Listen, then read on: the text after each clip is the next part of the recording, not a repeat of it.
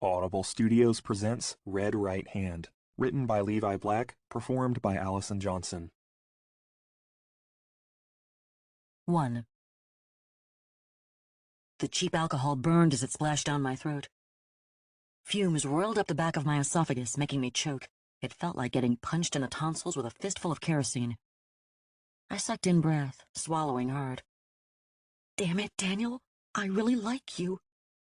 Smearing the arm holding the dented plastic bottle of vodka across my face, I wiped away hot tears. The first guy and he knew. I fumbled keys out of my pocket and held them up, jangling in front of my face. They woozed and blended in a fuzz of eye strain, tears, and alcohol. Now you know there's nobody in this crappy world you can trust. My rage had cooled on the walk home, devolving into a ball of hurt and anger and drunken fog.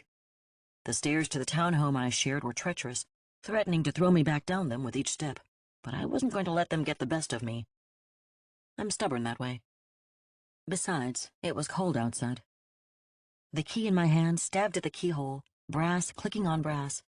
I had to lean my forehead against the door frame to get it to slide into the lock. It turned in a smooth motion, barely a click to tell me it had unlocked. I stumbled across the threshold, slamming the door closed behind me, harder than I meant to. Damn it. At least the night is over. Just go to bed and try it again in the morning. You've got jujitsu at 10. You can take it out on the mat. My keys hit the table by the door with a metallic clatter, clashing against the keys of my roommates. Keep it down or you'll have the whole house up. Shasta will want to know what's wrong, and you do not want to get into that, not tonight. I looked up the stairs to my room. Bed. Just get to bed. I'd taken only a few wobbly steps when the first skinless dog stepped from the shadows. 2. My mind stuttered, jittering around what I saw. I didn't have a dog. None of my roommates had a dog, and no one I knew ever had a dog that looked like this. It stood on the hardwood floor in 4 slowly widening puddles of goo. Wet ran in rivulets down its legs, musculature strung tight over a rack of bones. It stood by the stairs leading up to my room, watching me with a low-slung head. Skinless hackles bunched over its neck in knotted cables of raw meat. Adrenaline slammed through my bloodstream, driven in a stampede by the heart suddenly trying to pound its way out of my chest. It burned away the fog of alcohol, shocking me sober. The jug of cheap vodka slipped from my fingers, tumbling to the floor. It bounced, spun, and lay on its side, spilling astringent alcohol over my shoes in a splash. The dog stepped closer, a low growl rumbling from its vivisected chest. The growl echoed in the stairwell, doubling, then tripling, as 2 more hounds trotted out of the shadows. These 2 were leaner than the first, their rib cages hollow and caved in. They stalked toward me, the 3 moving in unison with the same squelching lift of a paw, then the same click-clack of crescent razor claws as it set down again. Their shoulders moved up and down, heads swinging side to side, panting rib bones expanding and contracting in time with harsh snuffles, long blister-pink tongues lolling out of jaws overfilled with bone-cracking teeth. The rasping sound of their breath scraped my ears like a nail file on the membrane of my eardrum, dragging down and flicking up with just enough pressure to never quite tear through. Clickety-clack, squelch. Clickety-clack, squelch. Pant, pant, pant. My mind screamed at me. Move! Get out! Don't just stand here! I wanted to turn, wanted to run. Panic clawed at the front of my throat.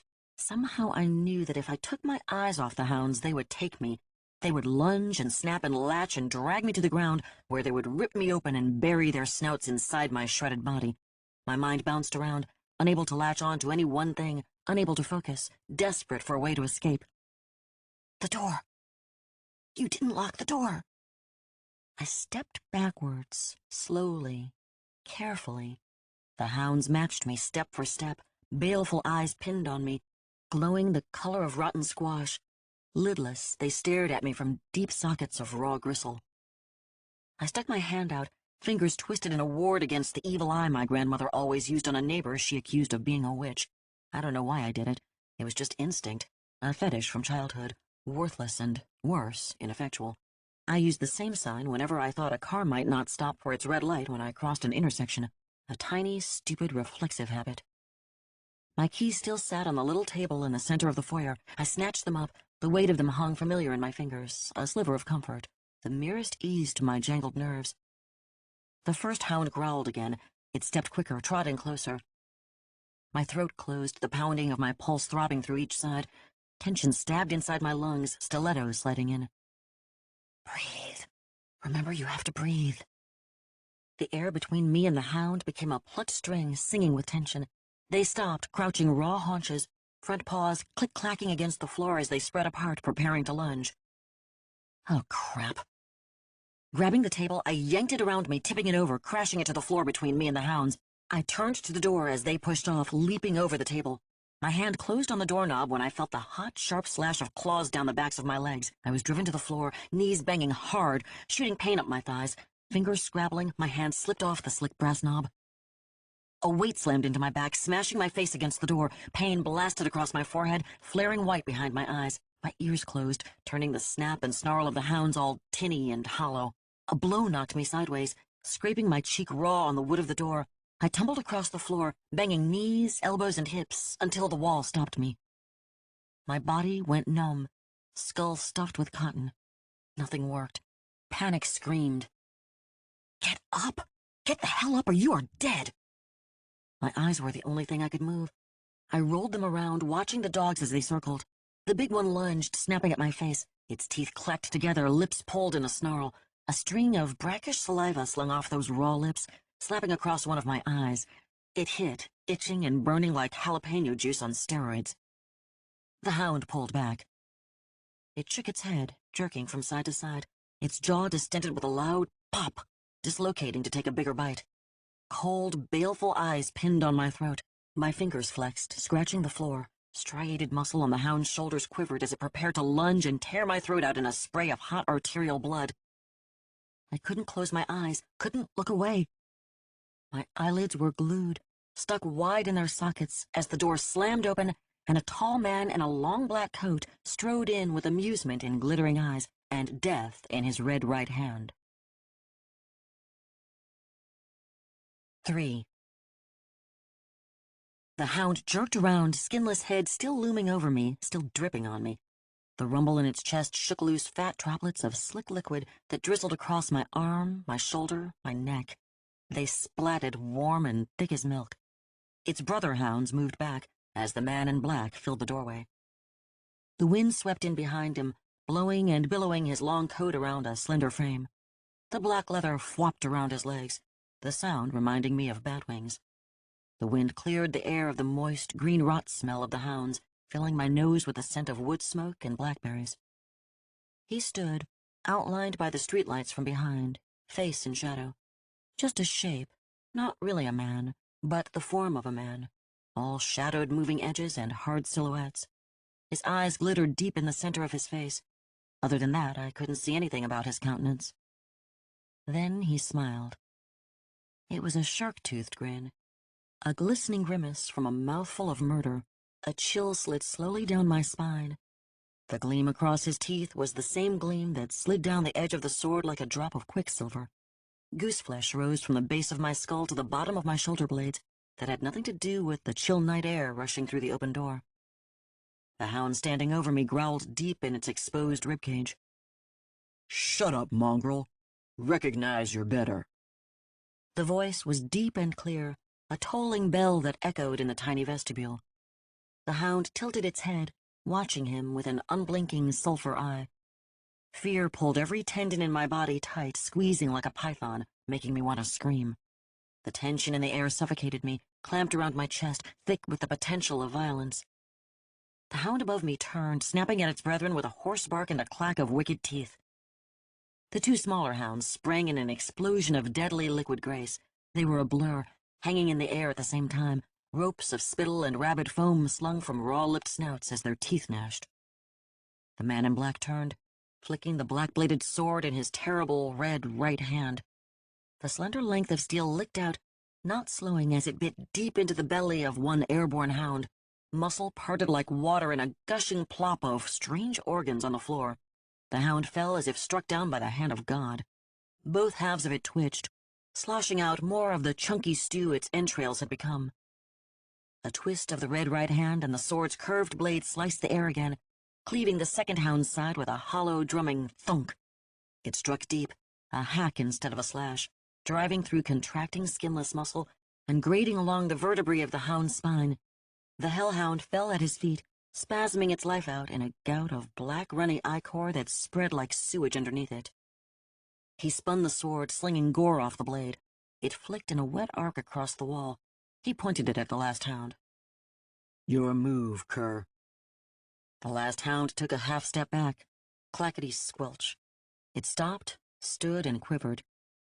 Then it turned its head and latched teeth into my ear. Pain exploded, hot and immediate, from my eyebrow to my chin. The thing scissored in, puncturing the skin, the cartilage, and the flesh, ripping furrows deep in my cheek and temple. Ichorish saliva sizzled and popped like bacon grease in a hot pan. I tried to jerk away from the agony. The skinless dog shook, jaws worrying the meat in its mouth. It felt like my face was being yanked off the bone, pulled away like a sack from a melon. The teeth that punched through my earlobe ripped free in a spit of hot, thin blood, but the ones through the rim of cartilage around my ear held fast, the gristle strung tight in the hound's mouth. My ear filled with blood, but I could still hear the hound's breath woof and hiss like we were in an echo chamber. It ran down my ear canal, filling my brain with the sound, the moist snuff of canine breath bouncing off walls of throbbing, pulsing agony. My feet slid and slipped on the gore-covered tile of the floor. I jerked as an electric current of pain jolted all the way down the heels of my feet. My nerves burned, one hand slapping against the smooth, skinless muscle of the hound's chest, trying to push away, the other cramped around the keys I still held. Hard metal dug into my palm. My mind went animal blank, panic slaughtering all rational thought, leaving behind only hollow, raw instinct. Deep in the lizard part of my brain pan, that base of the skull place, a spark flared and my training kicked in. I drove my keys into the hound's face as hard as I could. The metal sticking up between my knuckles bit deep, punching through muscle, scraping on bone. A long serrated one, the key to my car, punctured a lidless eye, spilling spoiled aqueous liquid across my fingers like runny egg yolk. The hellhound gave a shrill yelp, and my pain cut away in a wash of cool sensation as teeth slipped free. I popped my eyelids open in time to see the man in black slash with his sword. The hound turned skeletal tail, bounding across the room. A wide gash mouthed open along its flank, the meat split wide and peeled back. It didn't slow or turn or hesitate, and when it hit the corner behind the stairwell, it disappeared. The world flickered in my mind, sputtering like the end of a movie reel. The man in black knelt beside me, dripping sword held out and away. The fingers on his left hand touched the side of my face. They were cool and clean. He smiled, a crooked shark-tooth grin. His voice came to me clear, more inside my mind than out. "Do not die yet, Charlotte Tristan Moore. We have much to discuss." 4. "Do you have cream or sugar?" The side of my head throbbed, pulsing in time with my heartbeat. I could feel the blood lurching underneath the skin, slouching its way toward the Bethlehem of my face. It hurt, like claw hammer to the skull hurt. Even my teeth were sore. I held a towel against my shredded ear to catch the blood that poured out, running hot and sticky down my neck. The world sounded half-muffled through the blood-soaked cloth. I stared at the tablecloth in front of me, elbow propped on the red and white checked vinyl my roommate Jessie bought from her last visit home. The little red squares wavered with every pulse from under the towel. What the hell was going on? A dark hand sat a steaming cup of black coffee on the table under my face. "I asked you a question, Charlotte Tristan Moore. I would appreciate an answer before this turns cold." I looked up. The man in black stood close beside me. My neck began to hurt immediately as I twisted my face up to take all of him in. Tall, he loomed, head seeming to brush the ceiling, although some small part of me knew that as a trick of perspective, the angle I looked up from. A black coat stretched from his neck all the way down to the floor. It moved even though he stood still, shifting subtly, delicately, like it barely breathed. Not that coats breathed. It must have been a trick of the light. Or my head injury. Oh shit, do I have a head injury? Something cracked inside my skull making me think weirdly? The dark man held a second steaming cup in his right hand. My eyes locked on that hand. It thrust from the edge of his coat sleeve, the one bright patch of color on the doom-black darkness of him. This close, it glistened in the incandescent kitchen light. Wet, or possibly greasy, like it had been flayed, dusky skin peeled off and leaving behind the raw red of meat, the exposed underflesh, like it had been dipped in crimson liquid latex. Or fresh spilled blood. Now that hand held my favorite mug, a bright yellow cup with a picture of George Takei doing heart hands to the camera. I caught myself leaning away, threatening to slip off my chair and onto the floor, trying to be as far from him as possible. Damn it, I was cowering. I pulled myself upright. My voice didn't tremble when I spoke. That surprised me. My name is Charlie. Only my family calls me Charlotte. Sugar is in the cabinet above the coffee maker. Creamer is in the fridge. Help yourself. He nodded, turning away in a swirl of coat. As he rummaged through the cabinet, I pulled my hand away from the towel. The hand moved, but the towel stuck, held to the side of my face by a clot of dried blood. Great. I pulled on one corner, tugging sharply. It pulled free with a tearing rip. I winced. I couldn't help it. The pain flared hot and bright like a struck match laid against my skin. You've been hurt worse. Get it over with. My fingers closed on the corner, and with a swift, sharp yank, I pulled the whole cloth free from the clotted wound. It felt like being slapped with a belt sander. I sucked air hard and fast between clenched teeth. Damn, that hurt like hell. He was there, next to me. I didn't see him move. My eyes hadn't been shut longer than a second, but he somehow moved across the room and next to me, just there, like he teleported. His red right hand reached for my face. His voice came, a dark murmur. Do not move. My nerves locked, freezing me in one spot. That hand moved closer, drifting lazily near. It hung, exposed and obscene from the end of his sleeve, almost limp, fingers slightly curled like those of a dead man. It became all I could see, all I could look at, blocking the whole world. Made of striated muscle attached to tendon and bone, stringy nerves laced over the entire surface like electrical feeds. It came closer, everything else going blurry with strain as I tried to watch while it slipped out of my line of sight. I couldn't move my neck, couldn't tilt my head, frozen by his command like a field mouse hypnotized by a cobra. The hand touched my ear. I felt a slight pressure and then nothing. No pain, no stab, no tear, no rip, no searing agony that I expected. He pulled away, hand falling to his side, disappearing in a fold of that long black coat. My own hand flew, touching my ear. It felt strange, odd. Hot with fever, I felt the rough, crumbly crust of dried blood. My hair matted with the fluid into a hard knot. As I felt around, it crumbled and dusted down my cheek, down my neck. My fingers moved the flaps of soft, spongy tissue where teeth had ripped through the lobe, leaving it a tangle of skin strings. The hard rim of cartilage felt like a frond of plastic under my touch. A gnarled, half-melted frond of plastic. A chunk of scab came off in my fingers, and they were suddenly slick with new blood. I felt all that in my fingertips. None of it in my ear or the side of my face. That skin was dead, rubbery, no sensation at all.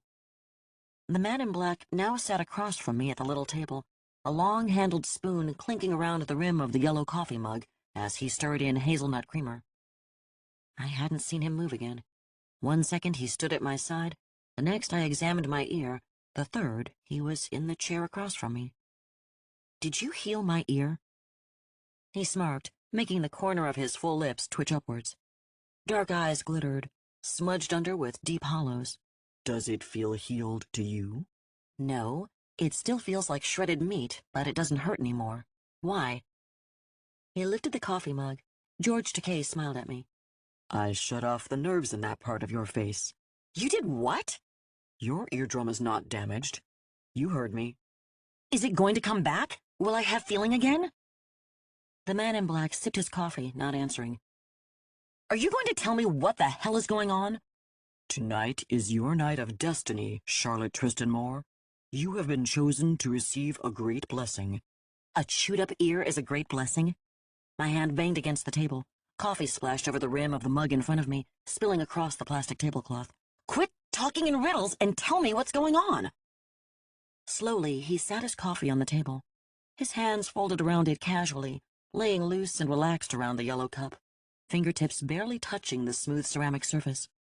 His left hand had long, slender fingers, each one carefully sculpted and covered with smooth skin the color of the coffee in his cup. The nails were even and manicured. It made me think of the piano. His fingers looked like they would be able to seduce a tune from an instrument. Stroke the keys. Tickle the ivories. Then my eyes fell on his other hand, the right hand. The terrible red right hand. I remembered it touching my face, and a chill ran up one side of my spine and tumbled down the other to splash against something low and deep inside me. I tore my eyes away, forcing them up to his face. He looked at me, watching me with an intense gaze under a dark brow.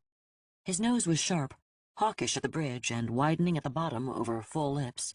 It was an exotic face, feral and Semitic, the face of an ancient Babylonian or a time-flung Assyrian. That sensation happened again, the sick thrill that churned deep inside. Fear wrapped itself around me. I felt like an injured swimmer in shark-infested water. This time my voice did tremble, just slightly, just below the surface. "Who are you?" "I am Nyarlathotep." Why does that name sound familiar? I'd heard that name before. "Your uncle, Howard Philip Lovecraft, wrote of me." My Uncle Howard? Who the hell was he talking about? Knowledge slammed into my brain. You mean my mom's great-uncle, the dead writer? "You are of the Lovecraft bloodline." This made no sense. My last name is Moore. A sip of coffee, a twinkle in dark eyes. "Your father's last name is Moore. You are a Lovecraft through your mother's blood." Wait a damn minute! My hands were flat on the tablecloth, holding something solid because the world had tilted on its axis. My brain fumbled around, trying to figure things out. I read that stuff as a kid because my mom made me. It was weird and boring and totally made up. My mom took great pride in being related to a famous writer and wanted me to be proud too. She used to assign his stories to me like homework. I would sit on a Saturday and try to plow my way through words that filled pages like marching insects. Words that were out of date when he wrote them, containing enough syllables to make your jaw hurt, and he would use them like it was his job. 4 adjectives to describe one noun, and 3 or 4 nouns in a sentence. Everything became eldritch, elephantine, horrifying, terrifying, or some other $10 descriptor. Too wordy and dry for a 12-year-old. Too wordy for me now. "Howard Philip Lovecraft walked your planet as a prophet, able to see through the veil between worlds. It very nearly drove him mad. He wrote stories to warn your race of dangers they knew nothing about." He leaned toward me. "You have the same gift, Charlotte Tristan Moore." Stop using my full name. It's annoying. Just call me Charlie. He shrugged, sipped his coffee. Let me get this straight.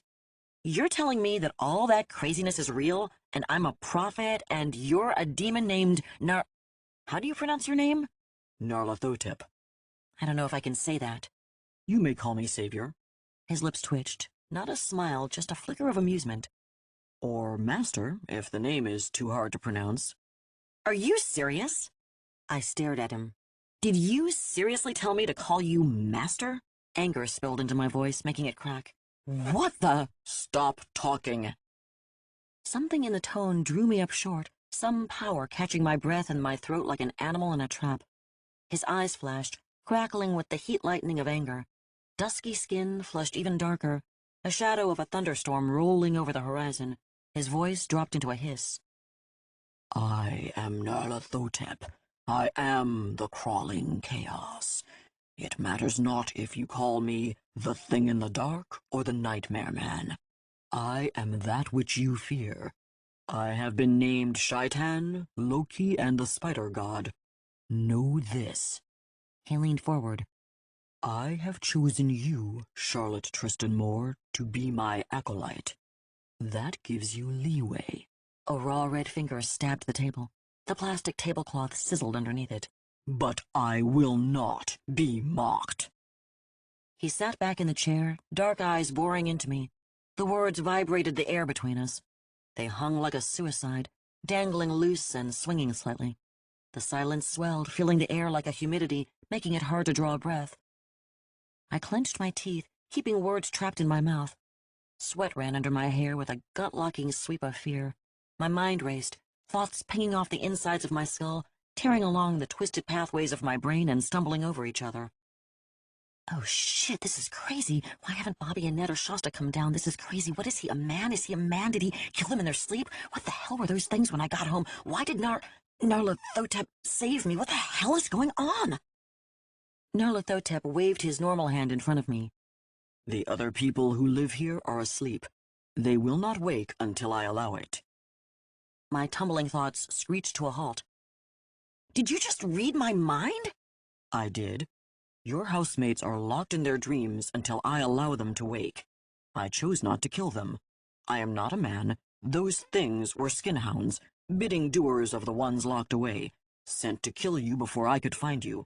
I saved your life because you alone can be my acolyte. He smiled. Did that answer your questions? I pushed the chair away from the table. The legs grunted across the floor loud and sharp. I needed to get up, to move around. This was weird. Too strange, too much. I felt trapped on a train headed off a cliff somewhere down the line. I couldn't see it from my car, but I could feel the tracks were loose under the wheels. My skin twitched all over from the adrenaline pumping through my bloodstream. I paced beside the counter on the other side of the kitchen, as far away as I could get from him and stay in the kitchen. He sat between me and the door. Somehow, I didn't think he would let me leave the room. I took a deep breath, making my mind calm down. Think, Charlie. Think. Work the problem. Why would those skinhounds want to kill me? To stop you from becoming my acolyte. I put my hand up. Stop that! Stop talking like I know what the hell you're saying. I don't know what... My fingers jerked quotation marks into the air. Become your acolyte means. Tell me what you want in plain dumb human English. Narlathotep took a sip of coffee. He studied me over the rim of the mug with half-lidded eyes. Slender brown fingers held the cup to his lips. That awful red right hand lay somewhere out of sight, under the table or put away in the folds of his coat. I didn't care as long as I couldn't see it. That thing creeped me out. It filled me with a cold dread in the bottom of my stomach. Narlathotep drained his cup and placed it gently on the table. He stared at the empty cup, hand tented on the table just in front of it. After a long moment, his hand twitched, fingers flicking out. The cup upturned and flipped to its side. It rolled until the handle thunked on the table, bringing it to a stop. Dregs of heavily creamed coffee slowly ran to the edge and spilled over to drip out onto the tablecloth. His voice was clear. There are things, gods, if you will, beings of unmeasurable cosmic power, who covet this earth. They desire to overrun it. Some want to destroy your race. Some want to enslave you as playthings. Some want to devour you as succulent prey. They are the elder gods, the outer gods, the great old ones of time long forgotten. They ruled when the world was without form and void. They were the darkness upon the face of the deep, slaughtering the ancestors of Adam, laying waste to creation until they were bound, imprisoned on the edge of the universe. For eons they have tried to crash their cell gates, return to this world, and seek vengeance on the sons and daughters of the ones who slammed shut the door against them. I blinked, lids shuddering down for only a split second. When they opened, the man in black stood in front of me. Everything inside my body locked down, every muscle tightening in alarm. Narlathotep loomed over me. Sharply arched eyebrows creased together, obsidian eyes boring into the meat of me. The weight of his gaze lay heavily, a physical thing, pressing against my skin. His voice came low, near-breathy, pushed between too sharp and too many teeth. After millennium of howling and gibbering against the gates, they have a new design. Now they slip quietly into this realm, squeezing through the cracks and the fractures and the fissures little by little, seeding themselves here in this reality. They come like a thief in the night, growing in might and power until enough of their substance has crossed to make a full and complete transition. He leaned in, sharp-angled face inches from mine. I didn't flinch, didn't draw back. I didn't. I have grown fond of your world, of your race. I do not wish to share my playthings with ones who would destroy you all.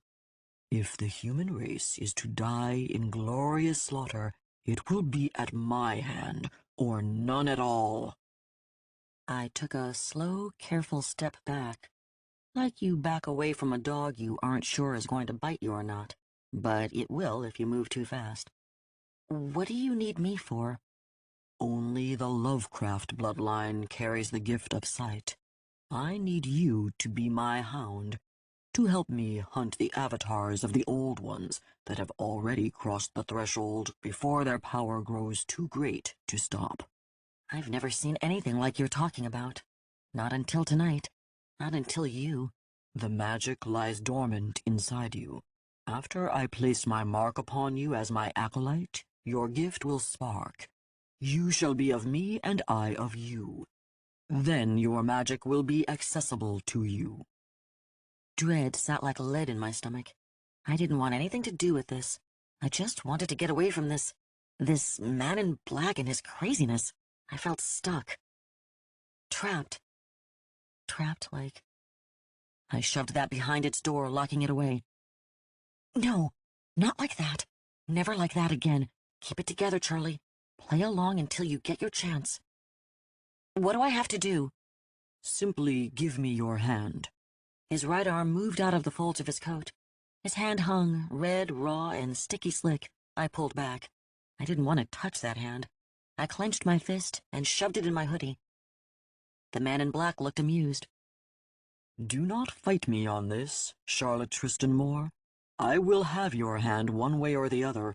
It would be best to give it willingly. Slowly, I unfurled my arm, stretching out my palm like a sacrificial offering. His dreadful crimson hand fell quick and terrible, clamping around the bones under my skin, rubbing them against each other. My mind loosened. The shiny cinnamon skin touched mine, firm and slick, like scar tissue. I thought it would be sticky and tacky, like semi-congealed blood. For a second, it almost felt pleasant, comforting. Then the pain struck, small and quick, like a biting cuttlefish under the water. Just a sharp nip that fades before you realize it happened. That wasn't so. And then the cutting began. A jolt of agony slashed across my palm, my mind filled with the image of my dad using a wood carving tool, the spiraled blade spinning furiously, carving grooves into a piece of wood clamped to the work table. The pain burrowed deep in my palm, and it moved, zigging and zagging across my grip, building and building and building, crashing and clanging inside my brain like a crescendo, a cacophony of agony. I tried to jerk away, but the red right hand clamped harder, grinding my phalanges together until they felt shrill and spiral-fractured. My muscles yanked and stretched, threatening to tear tendon from bone as I fought to break that grip. My mind babbled at me, overloaded from my nerves being set afire, the edges gone brittle and crackling like spun glass, threatening to shatter. He let go. I fell backwards, ass banging on the kitchen floor, jarring my spine in a click-clack of vertebrae. My jaw slammed shut, teeth tearing through the sides of my tongue. Blood dripped and splattered on the linoleum around me, sizzling as it landed. My hand was smeared with it, looking like a kindergarten finger-painted version of his. I looked at my palm. The flesh had been incised away in lines and whorls and squiggly trails, the raw wound in the shape of a symbol I'd never seen before. It looked like a pentagram, but there were too many lines, too many swirls. The edges of the skin were crisp, the cuts deep, grooved all the way to the pink flesh underneath. Blood, my blood, pulsed out in time with my heartbeat. Each pulse matched a sick, queasy throb deep in my belly. His voice rolled like thunder, pronouncing, Charlotte Tristan Moore, you have been marked as my acolyte. Now you will be able to see. I looked up. The man in black was gone. In his place stood a monstrosity. 5. I am going insane. I couldn't see it all, couldn't take it all in. vision breaking on the edges like cheap window panes, crackle fracturing from the outside in. The thing in front of me filled the room, a mass of limbs and tentacles writhing in knots. The tentacles roiled against each other, milky skim, worm-white membranes tearing as they rubbed. Clear ectoplasm gushed, lubricating the smearing caress of alien flesh against alien flesh. From this mass jutted spindly limbs, ending in grasping hands with too many fingers, with too many joints, each one capped by a talon black and curved to pull meat from bone. I don't. The massed tentacles were split-seamed with gaping mouths, gnashing rims of razored chitin crowding and pushing each other in jutting, jagged rows. Piranha mouths designed by a mad, sadistic creator. The teeth chomped together, the noise a cacophony, driving into my mind like a drill. Understand? No sense. What? Hundreds of orbs dotted the oily membrane skin in all sizes. A few were as large as my face. Some were the size of a pea. Unblinking, they stared, drinking in my human frailty, my weakness, my lowly, pathetic life. They looked on me without pity, seething animosity in their cold, unmoving stare. Too much. Don't. What I am. Look. Over this sloppy, slithering form lay a shaggy skin, still raw and bloody from being cut off its original host. It moved on its own, rippling around the chaos it clothed, trying to pull away each time its sore subcutaneous inside brushed against the skin of the chaos god who wore it. Each kiss of contact raised a sizzle and a thin wailing scream that cut through the gnashing teeth noise of 100 hungry mouths. My mind broke, sanity washing away like sand on a crumbling beach. I know fear. Since that night, it has been my constant companion, living in my bones, stalking my shadow, ever waiting for a trigger to come screaming back into my mind. A certain look from a man, the smell of Saxe body spray, carpet against my skin, 4 men in a group, my face touching bare mattress if the sheet slipped in the night. That song, that damned song that still haunts me. These things and 100 others have stalked my life since that night, looking for any opportunity to take me and drag me back to the edge of madness.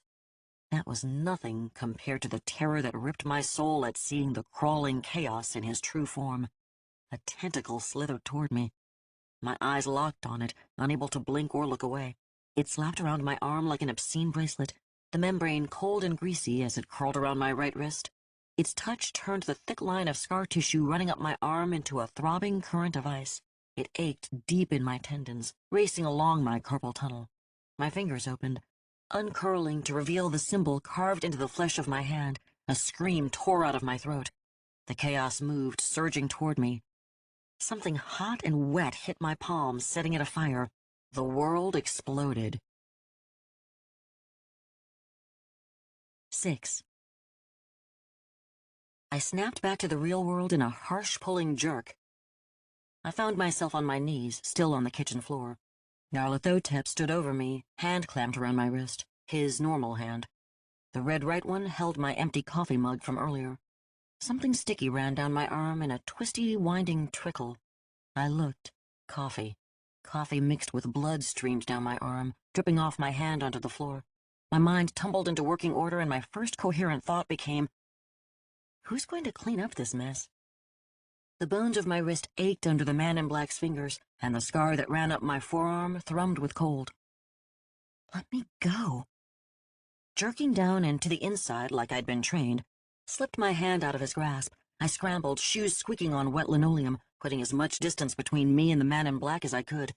He watched me, lips pulled into a bemused smirk. My back hit the wall. The wall was solid. It was real.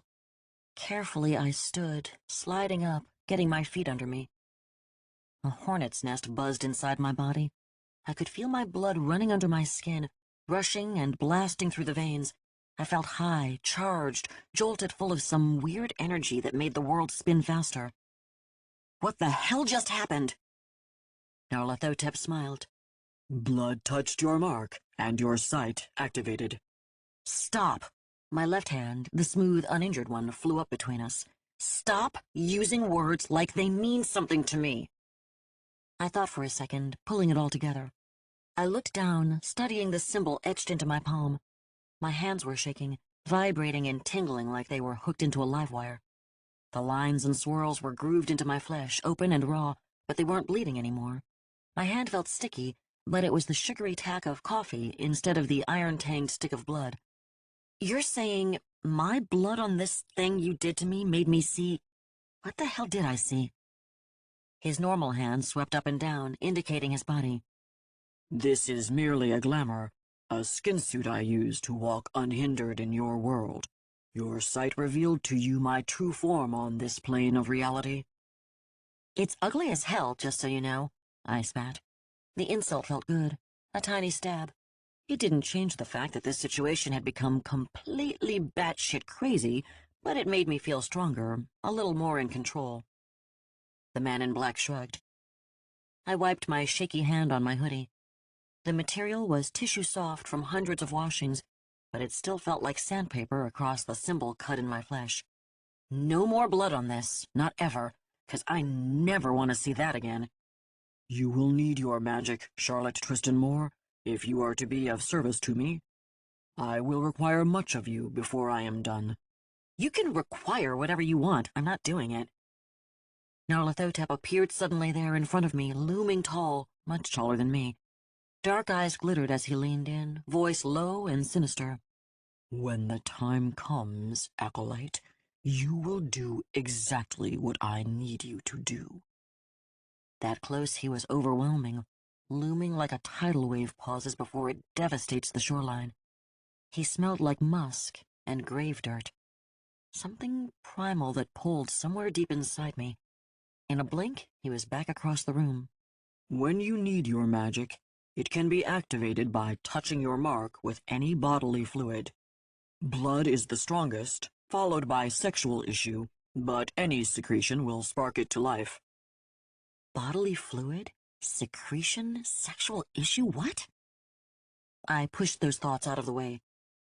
Stay focused. Work the problem. Why should I help you? Dark eyes sparkled. I could kill you. The threat hit me like a slap. Then do it and get it over with. Anger bubbled at his words, boiling away the fear I'd had since seeing the skinhounds. I was sick of being terrified. I'd worked too hard to not be terrified every day of my life. Nothing was worth being stuck in fear. Fear grinds you down to bone dust and nothing, breaking your will, making you less than human. Been there, done that, fuck you.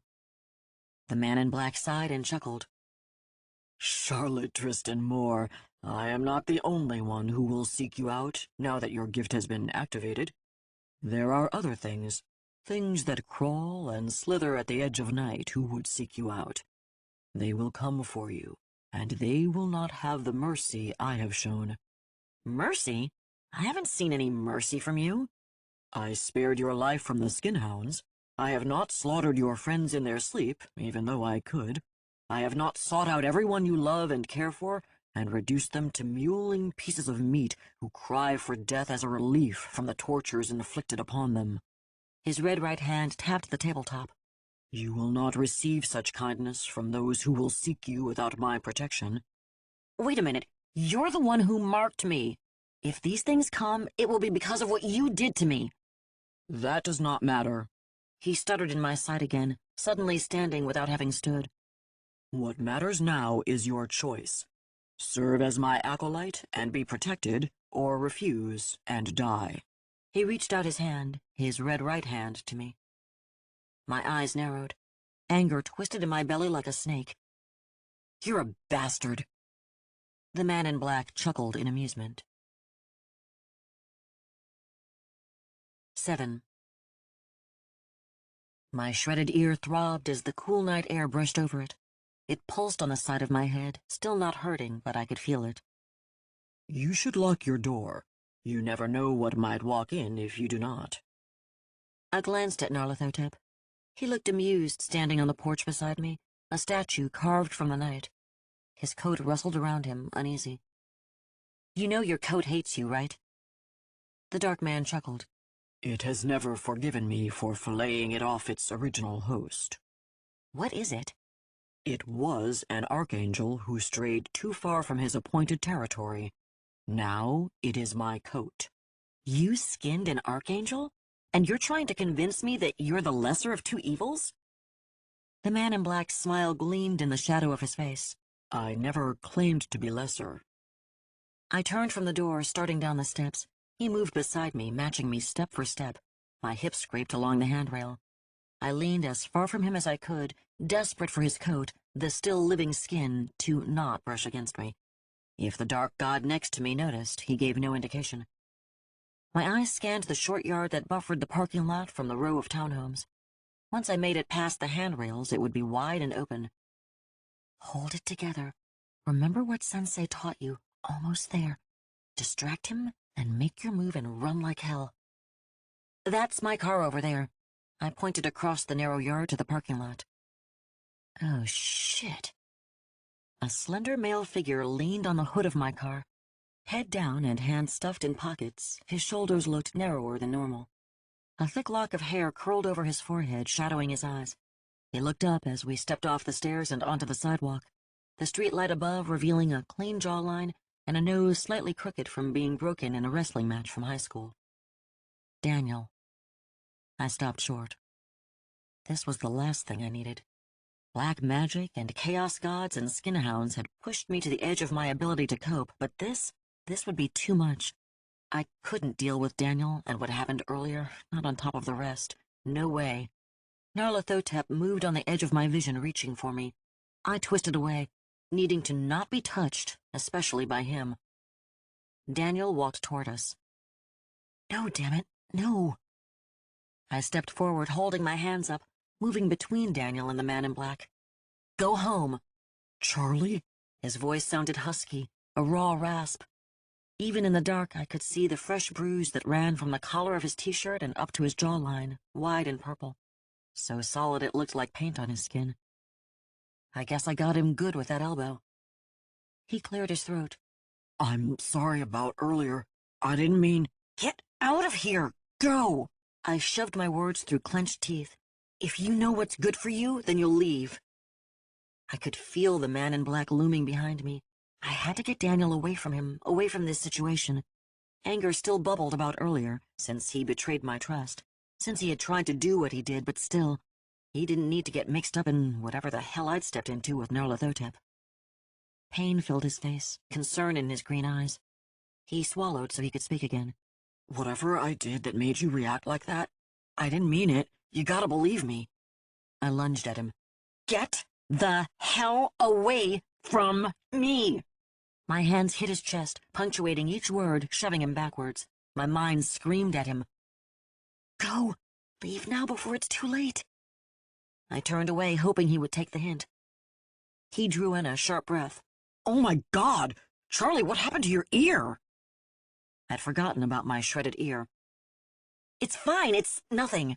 My hand flew to the side of my face, fingers scrabbling, trying to pull too short hair over the ruin of my ear. The hair didn't move, shellacked in place with dried blood that broke and crumbled under my fingertips like cheap dollar store hair gel. The man in black moved closer, coat fwapping and shushling. Daniel looked up at Nyarlathotep. His hands clenched into fists and he stepped back, bracing himself. Who are you? His eyes flashed in the low light. Are you the one who hurt her? He's trying to defend me. He's going to fight for me. Something surged inside me, the same something that had grown during the last few months with Daniel. Something that eased the hurt from earlier. It wrestled against the sure belief that the man in black could kill him where he stood. I had to get him to leave for his own safety. There was a split second where my head turned selfish and ugly, throwing back to years of looking out for myself. Leave him. He can be your distraction. Let him deal with the man in black and you get away, get safe. I pushed that thought down hard, smothering it before it could take root, before I could seriously consider it. Daniel hadn't seen what I saw in the kitchen. He thought Nyarlathotep was just human, and he would try to fight him. For me. I couldn't cut and run and leave him to be hurt. I just couldn't. Before I could do anything, the man in black stepped around me, coat brushing my legs as he passed and raising goose flesh under my jeans. He lifted his right hand toward Daniel. The air around us came alive with energy, crackling like it does seconds before a lightning strike. Fear clenched my stomach, and the hornets inside my body began to swarm and buzz, beating inside my skin like pellets in a hailstorm. My hand shook with the magic running wild in my blood. That awful red hand hung, skinless and raw, in the air between the two men, pointing at Daniel's face. "Who do you think I am, Daniel Alexander Langford?" The air split with his voice. I couldn't see it, but I felt it like a whip crack. Daniel's face changed, growing loose and slack. 1 second he scowled with anger. The next, his features smoothed, the muscles relaxing, leaving his jaw slung open and his eyes staring at the red right hand before him. His voice came, sluggish and drawn. "You are Lord and Master, fit to be worshipped in the night and the nightmares of men. Do you wish to worship me, Daniel Alexander Langford?" "With all my heart and soul and mind, Master." Daniel sounded like a drone. Horror climbed my throat. I'd listened to him talk a lot the last few months. He was quick-witted and funny, green eyes lighting up whenever we would wordplay off each other. It was part of his charm, part of him. Part of the reason I'd let him get close. This was not him. Not him at all, and it filled me with terror. I shoved Daniel, pushing him back a step. He stumbled, loose-limbed inside his clothes, like he'd been strung together with rubber bands. I whirled to face the man in black. "What did you just do to him?" He shrugged, making his black coat ripple from ground to shoulders. "I did nothing. Your race longs to worship my kind. Your entire existence on this plane has held nameless cults dedicated to dark and strange gods." He indicated Daniel with his normal hand. "This one is descended from a long line of such cultists. It is writ in his bones to turn to one like me in devotion." "Stop it. Change it. Leave him alone." "It is too late for that, acolyte." He gave a flourish with his terrible right hand. "Besides, he is amusing to me. It has been too long since I've had a cult." He nodded sharply, mind made up. "He comes with us." "No." Hell no. Nyarlathotep turned toward me slowly, dark eyes heavy-lidded like a cobra. "Make no mistake, acolyte. He has been marked by me as surely as you have. If you abandon him here, he will be meat to the very things which will seek to harm you. The only safety for him is with us until our appointed task is finished. There is still one skinhound on the loose." He stepped closer, the edge of his coat brushing the front of my legs again. "Besides, he will be of use to us." Daniel stared at Nyarlathotep, eyes wide and unblinking, like he had never seen anything so amazing. No. This wasn't my fault. It wasn't. I didn't bring this weirdness into my life. Everything in me screamed to run, to bolt, to get as far away from the man in black and whatever he wanted me to do. I still could. He stood far enough away in his flappy black coat that I could be gone before he grabbed me. I had years of obsessive sprint training since that night, training so I could get away from people, from situations. They would pay off, and I would be gone. But Daniel would still be here, left behind, left to the mercy of the man in black. My ear throbbed at the thought. I couldn't. I just couldn't. "If I help you tonight, will you go away and leave me and him alone?" The man in black nodded. "Swear." "Do your duty tonight, Charlotte Tristan Moore, and I swear on the sanity of Azathoth that I will leave you and he unmolested for the rest of time itself." What does that even mean? Did I trust him? No. Did I have a choice? I couldn't see one. Damn it. My father's advice rang through my mind. If you can't get out, then get through. Simple words that are hard to walk, but still true. Get in the car and let's get this over with. 8. The black coat rustled uneasily next to me, near quivering as it lay folded against the man in black. An edge of it curled to brush my knuckles as I shifted gears. A burst of noise, like a snatch of music when you're pushing the button on the radio too fast, garbled in my head, making me jerk away, grinding the gears of my Honda. The car, nearly as old as me and still on the original transmission, lurched violently.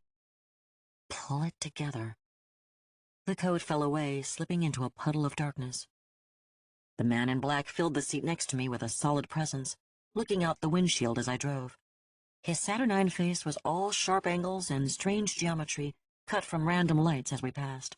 Sitting in my worn-down Honda Civic, he didn't even look real. That close, he looked like an optical illusion, a special effect in a low-budget horror movie. That's fitting. I glanced in the rearview mirror. Daniel sat folded behind us, feet up with no room for his legs. He wasn't overly tall, 5'10" or so, but the Honda's back seat was pretty small and my floorboards full of trash. I don't keep a clean car, 'cause I just don't care that much. There's no food trash, my car doesn't smell, but anything paper or plastic, I just toss in the back. His eyes met mine in the reflection of the rearview mirror. They weren't back to normal, but at least they'd lost their mile-long stare. He had nice eyes, quick and kind. They nearly twinkled when he wasn't thinking with the hyper-focus of a student who could keep up, but not without work. He had to still be half-drunk like I'd been when I left his apartment, before the night turned vicious on me, and any buzz had been doused from my system by fear, horror, and adrenaline. He did look stoned, the micro-muscles in his face relaxed to almost stroke-like looseness. It was the same look my ex-boyfriend Tom got when he would go on a narcotic nod. I never joined him, never that far, but I'd watched him slip off into the arms of Morpheus while dulling my mind on weed and pills. I did it just to be able to get through a whole day after what happened. My therapist at the time prescribed a laundry list of pills to get me through, but those just deadened everything and put me to sleep. They made sure I didn't think of what happened, but they did it by making sure I couldn't think of anything. Left dead awake, I wandered through my life not feeling, not caring, just sleepwalking and near non-functioning. But I needed to be able to live, to deal with the thing, but only a little at a time, holding it at a long arm's length, working my way up to working my way through it. So I self-prescribed, dropping into behavior I'd only been around before, never involved in. I burned out my brain cells and short-circuited the memories so I could get to the end of that day and damn tomorrow for not being real. Tom had been the way I did that. I'm a terrible person. He was a nice guy, a sensitive art type who never met a drug he didn't like, so he had the connections I needed. He'd liked me for years during middle school and was hippie enough and non-judgmental enough to still like me after I got out of the hospital. Guilt stabbed deep as I remembered pushing Tom to tie off, to shoot up, to nod away.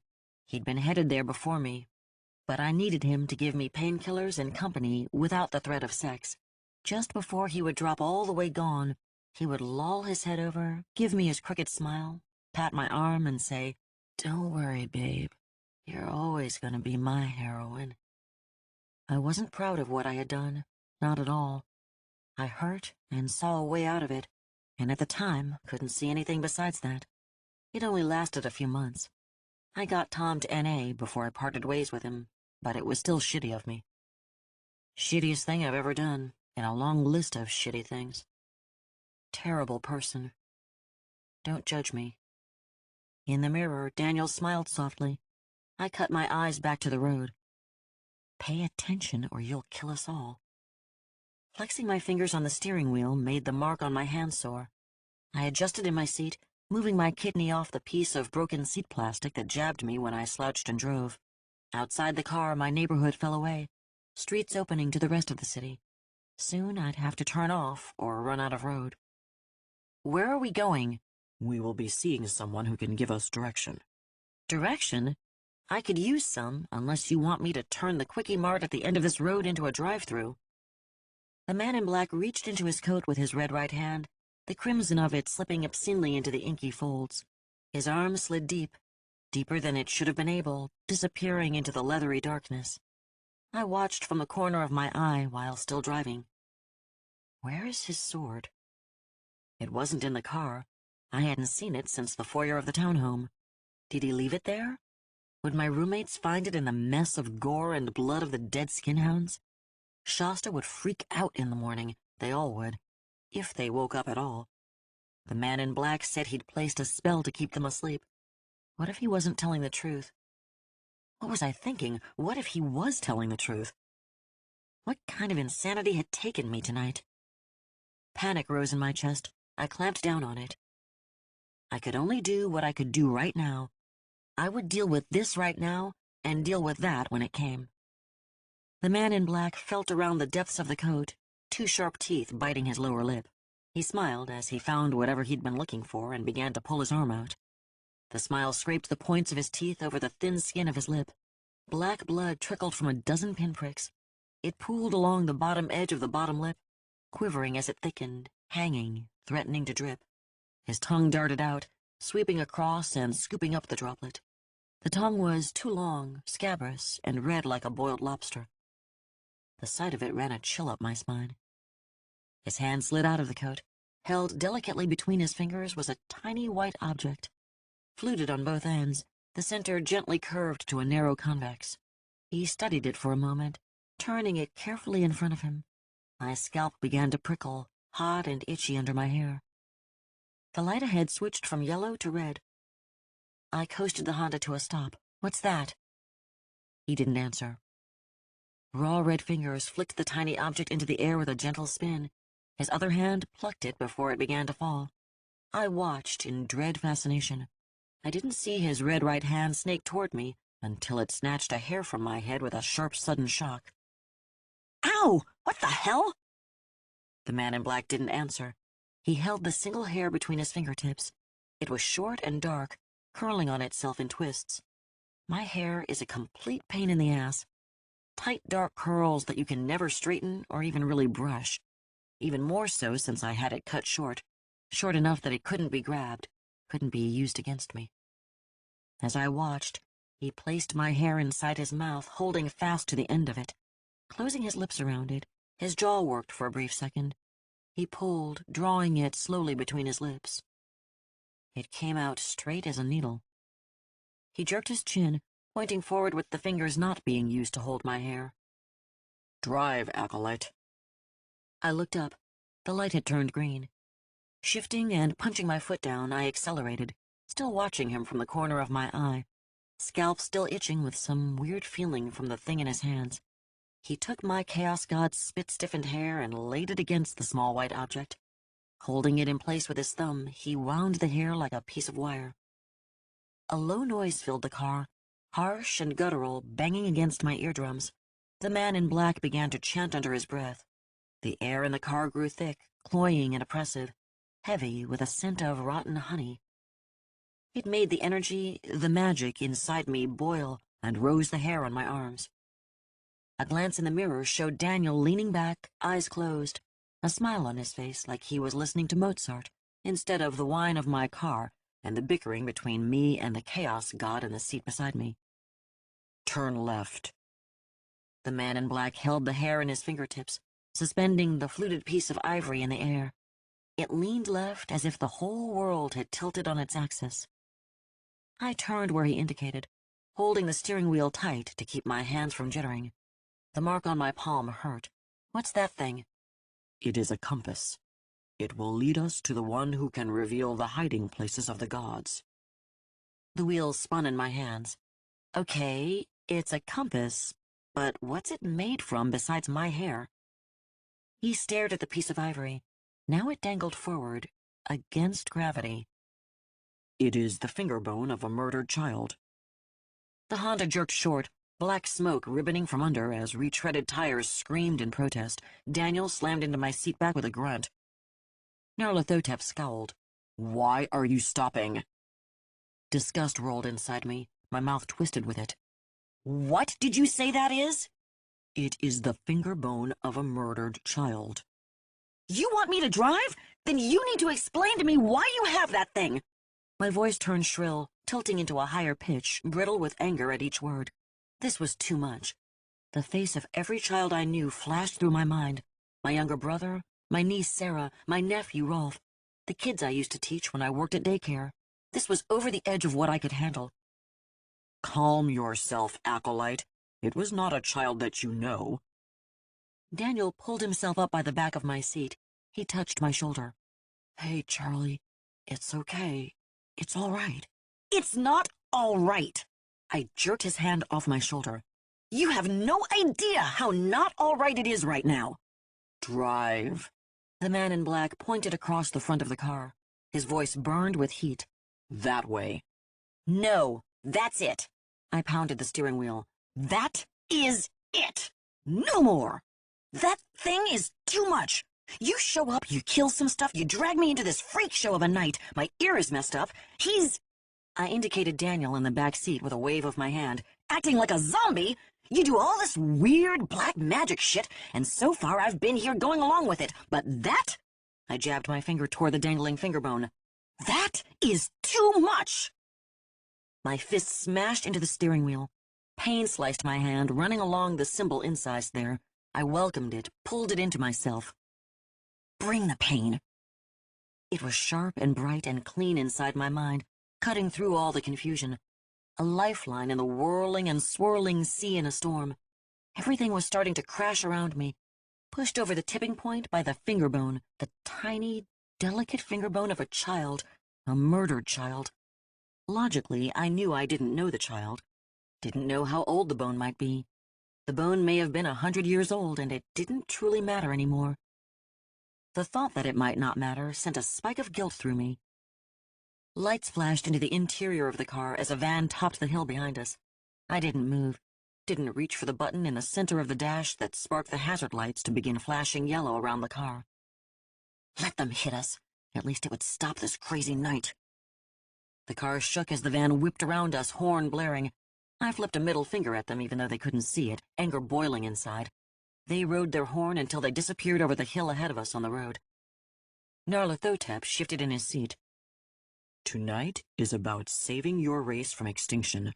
The longer you delay us, the less likely that becomes. I shook my head, not looking at him. You are not the good guy. Don't play that card with me. You have seen me in my true form. I am not the worst of my kind. There are things on the edge of the darkness, things we are trying to stop, that would use this world as a feasting board. They will spill every drop of humanity's blood until it runs a river for them to bathe in. Your race will be gristle in their teeth and meal for their bread. An image of his true form charged to the front of my mind, making me close my eyes and shake my head.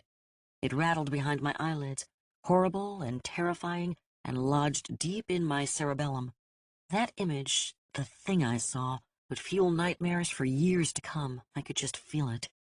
The thought that there might be more of him out there, worse than him out there, turned my guts into ice water.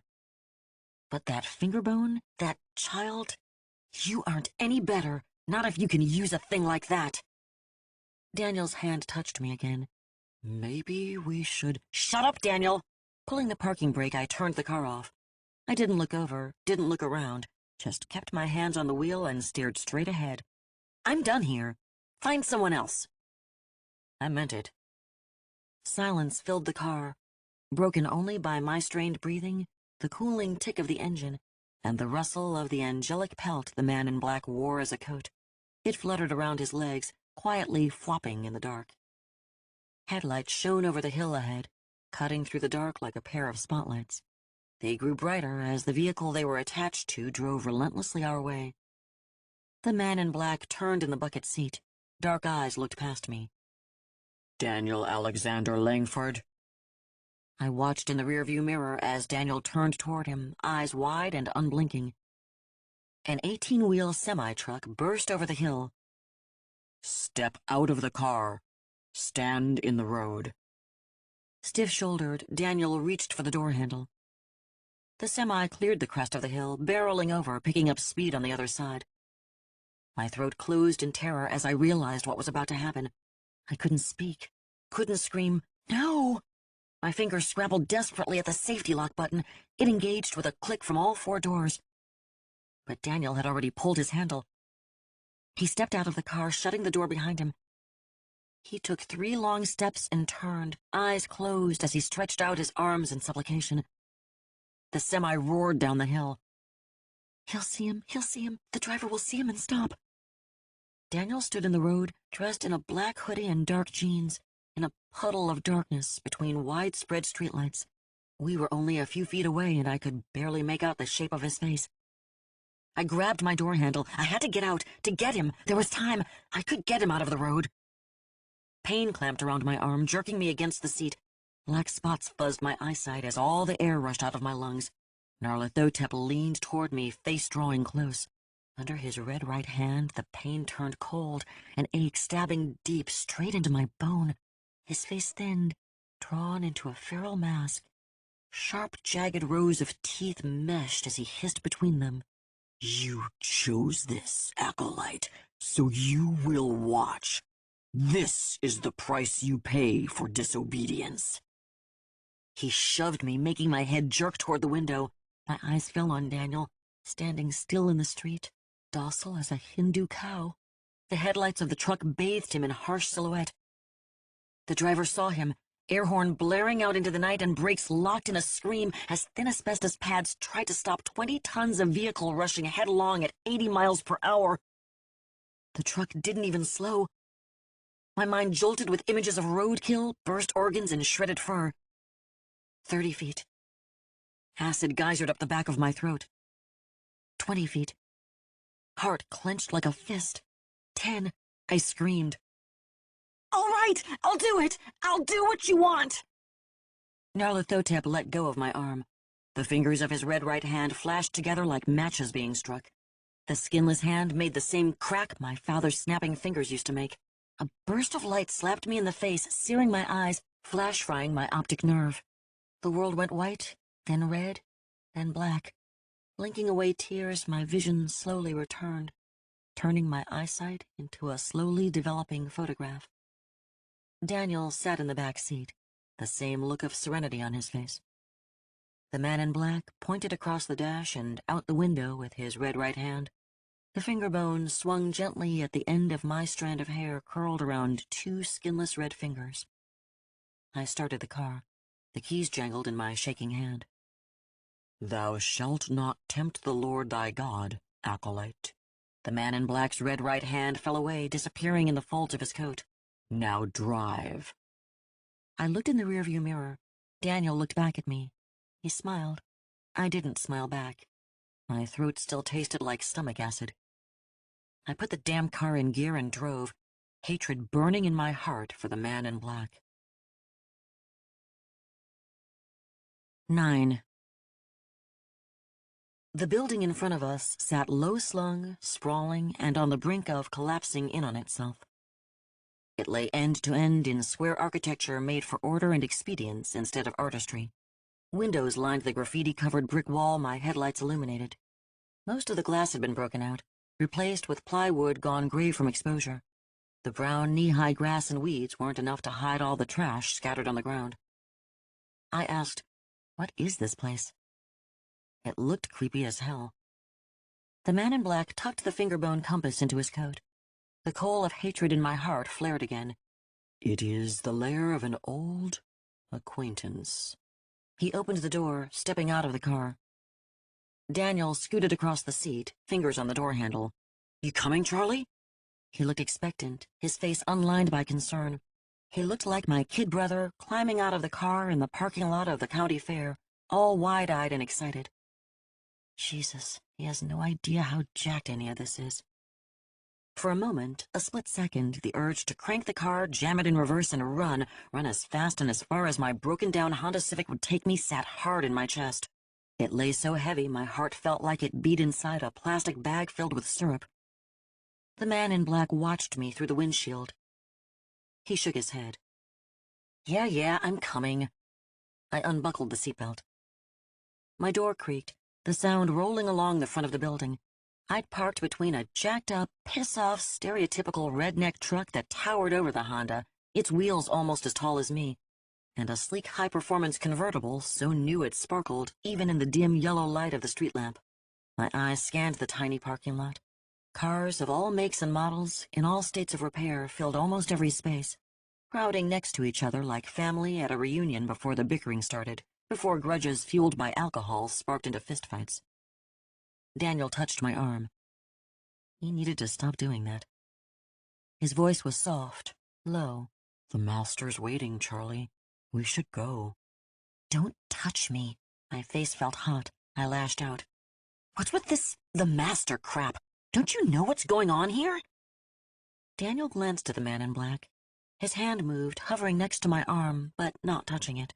He blinked, long and slow, eyes closing, then opening, locking with mine.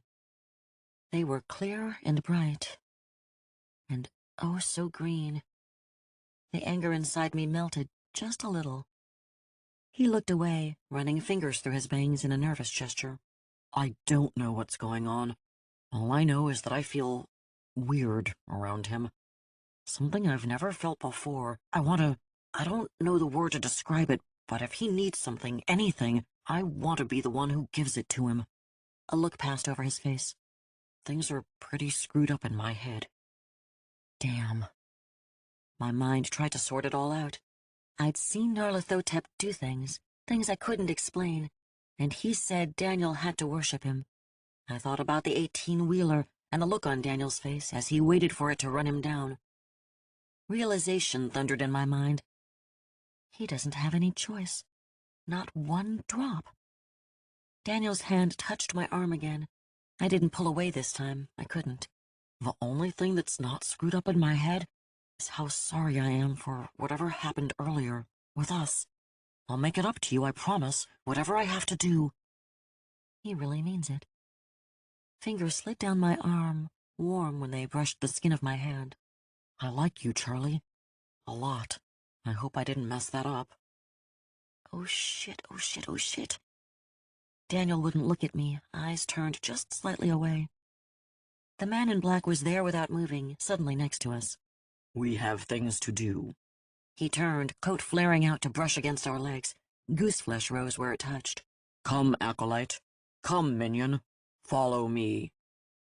Daniel dropped my hand and stepped in behind him. That coal of hatred flared hot and sharp behind my breastbone as I followed the two of them into the building. I swore in my heart that somehow, some way, I would fix this. I would find a way to get Daniel away from the man in black, no matter what I had to do. Walking into the run-down, burned-out hotel, I hoped I'd have the courage to keep that promise. 10. Darkness filled the inside of the building. Not pitch black, but gloomy, spooky. Shadows cast by a multitude of burning candles danced along every nook and every cranny. Tallowed light filled the room with a runny yellow glow.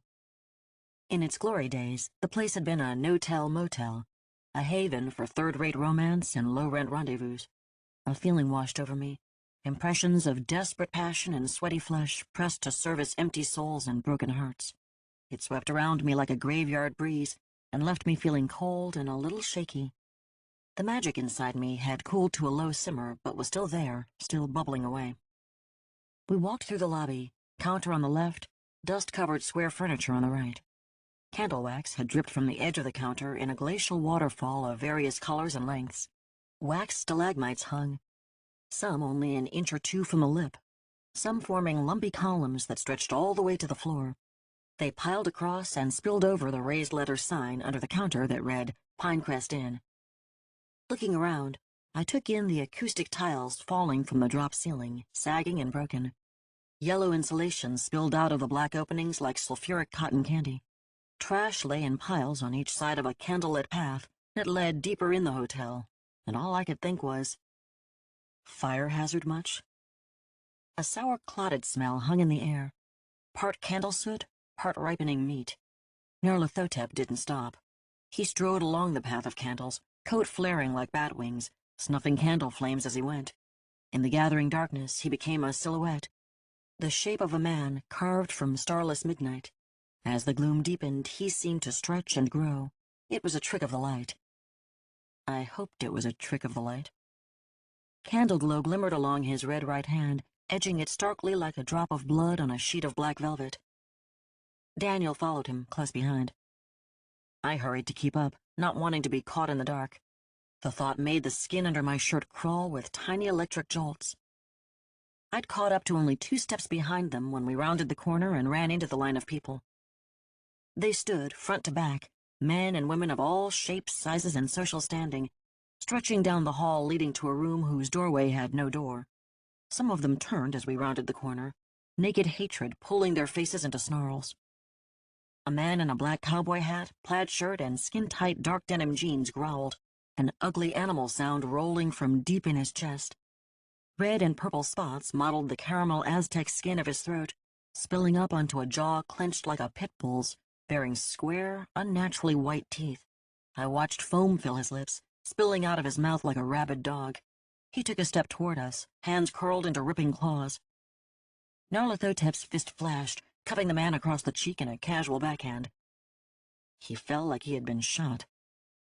The line shuffled forward, the person behind him stepping on his back with her 6-inch $1,000 spiked heels.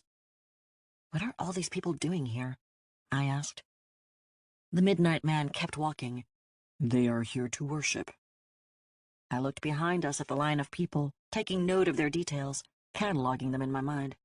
A man in an Armani suit texted on his cell phone. A mechanic, with grease on his coveralls and skin, had grimy thumbs hooked in drooping denim pockets as his fingers tapped some rhythm I couldn't catch against his thighs. The woman in the high heels had her legs spread to shoulder width, keeping a ramrod-straight spine centered over the 6-inch spikes. A tuxedoed groom grinned ear to ear, while arm in arm with his white-gowned bride. A man older than my grandfather stooped in a set of striped pajamas. 3 cheerleaders in their uniforms looked unblinking at the brightly glowing screens they held. 2 soldiers in their uniforms held hands. A human so covered in filthy rags they had to be homeless hung on a pair of dented crutches. The line had over 20 people in it, and none of them fit with each other. The diversity disturbed me for some reason I couldn't identify. What are they worshiping? The man in black reached the open doorway. He stepped back, bowed, and gestured inside with a flourish. "They are worshiping her." I moved past Daniel, between the Chaos God on one side of the door and a saffron-robed Hare Krishna on the other. Crossing the threshold of the room made my head swim. The blood inside my veins lit up as the magic simmer became a roiling boil. Ache settled in the mark in my palm, the lines hot through to the back of my hand. The air inside clotted around us, thick and moist with a fog of humanity.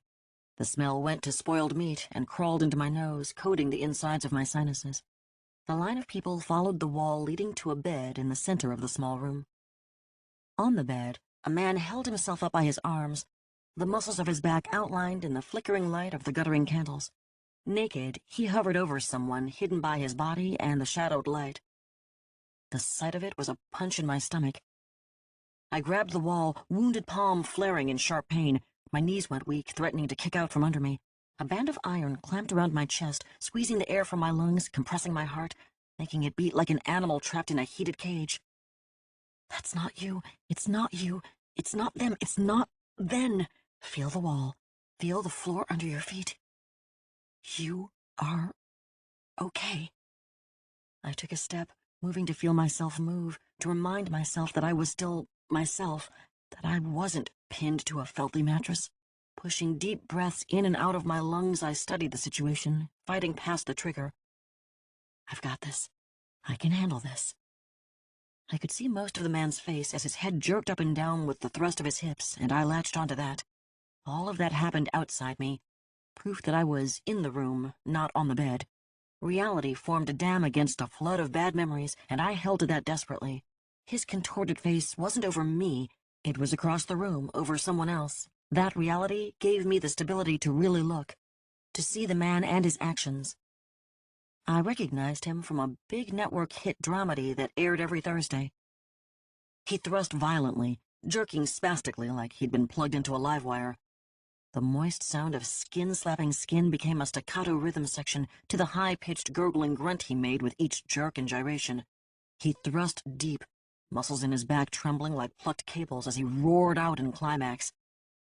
He rolled away as the man in black stepped behind me, Daniel in tow. The actor grabbed his clothes, clutching them to cover himself as he stood and moved away. The woman left on the bed reclined in a valley of soiled cotton. The mattress cupped her sprawled form, beaten into a cradle after countless interchanges.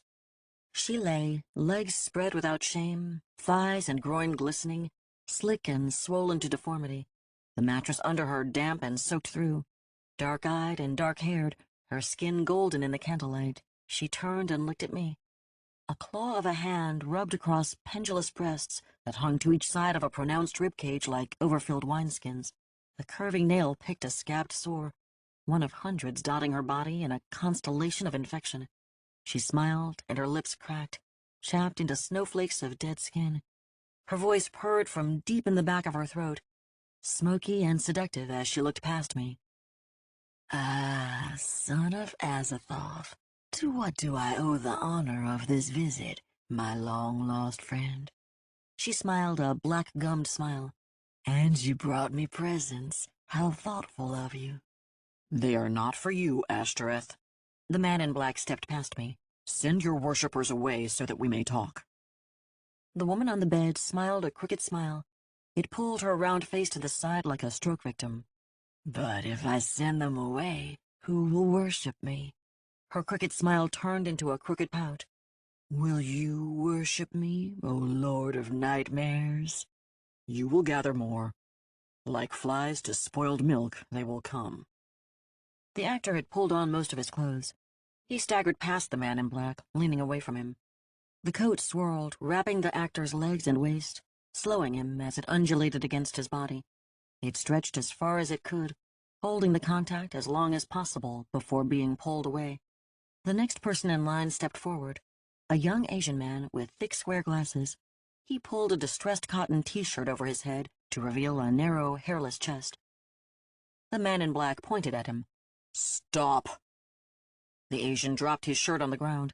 At Nyarlathotep's command, his hands bunched into fists, he stepped forward, voice wavering from deep in his bird chest. It's my turn!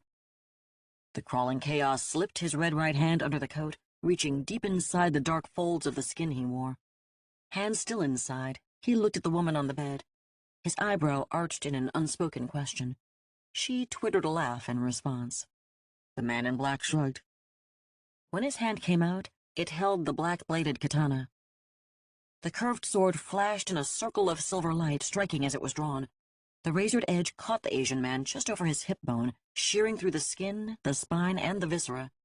Blood splashed with the blade's exit, tumbling through the air, splattering across Ashtoreth's sex. She writhed and moaned in a way she hadn't under the actor's gyrations. The Asian looked down, shock raw on his face. His face rose, looking at me, mouth working silently up and down, trying to speak. Blood leaked from the red line across his midsection. His hand came up, reaching toward me as if to steady himself. The movement upset the balance, making him top-heavy. His upper body toppled free in a spill of blood. That wasn't what made my stomach revolt and empty itself on the floor. No, that part had been too much, too shocking to do anything but strike me numb. What pushed me over the edge into being sick was the way the next man in line casually stepped through the puddle of gore soaking into the threadbare carpet and began to unbutton his shirt, glassy eyes only for the blood-splattered goddess sprawled on the bed. Face flushed hot and sticky, I turned away. My ears rang hollow, everything muffled and dulled as I threw up. Nyarlathotep's voice sounded far away, even though he stood close enough for me to reach out and touch. Send them away, little goddess, or I will carve them all into decorations. My mind babbled, already brittle from what had happened so far. I wanted to go, to get away, to run. My mind felt like crumpled cellophane. Oh, God. Oh, shit, not more. Not now, not blood. What? Nowhere to go. No way to run. Fight. Fight! Breath dragging deep in my lungs, I fought the panic, shoving it away, compartmentalizing my mind the way therapy taught me with panic attacks. Picture a door with a lock. A hand touched my back. My now empty stomach clenched at the thought of the man in black touching me with that skinless hand of his. The panic boiled back up. I jerked my head around. Daniel hovered next to me, forehead creased in concern. His hand lay softly on my back, him trying to comfort, trying to help. I grabbed the panic and shoved it into the room in my mind, slamming the door, turning the lock. Daniel whispered, "You okay?" I nodded. "I will be. To keep my promise, I will be." Straightening, I turned away from my sick. Enough of that. Just a physical reaction. Be strong. Be a survivor. Get through this. You can. You have before. I wiped my mouth without thinking. The rough-edged symbol carved in my palm smeared across my lips, becoming moist with my saliva and my sick. A spark flared deep in my mind, tearing my vision apart. 11. The room swirled, tilting and then locking into place. In my eyes, it looked like two films playing at the same time, overlapping each other. I could still see the room. All the furniture looked the same, but distorted. My new vision twisting the perspective and opening the space around me, bringing some things closer, pushing some things further away, and melding them all in a funhouse mirror version of reality. The people in line were all glowing pockets of light, all of them threaded through with tendrils of poison green energy that twisted around them like mistletoe choking the life from an oak tree. Nyarlathotep stood next to me, still tall and dark and imposing, but his true form wrapped around him like a ghost image. I could see it dimly superimposed over his human guise like a swirling, tentacle-laden illusion. Movement from the bed made me turn. The woman still lay there, still sprawled obscenely on the soiled mattress. But now I could see her true form. She was grotesquely female, still long-limbed, but her flesh blue-tinged with decomposition, like she'd been drowned and dead for days. A vertical slash of mouth ran from brow to chin, two wide yellow eyes set deep on each side. They glowed sulfurically, casting shadows down her corpulent form. Her hair writhed across the mattress under her head like a nest of trapped snakes. My eyes traveled down Ashtoreth's body, taking in the puckered sacks of breasts that ran down her ribcage like infected udders. Horrible fascination made me look. Made me see the thatch of wriggling, twisting fibrils above a gnashing, tooth-filled cavity that nested between swaying, blubberous thighs. I shut my eyes, scrubbing my raw, wounded palm on the front of my hoodie, trying desperately to shut off the sight. When I opened them, the world had slid back to normal. Thank God. The line of people had turned around and was silently shuffling out of the room. The man in black stood at the end of the bed, hands in the pockets of his rustling, restless coat. The sword was gone again. Daniel hovered near me, not touching, but close enough to. Ashtoreth still lay on the bed. Flame burned blue-bright from her fingertips, touching the end of a broken glass tube held to chapped lips. She sucked hard on the crack pipe, dirty gray smoke billowing out of her mouth and swirling around her face. A sticky sweet smell that rippled the back of my throat crawled through the air.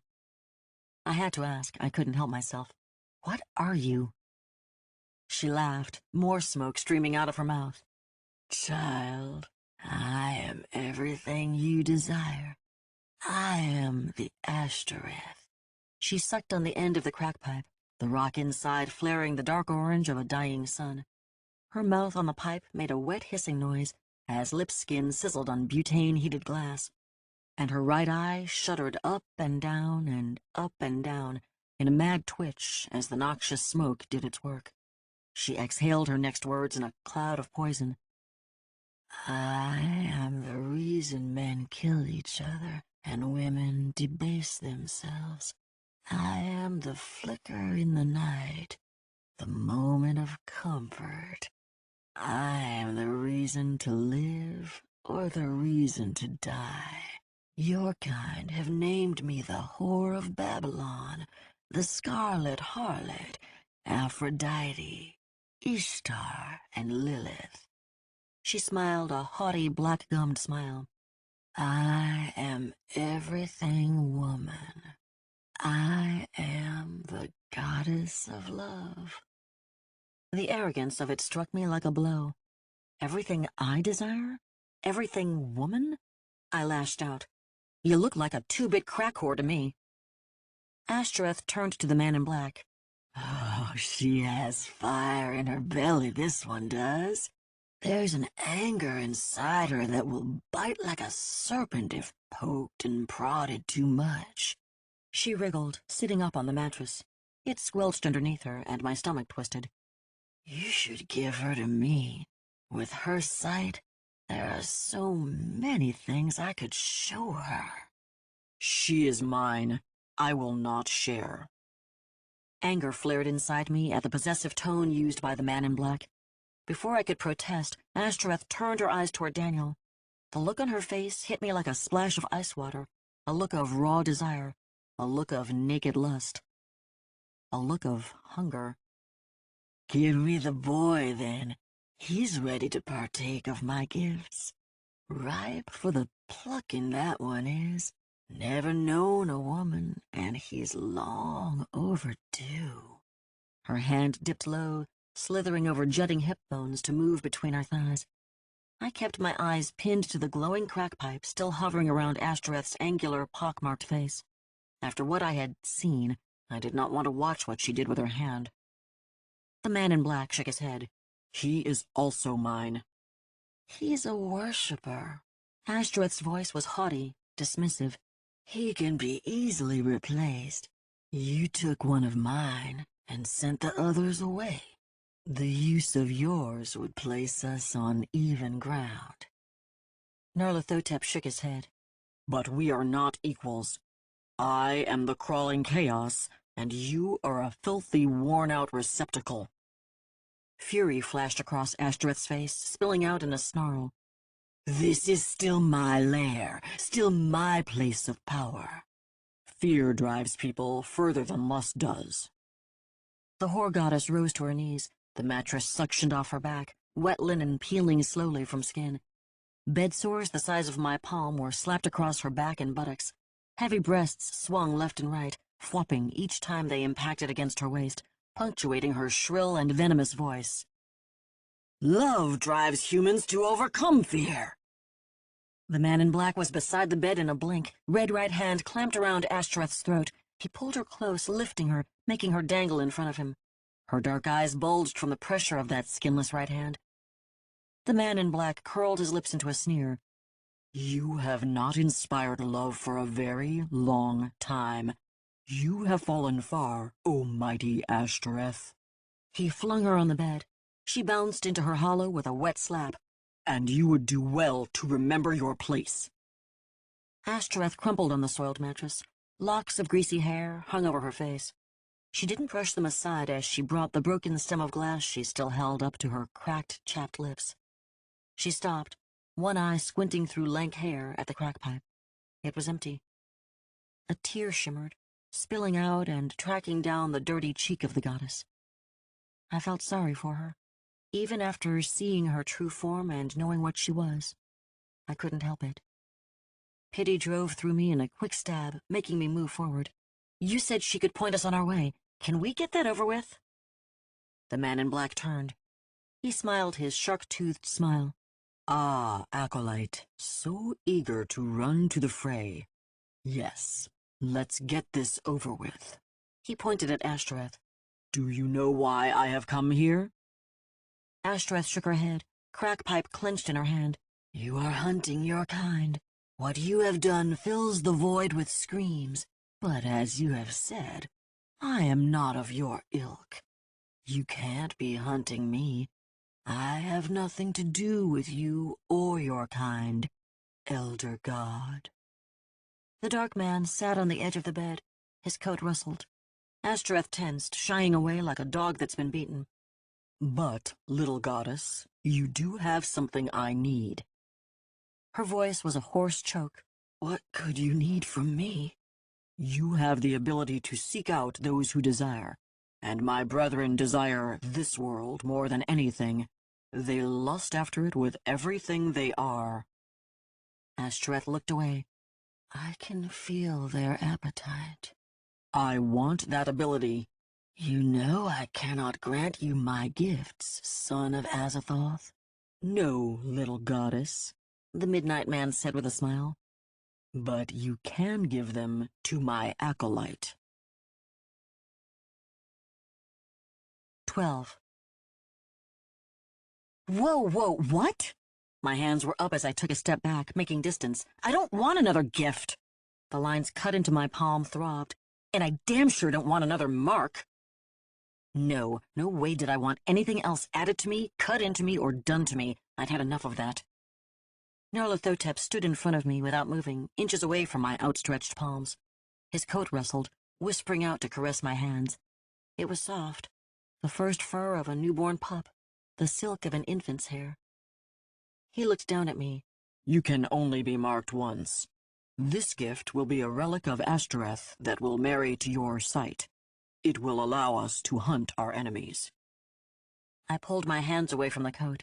They stuck just slightly, like pulling them from a bucket of paraffin. I didn't want the gift.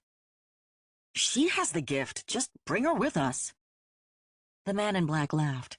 She is a whore in her heart, unfaithful and untrustworthy. She will not do for my purpose. Ashtoreth said nothing at the insult. Daniel bowed. I would gladly bear the gift, master. Nyarlathotep ignored him, still staring at me expectantly. The gift must be used with your sight, or it is worthless. It is the job of an acolyte, not a minion. The man in black's face softened. His voice dropped to a low, seductive purr. This will not hurt, Charlotte Tristan Moore. You will feel no pain, but it is necessary that you do this. Stop using my full name. The weight of his stare fell on me, pushing against my will. So much had been done to me and around me that I wanted to just quit, to lie down. Hopelessness, that old familiar feeling, tickled the base of my mind. I just wanted this over with. Only a few hours ago, my life had been okay. I'd settled into living on my own. I had a boring job that didn't kill my soul. I was out of pissant middle of nowhere Beaumont, Kansas, away from the knowing glances and pitying looks that never let me forget what happened. I'd found a new therapist and a new martial arts school. Whole months went by without a panic attack. And there was Daniel. Until earlier tonight, and the thing he did, he'd been my first male friendship since I'd taken strength from the new relationship. Something I wanted to explore, to go further with. I wanted that part of myself back, the part that had been stolen from me so long ago, and I wanted it to be with Daniel. Earlier tonight had just been too soon, too sudden, too much. And at the time, I'd been angry and hurt, but standing in that room, I thought it might all be a misunderstanding. If what he said earlier was true, and I believed it was, then it could be fixed after some time and some sleep and some talking. We could be okay. I wanted that life back. Life before this train of weirdness had crashed into my night. Life before chaos gods and marks and black magic. Do what you have to do. You can handle this. Get to the other side. You're a survivor. You've proven that. And apparently, if I didn't do this, the world would end. Literally. I sighed, giving in. Screw it. Okay. The man in black nodded and stepped aside. Ashtoreth held out her arms. Come to me, my child. I'm not getting on that bed. That I would not do, no way in hell. Ashtoreth giggled. It scraped a raw nerve in my ears, a disconcerting sound. Something that should come from a schoolgirl instead of an ancient goddess of horrors. You are smarter than you appear, dear. Now stand close while I fetch your present. The words sank an ominous feeling deep in the pit of my stomach. I glanced over my shoulder. The man in black stood impassive, obsidian eyes glittering beneath a drawn brow. Daniel gave me a reassuring smile. He mouthed the words, I'm right here. It actually made me feel better. Then I turned to the bed.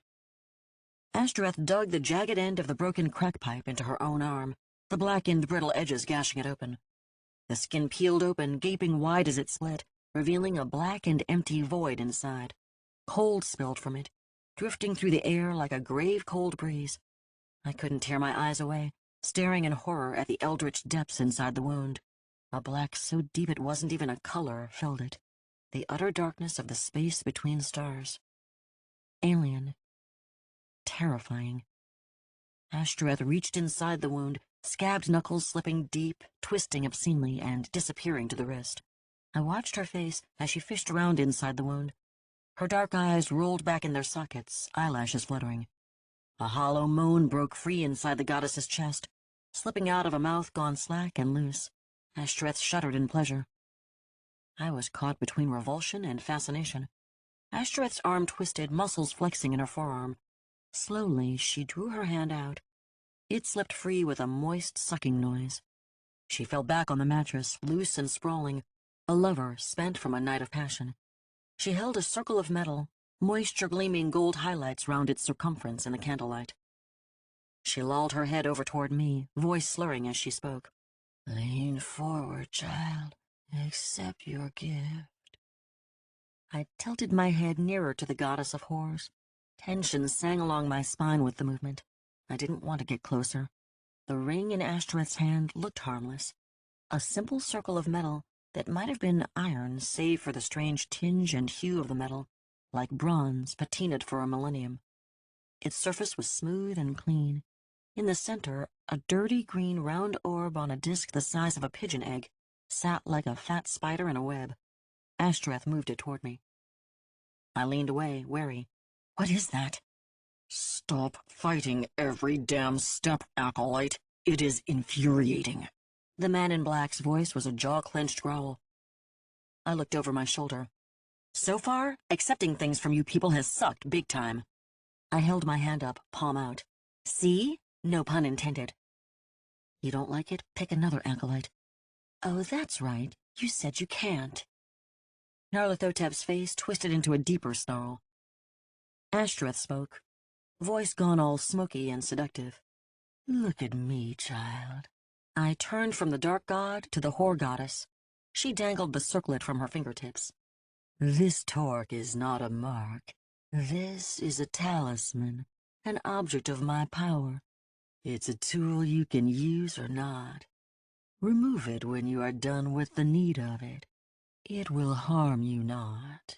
She said it with a low, throaty purr, mouthing the words as she spoke, as though they were obscene. It tugged something deep inside me. That something that I felt for the first time only recently. I looked over at Daniel. He watched me closely. I remembered my promise. Reaching for the torque, my fingers closed on it, curling around, pressing the metal against the incised skin of my palm. It hummed in my grip, vibrating with a charge of power that made the magic in my blood sing. It wanted me to put the torque on. What do I do with it? Slip it over your head, child. It is meant to be worn about your neck.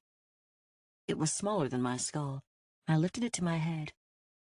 This is going to look like a tiara.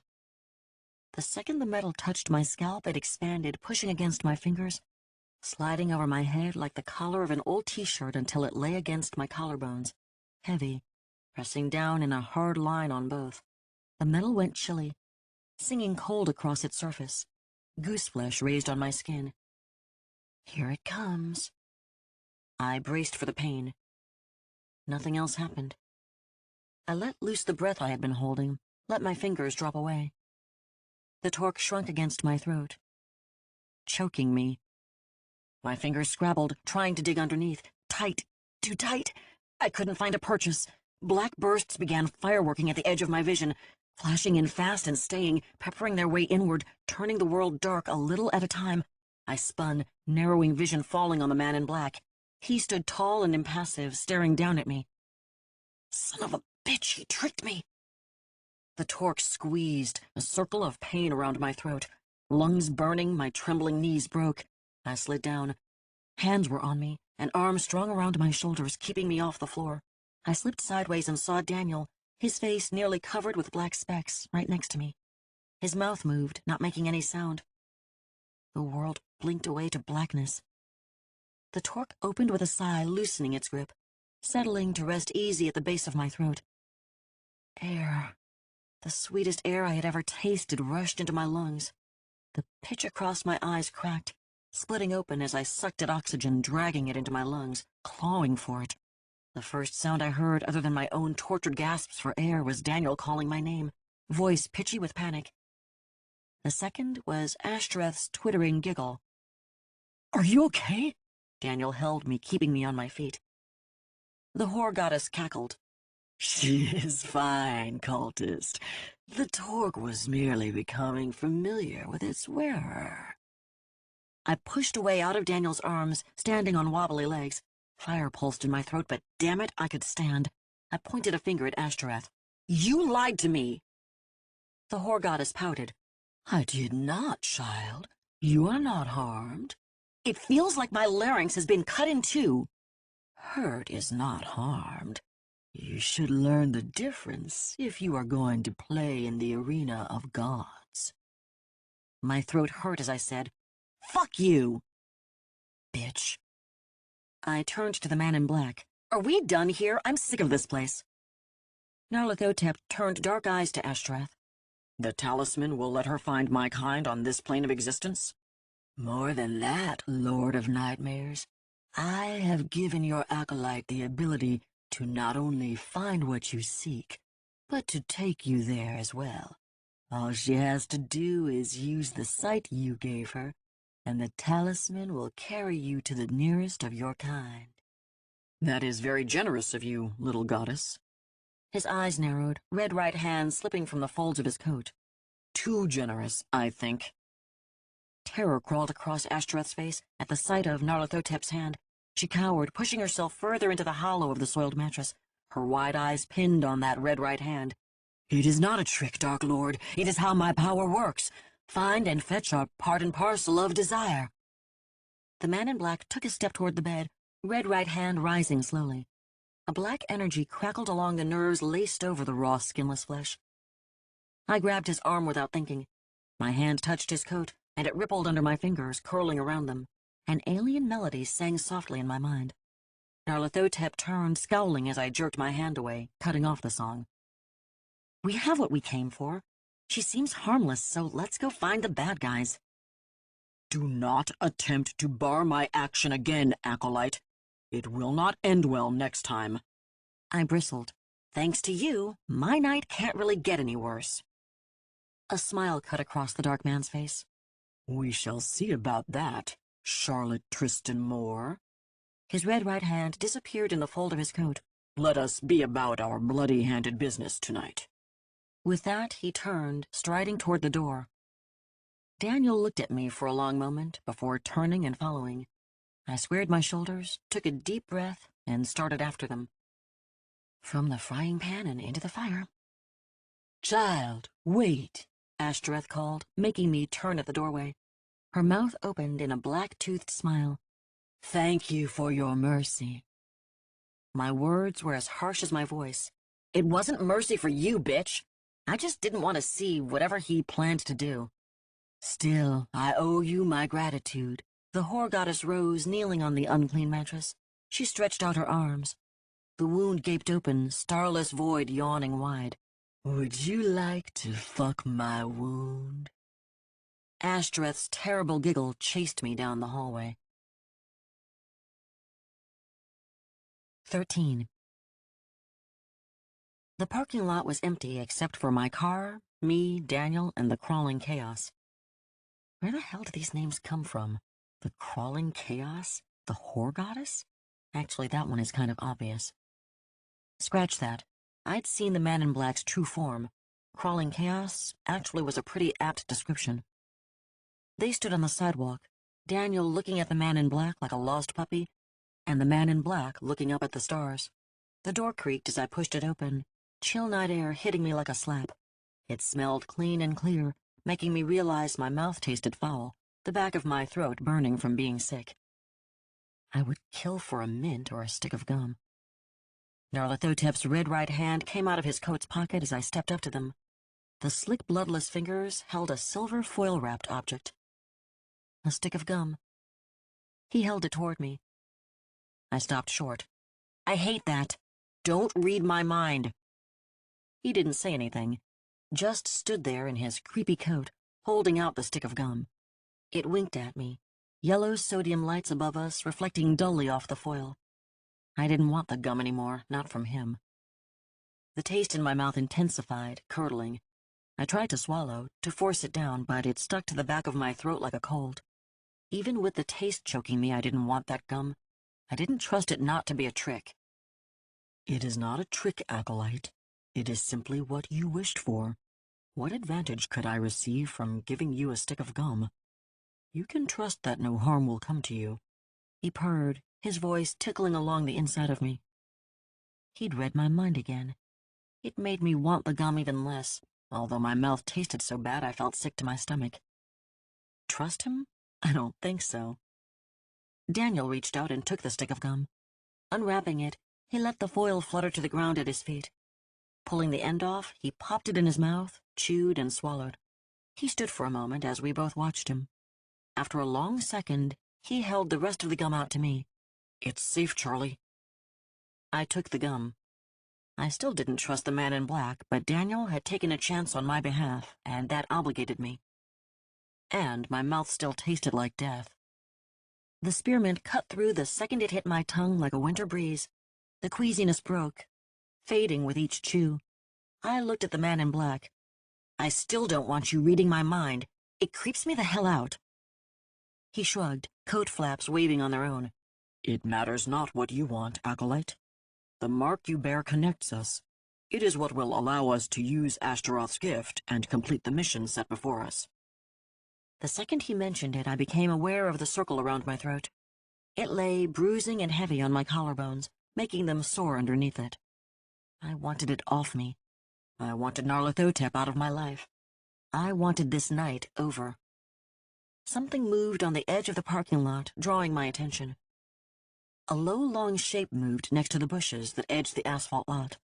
Its four-legged gait herked and jerked, all hackles and low-slung spine. It glistened in the sodium lights above us, one baleful yellow eye staring at me as it slipped into a shadow, the other a black hole in its skull. I stared at it, and it stared right back from the darkness. What the hell is that? Daniel's voice sounded too loud, shocking me. The man in black answered. It is a skinhound. It will hunt her until the one who sent it is defeated. Daniel stepped in front of me, hands curled into fists. Then let's kill it before it can hurt her. He will send more if that one is destroyed. Nyarlathotep put his normal hand on Daniel's shoulder.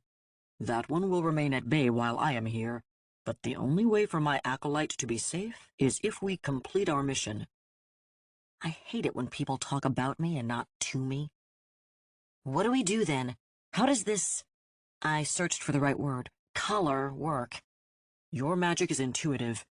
It is a part of you, the same as the mechanism that allows you to breathe or your heart to beat is a part of you. I held up my hand. The marks across my palm were red and raw and scabbed over.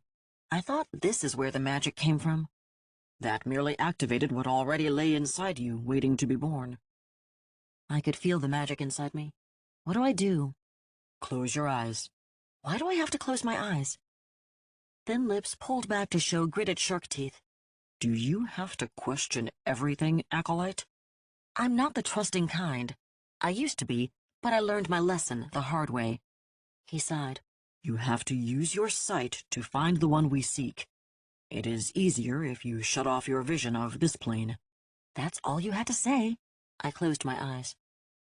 The man in black's voice vibrated through me. I could feel it in my bones, a low, deep thrum. Open your mind. The Elder God is out there. You now have the ability to feel the desires of others. The one we seek desires to enter this plane of reality. Their lust for this world will call to you like a siren song. As he spoke, my mind loosened. It slipped like a dislocated joint, popping out of socket, stretching. It hurt in a long, slow ache. From the edges of my mind space came little pinpricks, swirly white spots that sparked and flared in my cerebral cortex. Emotions swept through me, connected with impressions, quick as mosquito bites. A woman lusting after a bottle. A man lusting after a woman. A child lusting after a meal. A woman lusting after a girl's youth. A psychopath lusting after human flesh. The pinpricks jabbed at my brain, stabbing quicker and quicker, each one crowding into a fuzz of white noise. They blanketed my mind like maggots on a corpse, my own thoughts covered like a child who'd fallen through the ice. Two bursts of desire came in peals of thunder, rolling over all the ones before them, echoing each other. They were vast, alien, other, crying out, "Must be free." My mind unfolded in a topographical map. I could see all the wants like a landscape. Towering over them were the two thunderous alien desires, standing like mountains, one much closer than the other. My voice sounded hollow, tinny when I spoke. I have them. There are two. Nyarlathotep's voice was clear, vibrating through me, shaking the map in my mind sight. Good, Acolyte. Now take our hands and complete the circle. I cracked one eye. The world swam for a split second as it invaded my vision, but I held onto the map in my skull. The man in black and Daniel were in front of me, hands clasped. They both reached out to me with their free ones. My right hand took Daniel's, a sharp, raw rub across the incisions on my palm as his skin touched mine. If he noticed, he didn't say anything. The man in black held out his hand, his red right hand. I hesitated. The map in my head slid a little, breaking along the edges. Damn it. I took that skinless hand and closed my eye. Power thrummed through me. It felt like I'd been plugged into a circuit. My body hummed. Daniel's voice came from my right. Whoa! I guess he could feel it too. The map sharpened, becoming brighter in my mind's eye. What now? The man in black purred. Pick one and simply wish to be there. It can't be that easy. Acolyte! I took a deep breath, focused on the mountain of desire closest to us, and wished. Dear God, please don't let this hurt. He didn't listen. 14. At first, it felt like a warm shower. Soft, fat droplets peppering my skin in a massage, caressing, nearly tickling. The sensation was nice, relaxing, a relief after the horror I'd been through. Then the sensation turned. Then the droplets came harder, sharper, striking every inch of me like diamond-cut thorns, even through the safety of my clothes. It felt like being scrubbed down with a cheese grater. I fell to my knees, banging them on a hard surface. My eyes were open, but I couldn't see anything, the world washed all in red. My skin pulsed with my heartbeat, each thud of it against my breastbone, washing me with a wave of raw, abraded pain. I fought to get breath, jerking air into my lungs. Even they were sore, like they had been flash-burned from the inside out. This must be what a hot dog feels like in the microwave. The world swam to focus in waves, the pain receding with each pulse until I could sit up again, a concrete walkway hard under my knees. In front of me, a building soared into the night made of faux marble and brick. The overly large but tastefully subdued sign over the swoosh-swoosh entrance read, St. Yogeshwara Medical Center. What the hell? Noise made me look over. Daniel was on his knees about 15 feet away in the grass between the walkway and the building. He retched, throwing up all over the lawn in front of him. The smell of it rode the night breeze over to me, and I could see it. Orange-brown on the perfectly manicured fescue. Whatever just happened had been rough, but it seemed to be fading fast. Is he okay? Why is he sick? Immediately, I felt guilty at the thought. I'd been sick not even 30 minutes ago. The air swished behind me, and I turned. The man in black stood there, looking exactly as he had before whatever happened had happened. Still tall, dark, and sinister. I climbed to my feet. My skin prickled, but each second less and less, fading away with every heartbeat. What was that? I started walking to where Daniel knelt on the grass, swayed back over his feet, and head hung low to his chest. He looked absolutely exhausted. The man in black walked with me. Your term for it would be transdimensional teleportation. Astaroth's gift allowed you to step through the void between time and space, the narrow gap between the skin and the muscle of the universe, and take us with you. Why does he have to use the most disturbing imagery when answering a question? By the time I reached Daniel's side, the pain from teleporting had faded almost completely. For me, at least. Daniel looked terrible. Sweat ran rivulets down his face, skin waxy and pale. I'd seen him nearly every day since he started working with me, early in the morning for an AM shift, and after all-night shifts where he worked for someone else. I'd never seen him look so washed out. The hollows under his eyes were smudged black and sunken in. He sucked air in long, deep breaths like he had just run 10 miles. Squatting beside him, I put my hand on his face. He was ice cold. His eyes cracked open, the lids puffy and only half raised, and he turned into my hand. A tiny smile made his cheek twitch under my palm. His voice came out low, hoarse from being sick. Hey, Charlie. That was pretty rough. His hand reached for mine. Are you okay?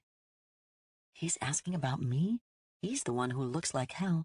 His concern touched me. I spoke, gently and quietly. I'm okay. Good. He nodded, eyes closing again. Good. I was worried about you. I'm all right. I can take care of myself. Are you going to be okay? A thought struck me. We're at a hospital. Do you need me to get a doctor? We are not here for that, Acolyte. The man in black loomed over us. His coat rustled, stretching as it brushed softly against my hip and caressed across Daniel's thighs. Anger sparked, hot and bright. Look, he's not okay. Something about what just happened hurt him, and if he needs a doctor, then by God, we are going to get him one. The coat pulled away, reacting to my anger. Its wearer simply looked down at me with glittering black eyes. He didn't speak, just stared at me. I stared back in defiance, locking my gaze with his.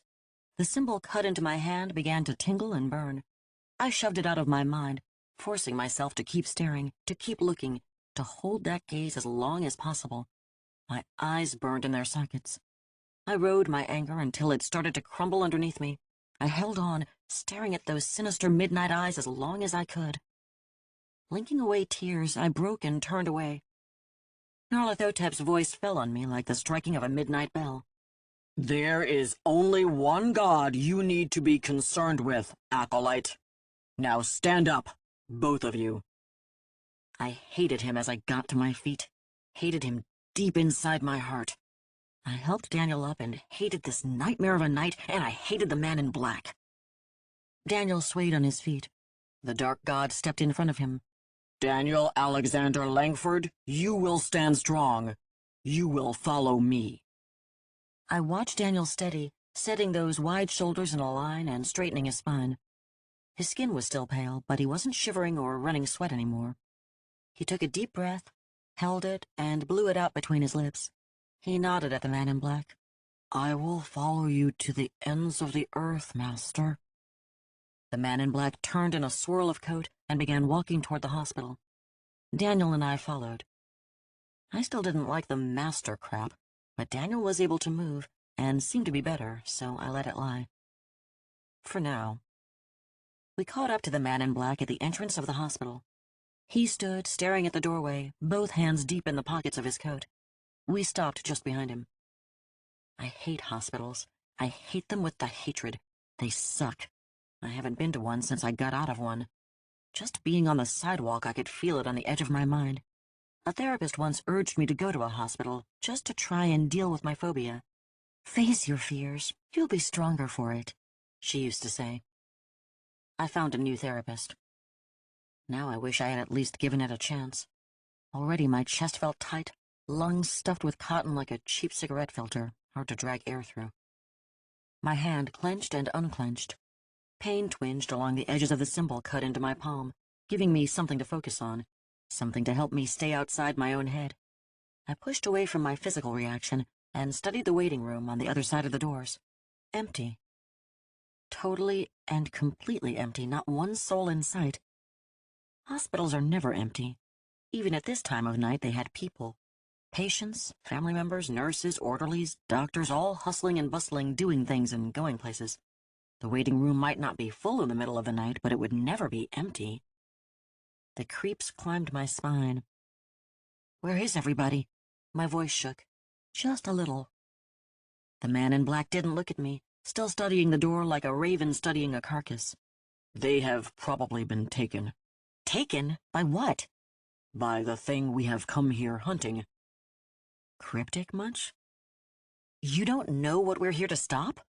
This place is warded. That is why Ashtoreth's gift could only take us this far. He leaned forward, tilting slightly at the waist. Dark eyes closed as he drew a long sniff through his bladed nose. He held it for a moment, then snorted it out. His jaw opened, jagged shark teeth pulling apart in strings of saliva. That long, scabrous tongue rolled out between them, flopping against his chin, forked and too long. A jerk of his head lapped it up against the air. It crackled black sparks as it brushed a barrier I couldn't see. That tongue zipped back into his mouth like a kid's party favor. His throat worked, savoring the taste for a long moment. Dark eyes glittered when he looked down at me. You are in for a treat tonight, Acolyte. I didn't like the sound of that. What does that mean? He smiled but didn't answer. Damn him. His left hand came out of the pocket of his coat, holding something. He held it out to me. Here, Acolyte. It was a stick. What is that? It is your weapon. I took it from him carefully, keeping my fingers away from his. Twice as long as my hand, and made of gnarled, rough-barked wood burned black to hard charcoal on one end.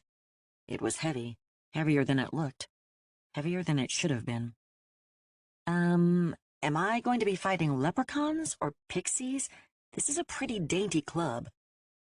The man in black pulled his red right hand from his pocket. Reaching over, he touched the end of the stick with a skinless fingertip. A gout of fire burst from the end of the stick. Heat blasted my face, singeing my eyebrows and scorching my cheeks. I dropped the stick with a curse. The flame guttered out as it clattered to the concrete at my feet. My face felt tight. Burnt hair filled my nostrils. All I could smell. My burnt hair. What the hell? Amusement twitched the man in black's eyebrow up. That is the fire that Prometheus stole.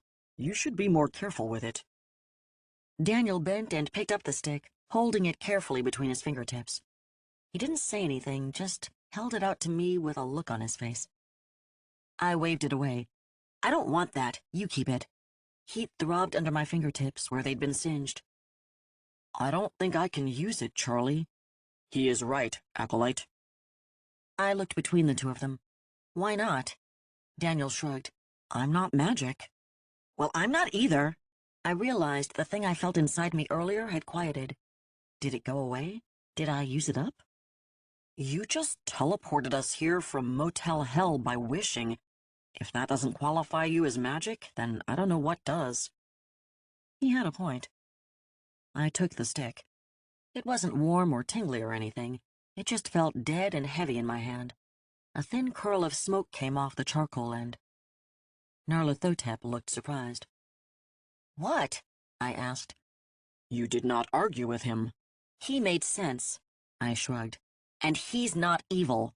And you think I am? Aren't you? I am the crawling chaos. Evil is a matter of perspective. Is that supposed to comfort me?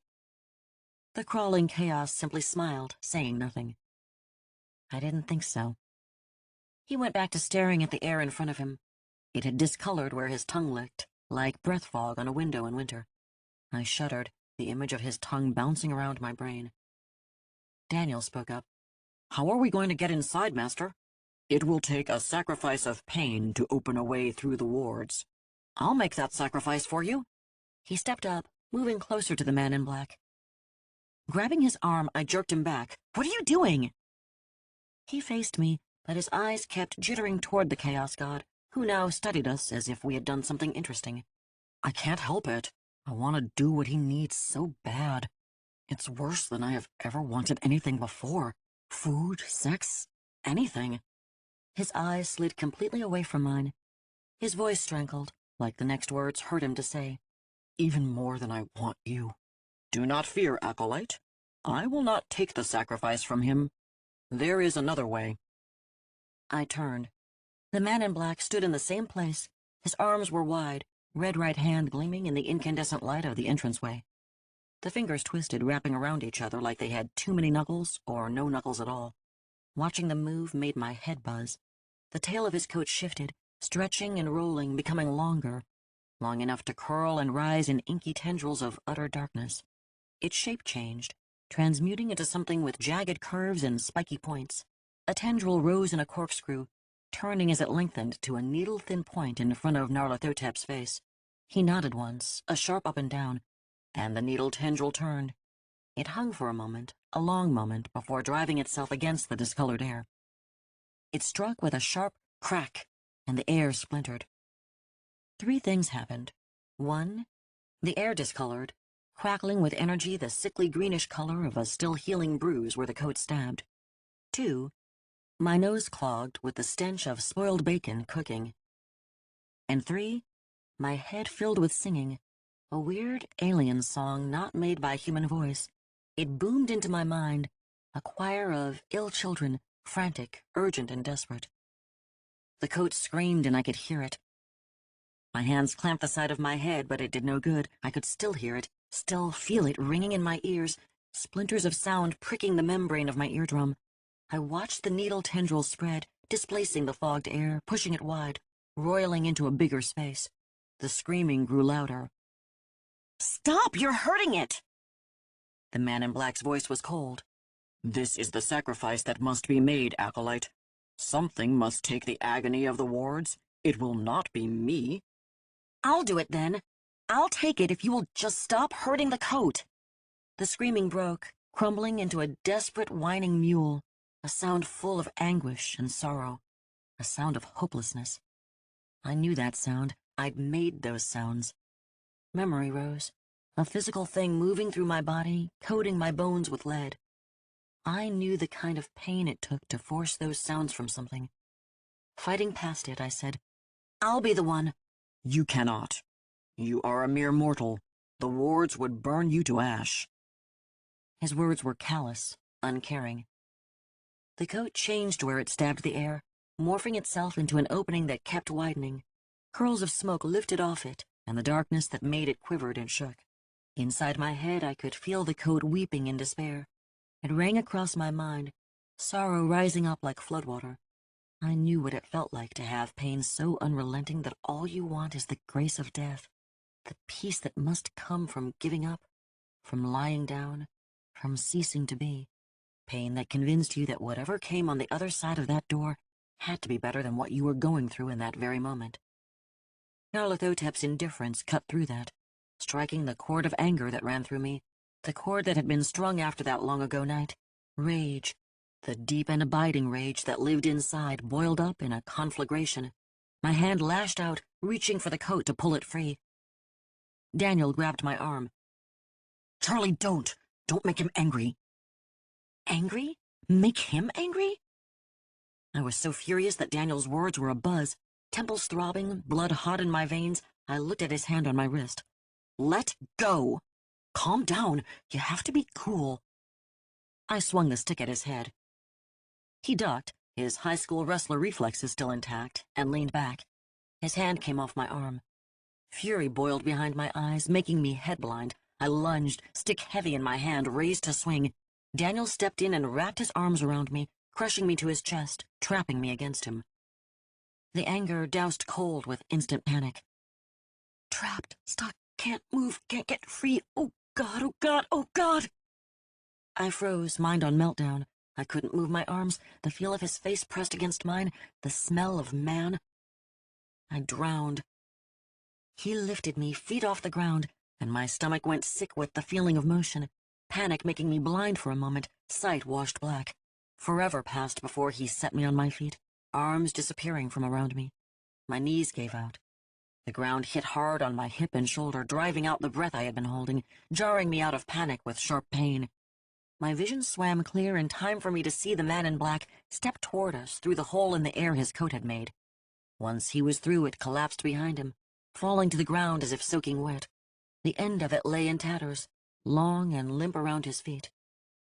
The coat fell silent inside my head. 15.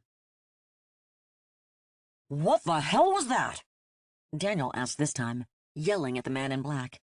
I sat up on the grass, still shaky from the panic attack. We were inside the wards. Apparently my coat and my acolyte are forming some type of bond. What does that mean? The man in black looked down. His voice was sharp, a scalpel cutting through a clenched jaw. You forget yourself, minion. Daniel thrust out his chest, hands tight knots a fist. You have to stop hurting her. I have to what? The man in black's voice became a hot burn. Kneel before me. Daniel's spine straightened with a jerk. I couldn't see his face. He stood between me and the man in black, but every muscle in his back quivered against his shirt. Black eyes narrowing, the dark god continued to stare at Daniel. A cold seeped around Daniel's body, brushing over me. My breath curled white wisps of condensation as the temperature plummeted. My mouth went sour with the taste of dark magic. Daniel took the brunt of it, the focus of Nyarlathotep's attention. I wanted to grab him and scream at him to stop, just stop before the man in black hurt him. I wanted to cheer him on. I wanted to give him my strength. I wanted to kiss him for trying. The magic rolled off the man in black, heavy and oppressive, bricks stacked on a sheet of glass. The man in black's hand, his red right hand, slipped out of his coat, raw and glistening against the inky fabric. The glass shattered into a million pieces. Daniel's knees bent, slamming into the ground at the feet of the Midnight Man. His head dropped to his chest. I am here to serve you, Master. My place is at your feet. The words came out in a strangled whisper. Forget again, and I will have you flayed, salted, and hung in my bedchambers for my entertainment. Yes, Master. The man in black stepped around Daniel. I scrambled to my feet so he wouldn't loom over me. My knees were still weak, but I drug myself up. I didn't want him standing over me while I sat on the ground. Horror lay heavy in my stomach. What are we dealing with? Your mind is your own again. Good. We need to seek the Elder God who is here. I shook my head. I'm not up for another teleporting act. Daniel stood. He caught my eye and shook his head. I took it as a sign to let what happened to him go. I didn't know what to do about it, so I did. For now. Ashtoreth's gift will not be necessary to take us there. The man in black's head tilted slightly. Now pick up the firebrand and follow me. I picked up the burnt stick as he turned and began walking through the empty lobby. Daniel moved beside me. As one, we followed the Chaos God and his trailing, tattered coat. I had a very bad feeling in my stomach. 16.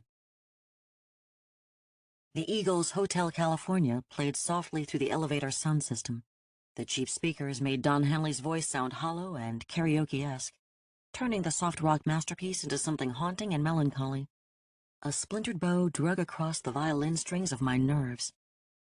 I hear you, Glenn. I can check out any time I like, but I can't ever leave. Hey. I looked over at Daniel. We were standing against the opposite walls of the elevator. The man in black watched the numbers count up, ignoring us. My back pressed hard against the little handrail that ran along the walls. I was still jumpy, still jittery. I wasn't flexing my hand. I wasn't panicking again, but I could feel it scritching at the edges of my brain. Normally, I've got distance between me and full-on meltdown mode. It took years of therapy to get it, but I had it. Now, after the small episode in the lobby, I wasn't even inches away. No, once I have one, I'm left raw and exposed, all my defenses torn away. And the music wasn't helping. Daniel's whisper filled the small square space. Did you know this is a Satan song? I blinked at him. What are you talking about? Yeah, it's true. This song is all about Satanism. Hotel California is about Satan? He nodded vigorously. An evangelist came to my mom's church and told us all about it. I find that hard to believe. He did come to my mom's church. Brother Hank something or other. I was 14 at the time. This was a good distraction. I went with it. I believe a guy came to the church. I don't believe Hotel California is about the devil. You just gotta listen to the evidence. I didn't believe it either when I was told, but now? His eyes slid to the man in black, then back to me. Explain it for me, then. Anything to keep my mind occupied. He moved over beside me. I watched him. His hand still shook slightly, but he had the easy grace of an athlete, every movement made with confidence. He leaned next to me and talked out the side of his mouth so we could both watch the man in black. His fingers ran through thick hair, pulling it forward in a cute, boyish, unconscious habit. Okay, it's like this. The song starts out with this guy on a highway, and he sees this hotel. When he gets there, he finds a girl who tells him it could be heaven or hell. Well, it's hell. Daniel's eyes were big, really wanting me to believe what he said. Then he calls for some wine, and the guy tells him they haven't had that spirit since 1969. Guess what was founded in 1969?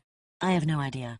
The Church of Satan, in a hotel that Anton LaVey bought in California. His hand grabbed my arm, emphasizing the fervor in his voice. Wine is a symbol of the Holy Spirit. That hotel really wouldn't have it since '69. And if you look on the album cover, guess who's on it, hidden in an archway? Satan? No. He shook his head. Anton LaVey. He nodded at his point. I saw it myself. Who's Anton LaVey again? The guy who started the Church of Satan. I looked sideways at him. That's pretty thin. His eyebrows creased together. It was kind of cute. How about this, then? There's a line about stabbing the beast with knives, but it won't die. The beast is another name for the Antichrist, and in Revelation he gets stabbed in the head but doesn't die. His hand still lay on my arm. My face smiled. I didn't expect it, but his enthusiasm for this explanation was contagious and charming. This was the Daniel I knew. I pushed that out of my head, holding on to the balance the conversation brought to me, running with it. I don't know. That's pitchy. His hand moved away, arms crossing over his chest, playful pout on his face. You don't believe it? You do? His eyes cut meaningfully at the man in black's back. Even more than I did before. I get that. I can hear you. The man in black didn't turn around. His voice echoed inside the elevator. So, is it true? I couldn't help asking. John's revelation has not happened yet. Was that a yes? The elevator chimed. The doors split open, and the man in black stepped through them without answering. Neither of us said anything as we followed him, leaving our glimmer of a good mood eviscerated on the floor of the elevator. 17. We stepped into a recovery ward, closed off behind a nurse's station. Behind it sat a pleasantly plump woman in a gleaming white uniform. Hair the color of a new penny frothed under a nurse's cap straight out of the 50s. Her skin held the shape and shade of uncooked biscuit dough, making the hair look brassy and fake. Not like a cheap dye job, but the color and consistency of fine copper wire. "Can I help you?" Her voice was chipper and high-pitched. Pushed through a wide saccharine smile, it squeaked like a dog toy. Immediately, my nerves were on edge. Nyarlathotep stepped to the counter in a swirl of midnight coat. He stood in stark contrast to the nurse, sinister and saturnine against her gleam. Looming, his head tilted slightly, he spoke. Stand aside. A hand fluttered over pillowy cleavage. Now you can't just barge in here. There are rules, and our patients need order. My fingers tightened on the charred stick I held as tension clamped across the back of my neck, making the vertebrae grind. I looked around, stretching while I did. It popped and cracked and felt better. Studying the reception area we were in put the tension right back where it was. I'd been in ICU, a recovery ward, and a psych ward. This place looked nothing like any of them. Those all had things in common. The same bland abstract paintings on the wall, non-specific track lighting to diffuse the atmosphere, pastel colors to set visitors and patients at ease. None of that could be found here. Everything gleamed as white as the nurse, unadorned and blank. Harsh lighting cut from bulbs set into the ceiling, striking the floor in bright pools. Only one painting broke the stark whiteness. It hung down the wall, angled just out of my direct line of sight. I could see it was abstract, but it wasn't bland. The colors slashed across the canvas like claw marks in bare flesh. I leaned back, trying to look at it, to study it, but my eyes kept sliding to the left, going out of focus until a headache started to black hornet buzz behind them. I turned. What kind of wing is this? Before the nurse could answer, the man in black's voice whip-cracked at me. Do not speak to her. The nurse looked up at him, a wide clown grin plastered on her face. Daniel nudged my arm. He pointed at a sign over the automatic doors leading to the rest of the ward. Oncology recovery. That explained a lot. I don't just hate hospitals because of what happened to me. No, my hate of them goes way back. Long before, at a time where my memories are all lost in the fog of childhood, my dislike of them had been cemented into who I am. My grandmother died when I was 7. She'd been old my whole life. In my child's memory, she'd been ancient, not even human, just a collection of sticks wrapped in sagging, wrinkled skin. I have no memory of her other than the hospital. I don't remember when she took sick with the cancer or what she was like before. I've seen pictures. A pretty woman who looked a lot like my mom, but that's not the image in my head. No, I remember her as a sad, inhuman thing lying in a bed, curled in pain. She moaned, low and constant, the undulating rhythm of low-yield agony broken only by the sucking in of more breath. I remember the smell of her, moist, decaying, her body betraying her bit by bit. strong enough to cut through the astringent bleach and medication smell that all hospitals share. I love my mom, I really do. Caught in the sorrow of losing her mother, she had no idea what she did by making me go with her to sit vigilance. An only child, she didn't have a choice. There was no one else to be with my grandmother, and no one else to watch me. So I went with her, every day, all day, until my father would come and rescue me, taking me home and leaving my mom behind to stand watch, to witness the slow dying, the ebb of life with each thin, tortured inhale and exhale. I was there the moment she died. I can still feel it clearly, the very moment the moaning stopped and didn't start again. The machines hummed and beeped and whirred, but there was a hollowness left in the air, a desolation scooped from the atmosphere as my grandmother ceased to live. My mother sat up and looked at me. Both of us frozen, locked in time by what had just happened between one breath and the next. Neither of us moved for a long moment. Then her face twitched and cracked and broke, tears spilling down her cheeks, running off her jaw and splashing her shirt. She slipped off the chair, crumpling to the floor with a sob that turned into a scream. I was a child. I didn't know what to do. I stood there, locked in fear, until strangers rushed in the room and shoved me away. Move aside. I will not tell you again. Nyarlathotep's voice broke the memory, snatching me back to what happened here and now in front of me. His red right hand had slipped out of its pocket. It hung beside him, skinless fingers slightly curled. It looked almost casual, indifferent and unconcerned, but the air crackled with tension. Sir, I will not allow you to disturb our patients. The nurse stood now, her uniform puckered at the buttons as the fabric strained across a generous middle and spongy breasts the size of my head. Self-conscious, I hunched my shoulders around my own modest B-cup. The nurse's smile was still in place, cheeks pulled high, stretching lips tight against so very white teeth. The tension between them vibrated the room. I had to speak, to say something in the face of it. She's just a nurse. Why don't we just go around her? She is the guardian of this place. The man in black didn't turn when he answered me. Stop asking questions, acolyte. The nurse turned her face toward me. Her smile got even wider. It looked painful, pulling her eyes into slants, thinning the skin over her brow and drawing tight her double chin. Acolyte, Dr. Mason would love to examine you. Her head swiveled toward the dark man with a snap. Cheeks quivering, straining under the pull of that clown smile, her voice dropped a full octave. That smile hadn't moved since we stepped off the elevator.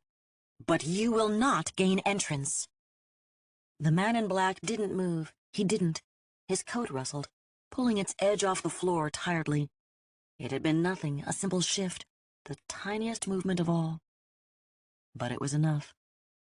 The nurse's face split in two. It started in the corners of her mouth, twin ruptures like paper cuts, trickling translucent blood that zigged and zagged down the plane of her jaw. I could hear the skin ripping, packing tape being pulled off the spool. The splits widened, yawning in strings as they tore all the way to her ears. Teeth ran all the way to the back of her skull. In the blink of an eye, her face swelled, expanding like a pufferfish and turning a dark shade of jaundice, rotten lemon yellow. The top of her head flipped back to reveal an open maw crammed full of jagged white teeth, all of their crowns wicked sharp and white.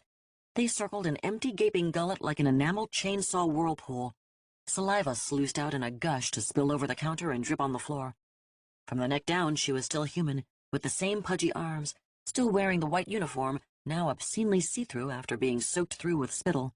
Putting her chubby pale hands on the counter, the thing that once was a nurse pushed off, lunging at the man in black with her mashing monster mouth. That terrible red right hand flashed, slapping her to the floor.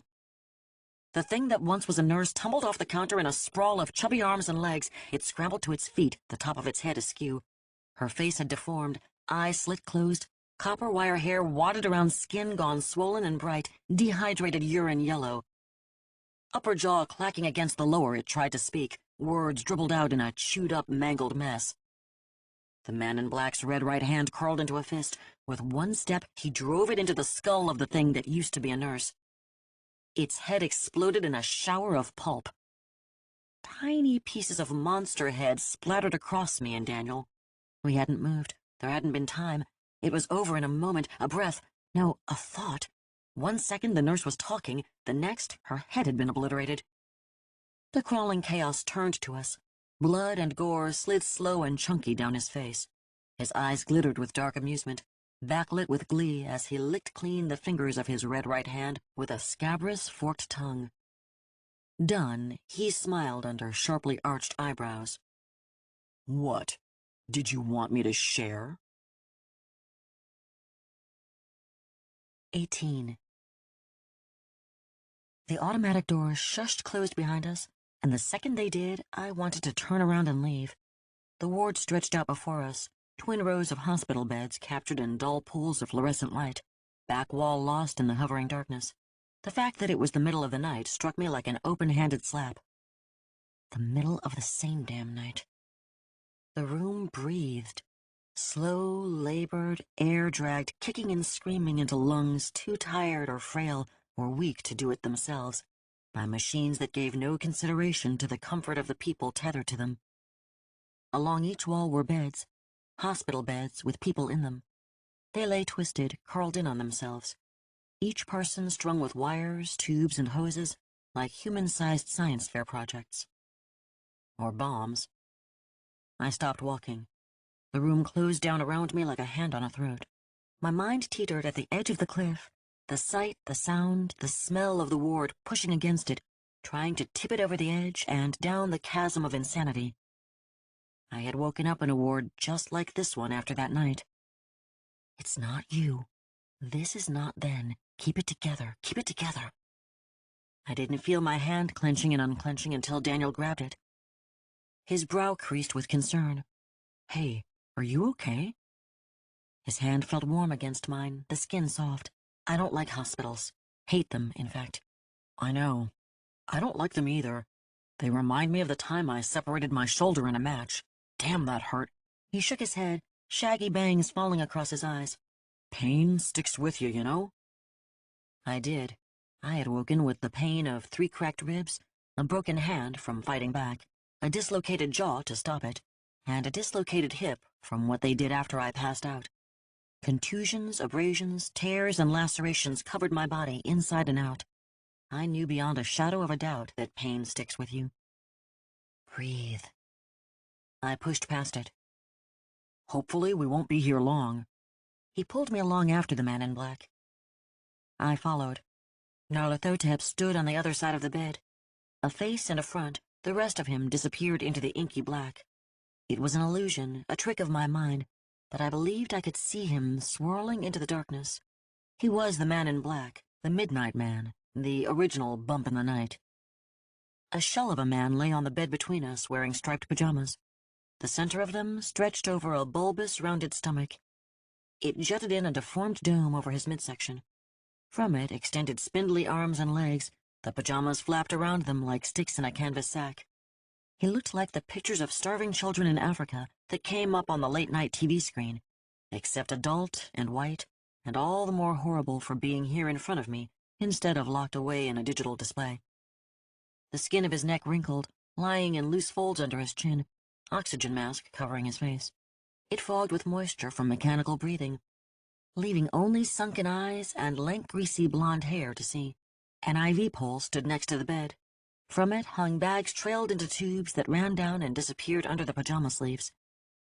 One bag, the size of a large purse, hung half-filled with a transparent fluid I guessed was probably saline. A second bag looked purple in the low light, the fluid in it thick and opaque. Blood? Possibly plasma? I didn't know. My time in the hospital didn't make me an expert on medical stuff, but I couldn't think of anything else it could be. I didn't think they gave you blood or plasma except in emergency situations. There again, not an expert.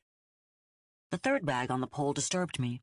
The fluid in it cast a low phosphorus light over the bed. The fluid bubbled and gurgled and glowed a sickly green color inside the bag. I could see tiny shapes moving in it. Leaning closer, I saw the shapes were tiny things, smaller than a grain of rice, swimming in complicated patterns through the liquid. As I watched, one of them rushed at the side of the bag and splayed itself against the plastic. I had a sea monkey colony as a child, and I loved them, watching the minuscule shrimp frolic through their water, feeding them, counting them every day to see if they'd made any more tiny offspring. Then one day I came home from school and found that I had forgotten to move them off the windowsill that morning. The cruel summer sun had boiled them alive, and I found them floating in a mass grave on the top of the aquarium. This little creature brought back that memory. Its body was a narrow oval surrounded by hair-like fibrils. The center of the tiny squirming thing held an orifice filled with what looked like a jagged ring of miniature teeth. It opened and closed, opened and closed, opened and closed, chewing at the bag, trying to get to me. One by one, other tiny creatures began to plaster themselves to the side of the bag, slapping against it like they had been thrown there, splaying themselves and chewing, chewing, chewing. Fighting a shudder, I turned away. The man on the bed hadn't moved, other than his slow, labored breathing, oblivious to our presence. Large plastic padded cuffs swallowed the lower half of his arms and legs, shackling him to the bed. They had enough slack that he had turned awkwardly, knobby knees and elbows pulled into the swollen, distended sack of a stomach. This close, he smelled like a bedsore, a moist, musty smell of dead skin and open wound. "He looks horrible." Daniel said it, but I thought it. "He is food slowly consumed." I looked at the dark god standing on the other side of the bed. Food for what? "Let us find out." His red right hand came out of the coat pocket holding a long knife, much too long for the pocket it came from. Black iron with a thick spine and triangle point, it rested delicately between raw red fingers. The edge gleamed in the low fluorescent light of the ward. It was a plain knife, not one drop of decoration wasted on it. It looked like the knife of someone who used it, a tool well cared for and utilized. Not the knife of a chaos god. My eyes were drawn to it, locked on it. I felt the pull of it somewhere deep inside, near the base of my spine. My right hand began to tingle in the mark on my palm, like electric shocks ran in the lines and whorls carved there. The same tingle ran underneath the heavy iron ring around my neck. It was uncomfortable, but not unpleasant, making me feel things. Why does that knife make me feel weird? The man in black raised a sharply sculpted eyebrow. He didn't speak for a long moment, studying me. "This is the Akeda." "I don't know what that means." "It is the knife of Abraham." "Lincoln?" "I think he means Abraham from the Bible." Daniel's voice came from the side of his mouth. His eyes were pinned to the knife, too. "That is correct, minion. This is the blade held by the first Israelite when he attempted to slaughter his very own child. He received it from the hand of his father before him, who used it to carve idols to Moloch. Abraham stained it with his own blood and the blood of his children by performing their circumcisions with it." Beside me, Daniel shuddered. Pulling my eyes from him to the knife, I asked, "What does that history have to do with me feeling weird?" The man in black turned the knife in his hand, examining the blade. "It has drawn certain kinds of men to it since being forged from the meteorite that fell from the edge of the universe. Tsar Peter III castrated himself and members of his Skoptsi cult with it. I took it from the hand of a Nazi doctor, after his own castration went badly." A look passed over his face, a small smile of fond memory. "And what are you planning to do with it?" Please don't say castrate the man on the bed. I should have known it would be worse than that. The blade waved over the man's distended stomach. "Minion, undo the buttons on his shirt." Daniel stretched out his hand, fingers fumbling with a large round button. He pulled it up, and the soft cotton, already stretched wide over the highest point of the stomach, slipped over it, popping free. The cloth folded like the skin of an autopsy, caping to either side. I looked away as Daniel undid the rest of them, not wanting to see the reveal of what lay underneath. I knew I would look. I would have no choice. But watching the slow unveiling, button by button, was too disturbing. My eyes swept over the beds across from us, lining the other wall. They were also segregated in pools of dim light, also occupied by the shapes of humans contorted. In the dim light, I could see that they were also shackled to their beds and hooked up to the same 3 bags of fluid as the man in front of me. Before I could think about what it might mean, Daniel's voice drew my attention. "It's done." The man on the bed lay exposed from the waist up. His stomach had looked big under his pajama top. With it removed, it looked ludicrous. Gigantic and enormous, like it should crush the man beneath it. The skin stretched pale and blanched, the color of chicken boiled too long. Wide red stretch marks radiated from the navel like angry lines of fever. Here and there they were pockmarked by pustules, pockets of infection seeping in crusty yellow lines. A network of blue varicose veins throbbed around the bottom and sides of the belly, obscene pipelines of sluggish blood. It was horrible, an anatomy lesson in the grotesque. The back of my throat burned with stomach acid as nausea swept over me. The man in black put his left hand flat on the man's chest, pinning him to the bed. Softly, almost gently, he laid the edge of the knife against the skin where the man's stomach jutted from his chest at a near 90-degree angle. He leaned forward, face low to the man's skin, arm wrapped around the stomach. Dark eyes glittered deep in their hollows. You may want to step back.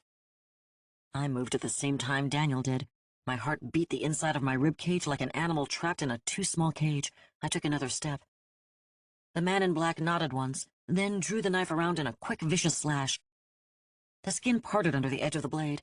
The air filled with the soft whisper crackle of separating skin, subcutaneous from cutaneous, fat from flesh. A gush of brackish fluid splashed across the edge of the mattress, soaking the bedclothes and splattering on the tile floor. We were suddenly standing in a puddle of something disgusting. Something that stank of rusty iron, moldy bread, and stagnant water. My stomach lurched, empty and unable to do anything else. The Midnight Man grabbed the flap of skin he'd carved out and flipped it back, revealing what lay inside the man's stomach. The man never moved other than to continue his slow, labored breathing behind the mask. I didn't want to look. I didn't. I tried to turn away, to look somewhere else, to not witness what lay before me. But I couldn't. I had to. Driven by a sick fascination, I had to see what had been revealed. I had no idea what I was looking at. I'd taken basic anatomy in school, and none of the charts I had ever seen looked like this. The inside of the man had been turned into a cocoon, the hollow coated with layers of glistening fibrous threads. They overlapped and crisscrossed each other to form a cushion on all sides. A mass of discolored flesh the size of a small child nestled in the batting. The tumor clung to the spine and ribcage with finger-like tendrils, fleshy nooses that wrapped and hung and strung from it, tethering it to the bone. It had no symmetry, bulging and protruding out of geometry, disturbing to the eye. Disturbing to the mind. Revulsion rippled my esophagus, the lining of my throat closing in disgust that this thing, this malignant mass, this tumor, could grow inside a fellow human being, stealing his life, devouring his humanity, consuming his body for its own, farrowing cell by cell, molecule by molecule, replacing him with itself. It was absolutely the most horrifying thing I'd ever seen. And then it opened its eye. 19. What the hell is that? Daniel jumped away from the bed rail. His elbow caught the IV pole, knocking it to the floor with a crash and a clatter. The tubes connecting to the man on the bed stretched and pulled and ripped out. They thwooped up and around, sharp silvery needles at their ends, slicing the air in a razored arc. The air in front of my eyes. I jerked back, fast enough for the needles to miss, not fast enough to avoid the noxious liquid that slung across my face. I rubbed my sleeve on it quickly, skin already crawling with the thought of the little black shapes swimming in the green fluid. Nyarlathotep looked down at us from across the bed, voice lashing quick. Be more careful, minion. You draw attention to us. Magic tingled in my stomach from the power behind his words. Attention from who? Daniel dropped to his knees, ignoring the puddle of fluid we had been standing in that now soaked into the legs of his jeans. Forgive me, master. Take your feet and make yourself useful. Daniel stood, pulling himself up on the bed rails. What can I do? The man in black waved the knife over the man in the bed's chest. Hold him. Daniel put his hands on the man's shoulders, pinning him against the mattress. The tumor's eye blinked and rolled, the size of a grapefruit with an egg yolk iris and a pupil black as an eclipse. Clear aqueous fluid gathered in the corners of folded lids, weeping out with every blink to run and chase down the lumps and pustules that formed its mass. Waving fibrils ringed round it like eyelashes. The man in black drove his left hand down into the cavity, fingers digging deep into the mass. He leaned back, pulling. The mass lifted with a wet, sucking sound, separating from the walls of its birthing chamber. His right hand flashed, red lightning, hacking with the knife. He drove it underneath, the edge slashing through tendrils, anchoring it with a squelch. More dark, brackish fluid gurgled out of them, filling the cavity like dirty dishwater in a used pot. He hacked and slashed until every tendril was severed, spattering himself with liquid slosh. Seconds stretched to minutes, and felt like they had stretched to hours by the time he finished. When the last tether had been cut, the man on the bed slumped, spindly limbs falling loose beside him. His breathing stopped mid-inhale, dying stillborn in lungs that no longer worked. "You killed him?" The man in black didn't look up at me. He was dead before we arrived. He waved the knife at the machines around us. None of these measures were taken to keep him alive. With a jerk of his shoulder, he lifted the thing free from its place inside the man. They were meant to preserve this. The mass throbbed, wriggling in his grip. Fluid dripped off it, splashing into the puddle inside the empty shell of the man. Bloop, bloop, paloop. Realization dawned on me.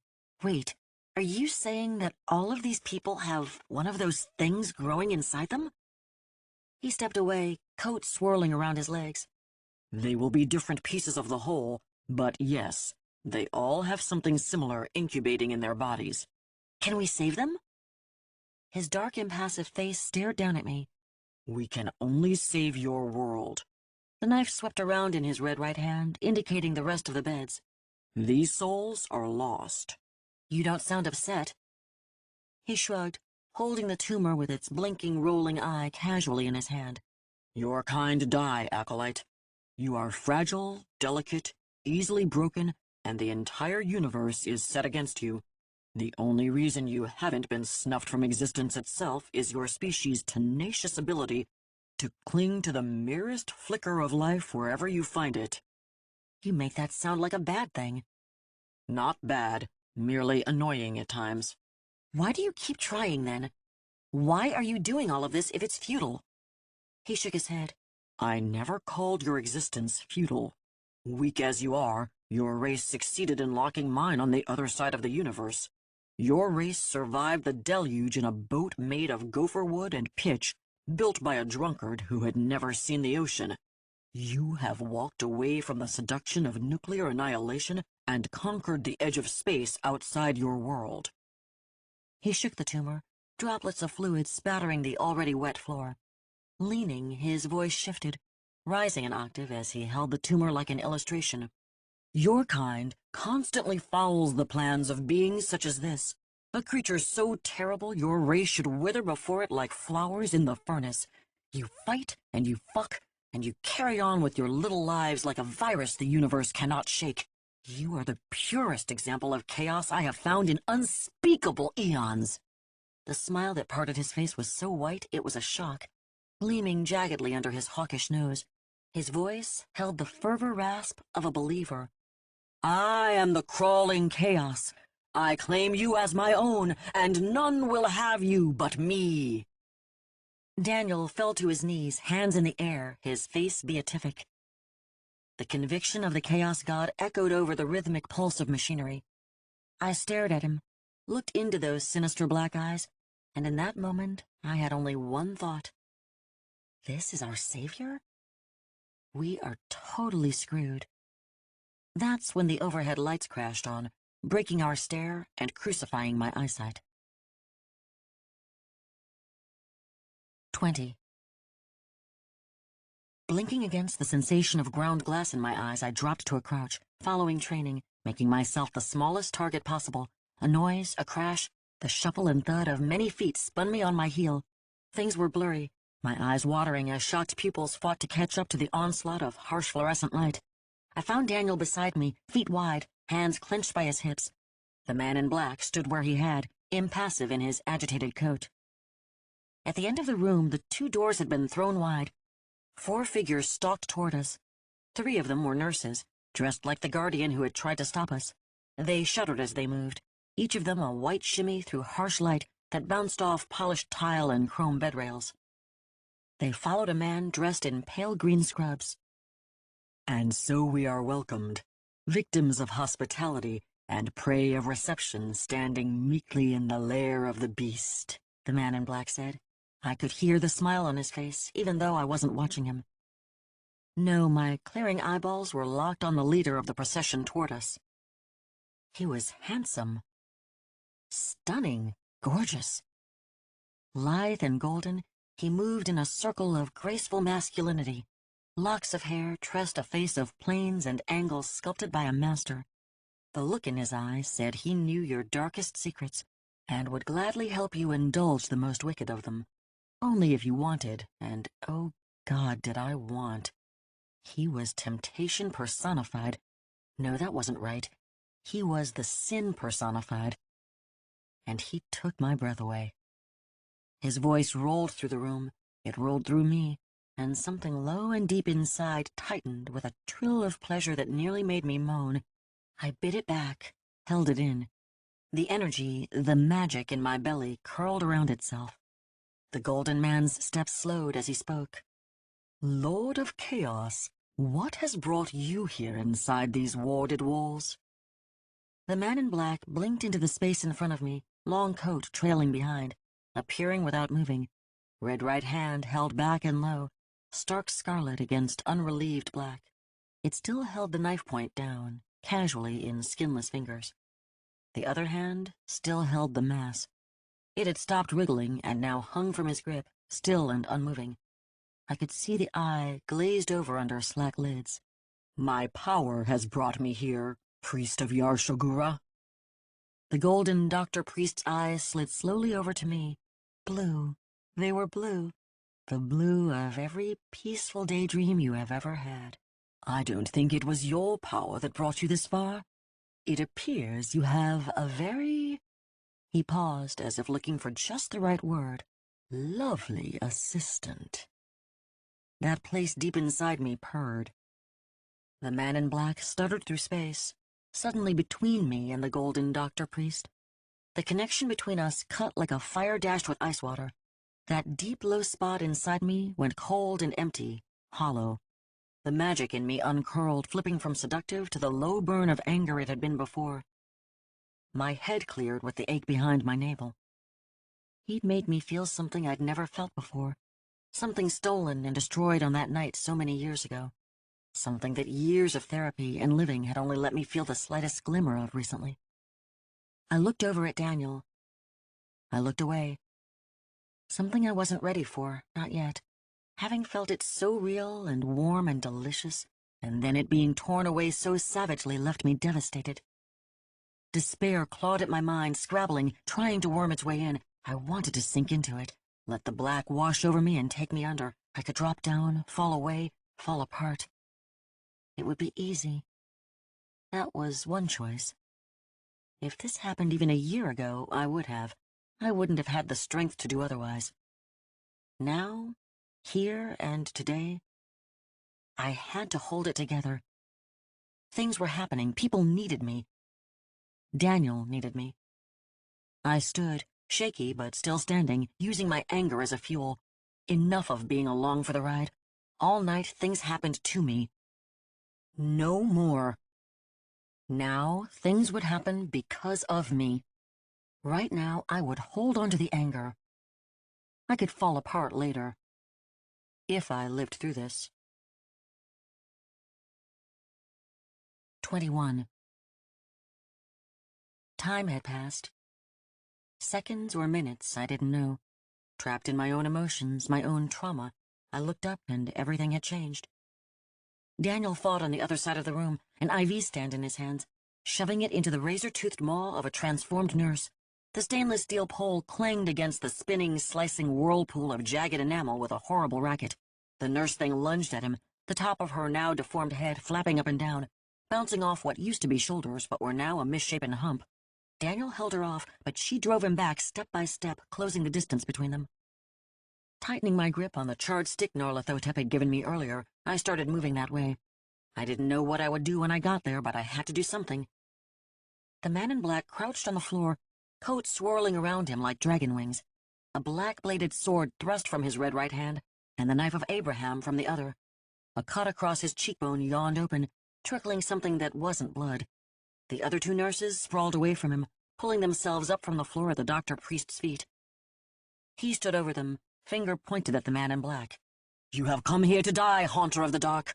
I am Mason, High Priest of Yar-Shogura, the Unquenchable, whoremonger of the flesh, masticate of iniquity, and he shall give me the power to be your destruction."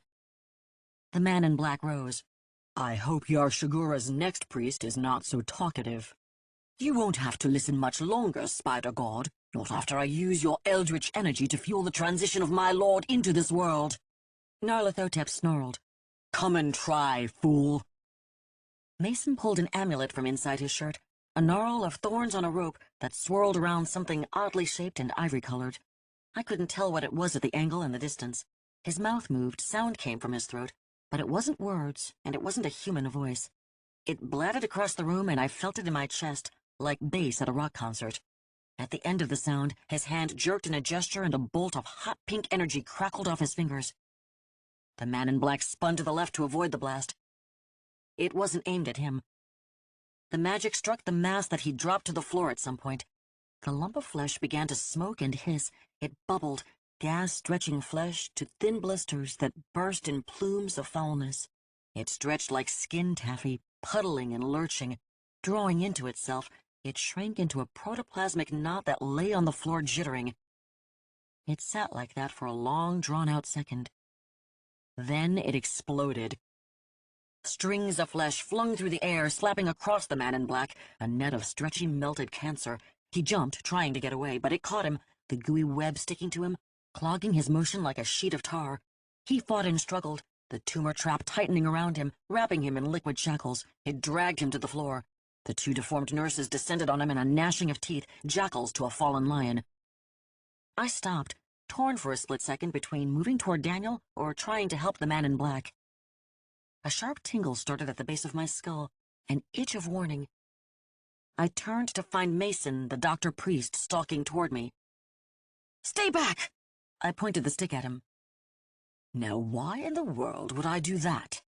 He smiled, and it pulled inside me again.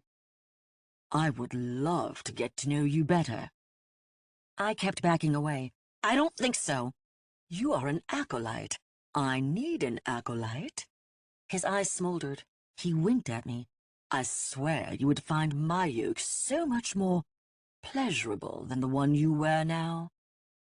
The word pleasurable echoed off the hollow below my navel, making me want to stop moving and start squirming. He had screwed with my head. I shoved the stick in my hand towards him. "Back off, or I'll use this." He kept coming. I tightened my hand around the firebrand, my mind running wide open, trying to think of how to make it work. "Ignite! Fire! Combust! Flame on! Incendio!" My back hit the wall. Mason hopped from one foot to the other, capering toward me. "Nowhere else to go, kitten. I shall have you in just a moment." I shook the stick frantically. "Work, damn you! Come on!" A thought crashed through my frantic. It wasn't my thought. It belonged to the man in black, his voice strained but crystal clear in my mind. "Use your mark." My mark? Mason stood only feet away. He'd be on me in a few steps. A dark, cruel look burned in his eyes. I had seen that look before. It didn't matter that it had been on other faces. The look was the same, and forever burned in my memory. It was the look of a predator who has just found helpless prey. I lifted my hand to my mouth and licked my palm. My tongue scraped across the rough lines and swirls incised in the skin. Magic swirled inside me. My sight kicked in with a punch. Mason went from handsome to soul-searing beautiful. Bathed in a golden light, every inch of him had been carved from absolute perfection. Tears ran down my cheeks, hot and quick. I couldn't bear to look upon him in his terrible beauty, the beauty of consumption, of assimilation, of absorption. The swift, sure beauty that burned away everything you were and devoured you whole. He would devour you, and it would be okay. Being taken by Mason would make you cry out, it is well with my soul." I wanted so desperately to be consumed. "Charlie!" Daniel's voice. I looked over. He lay pinned to the floor on his back by a deformed nurse above him. Her skull of teeth chomped the air inches above his face. His arms shook, jerking as the strength in them burned away. He wouldn't be able to fight her off much longer. And his eyes were pinned to me as he called my name, trying to pull me free from the spell, worry naked on his spittle-spattered face. Mason reached for me. I put the stick in my moist right hand. Burn! Magic sparked in my chest, rolling down my arm in a hot, wet, ropey jolt. Sharp heat traced the lines incised in my palm, and the metal torque around my throat hummed, tingling against my skin. The magic poured down my arm into the firebrand like thick syrup. Flame roared from the end of the stick like a flamethrower.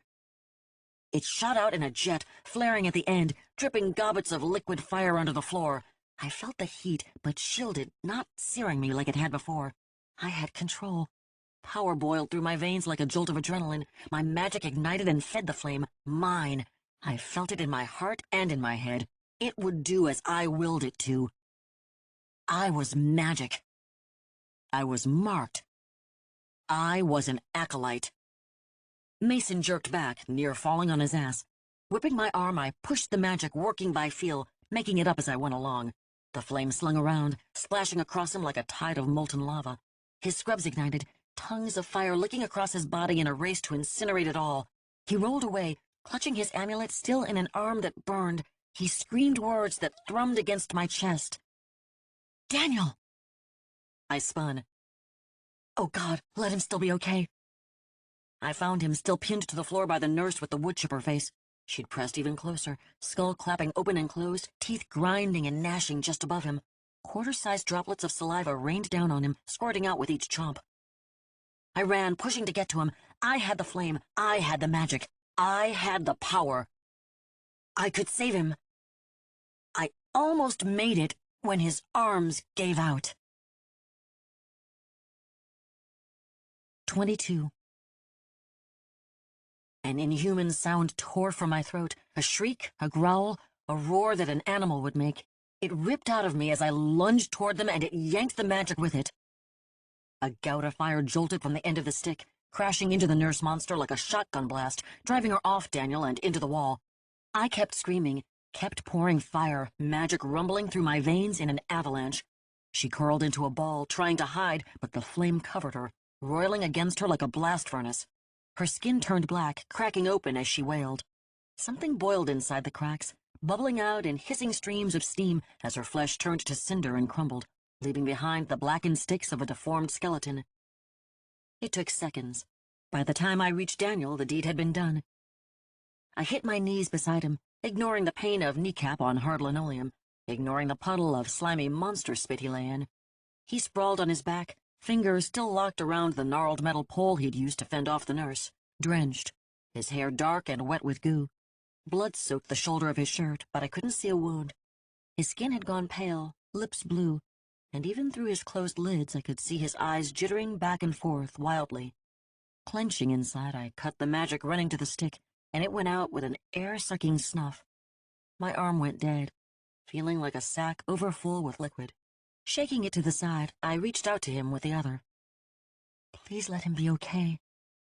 I pulled his head into my lap. His eyes fluttered open. Hey, Charlie.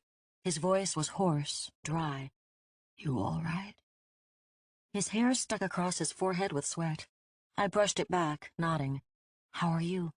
Tired. My shoulder hurts like hell, but I'm still good to go. His eyes widened, white showing around green irises as he struggled to sit up. Where's the master? I have to help him if he needs it. Pushing him down, I looked around. The man in black had freed himself from the liquefied tumor and now faced the two remaining nurse monsters.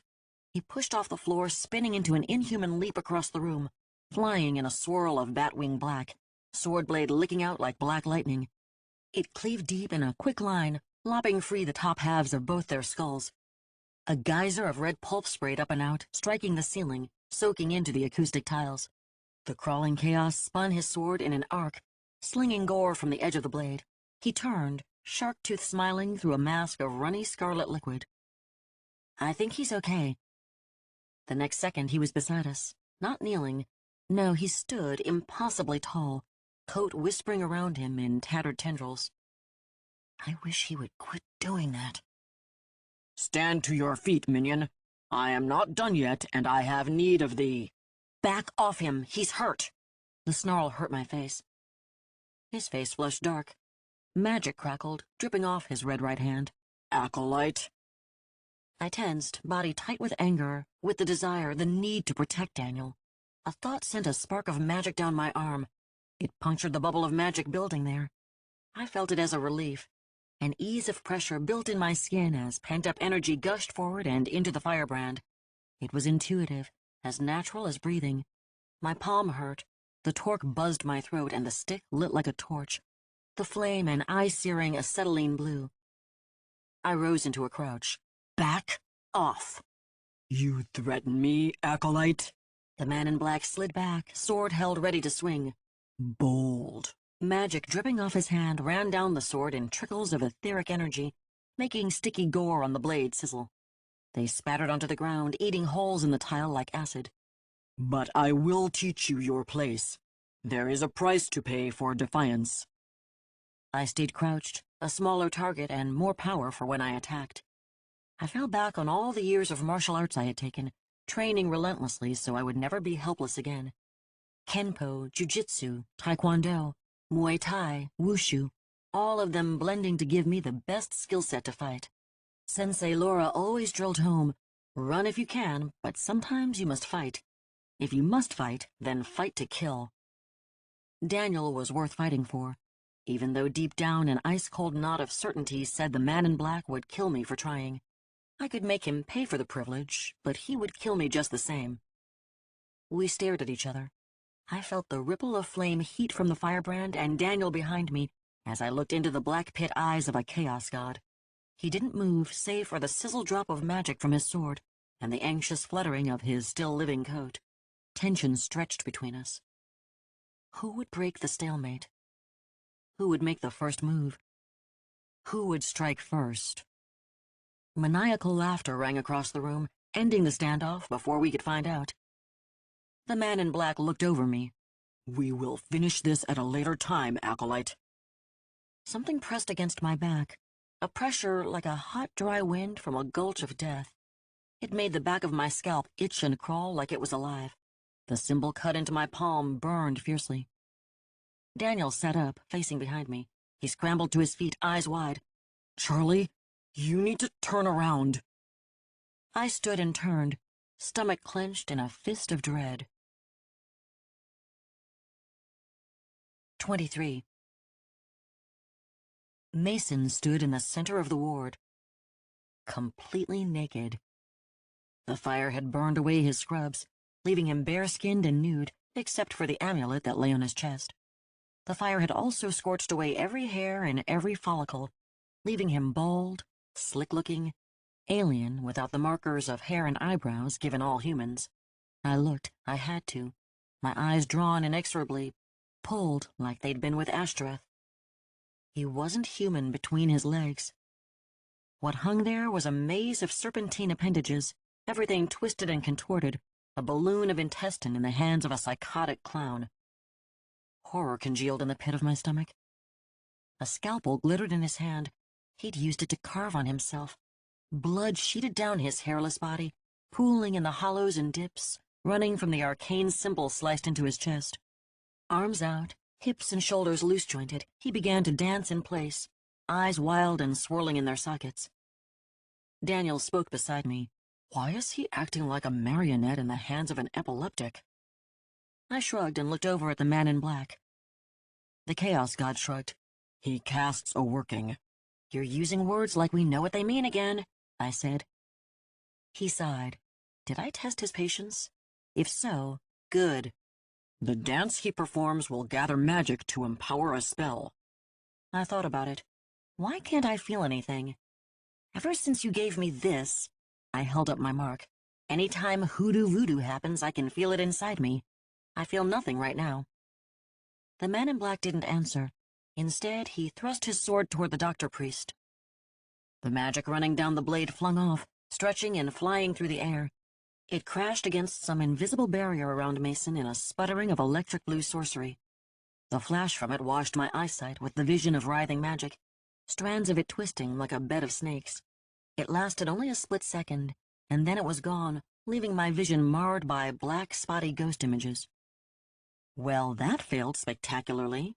I didn't try to keep the sarcasm out of my voice. The man in black shrugged. He is warded. It will open when he finishes the ritual and releases the magic. Then he will be vulnerable once more. Can't you break it? My coat does not have the strength until it recovers. I felt the song of the coat tickle the edge of my brain. It felt like the whimper of a kicked dog. I shook my head to clear it. Daniel moved to my left, to the side without the firebrand that still burned. He looked over at Nyarlathotep. What do we do next? We see what spell he is casting, and then we respond accordingly. Daniel nodded. I'll find a weapon.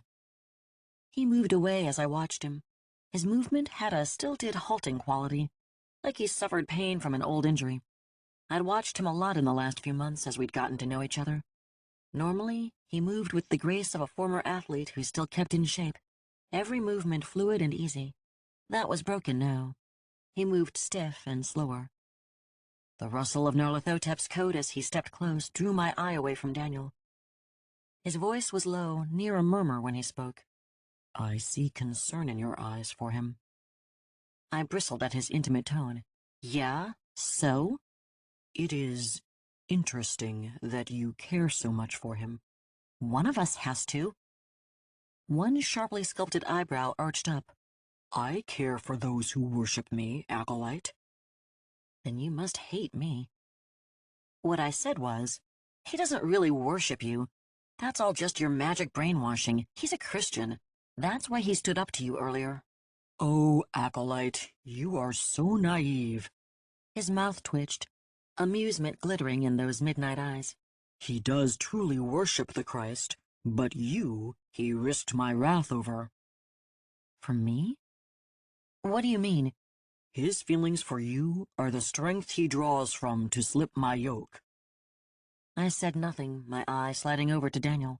He pulled the bags off another IV pole. He will not survive whatever occurs next without my protection. He will be the lamb to this slaughter. The man in black's voice slithered into my head, insidiously rubbing across my brain like rough velvet. Stop fighting me at every turn, and I will grant that protection. Son of a bitch. Send him away and I'll cooperate without a word. I counteroffered. He chuckled. And lose my bargaining chip? I think not. Besides, acolyte, you would not want me to send him anywhere I can take him. The gibbering horrors there would break his mind and flay his soul. He shook his head. He stays with us and fights. You behave, and he lives through this. That is the only bargain on the table. I felt just as trapped as I had ever been. No choice, not really, not one that mattered. I either agreed and kept Daniel safe for now, or left him on his own. I felt my lip curl. Manipulative son of a bitch. My words came through gritted teeth. If you let him get hurt, I will turn on you like a rabid dog. I would expect nothing less from you, Charlotte Tristan Moore. He smiled. Nothing less, indeed. Stop using my full name. Daniel came back holding a 4-foot section of IV pole in his hands. His color had improved and he moved steadier. He wasn't normal, but he looked better. His eyes slid from me to the man in black and back to me. What were you two talking about? The man in black didn't say anything. Strategy, I said. We have a plan? Not as such. Stay close and be careful. He hefted the steel pole, the look on his face determined, brows drawn and his lips set in a hard line. I'll be right here beside you. I can take care of myself. You stay near your master. He shook his head, making his shaggy bangs sweep back and forth over intense green eyes. He can take care of himself. I'll watch your back. He would get himself killed worrying about me. I needed him to stay close to the man in black. I didn't like it, but it was his best chance for surviving whatever came next. And something was coming. Mason had stopped cutting himself, and was now gesturing wildly, bloody hands jerking through the air. The blood from his body lifted, suspending in front of him. It swirled and congealed into a ball of liquid crimson. The air inside his circle of protection crackled with magic that I could now feel against my skin like a pulse. We didn't have long. I pushed Daniel, making him step sideways. Stay with him. Before he could protest again, the air around Mason split like a lightning strike, and a rush of magic spilled out into the room. The spell buzzed in my eyes, and I watched it arc from the ball of blood in front of Mason. It sizzled into the bodies on the beds around the room. They began to thrash, plastic and metal restraints banging against bed rails in a cacophony. Banging and clanging, crashing metal on metal. The beds jittered, skewing sideways like slow-motion car wrecks. The air tasted metallic and sour on the back of my tongue. I leaned toward Daniel, near shouting over the noise. "Did you see that?" His eyes were wide. "I see the octopenis man with no clothes and the spinning disco ball of blood. Is that what you're talking about? He does not have the sight, acolyte. He only sees the natural." The man in black's voice rang clear over the din, more inside my head than out. "Prepare yourself. The moment is almost at hand." The bodies stopped thrashing like a plug had been pulled. An avalanche of silence fell, pulling at my eardrums like a vacuum after the assault of noise a second ago. Then a sound I had never heard before began to build.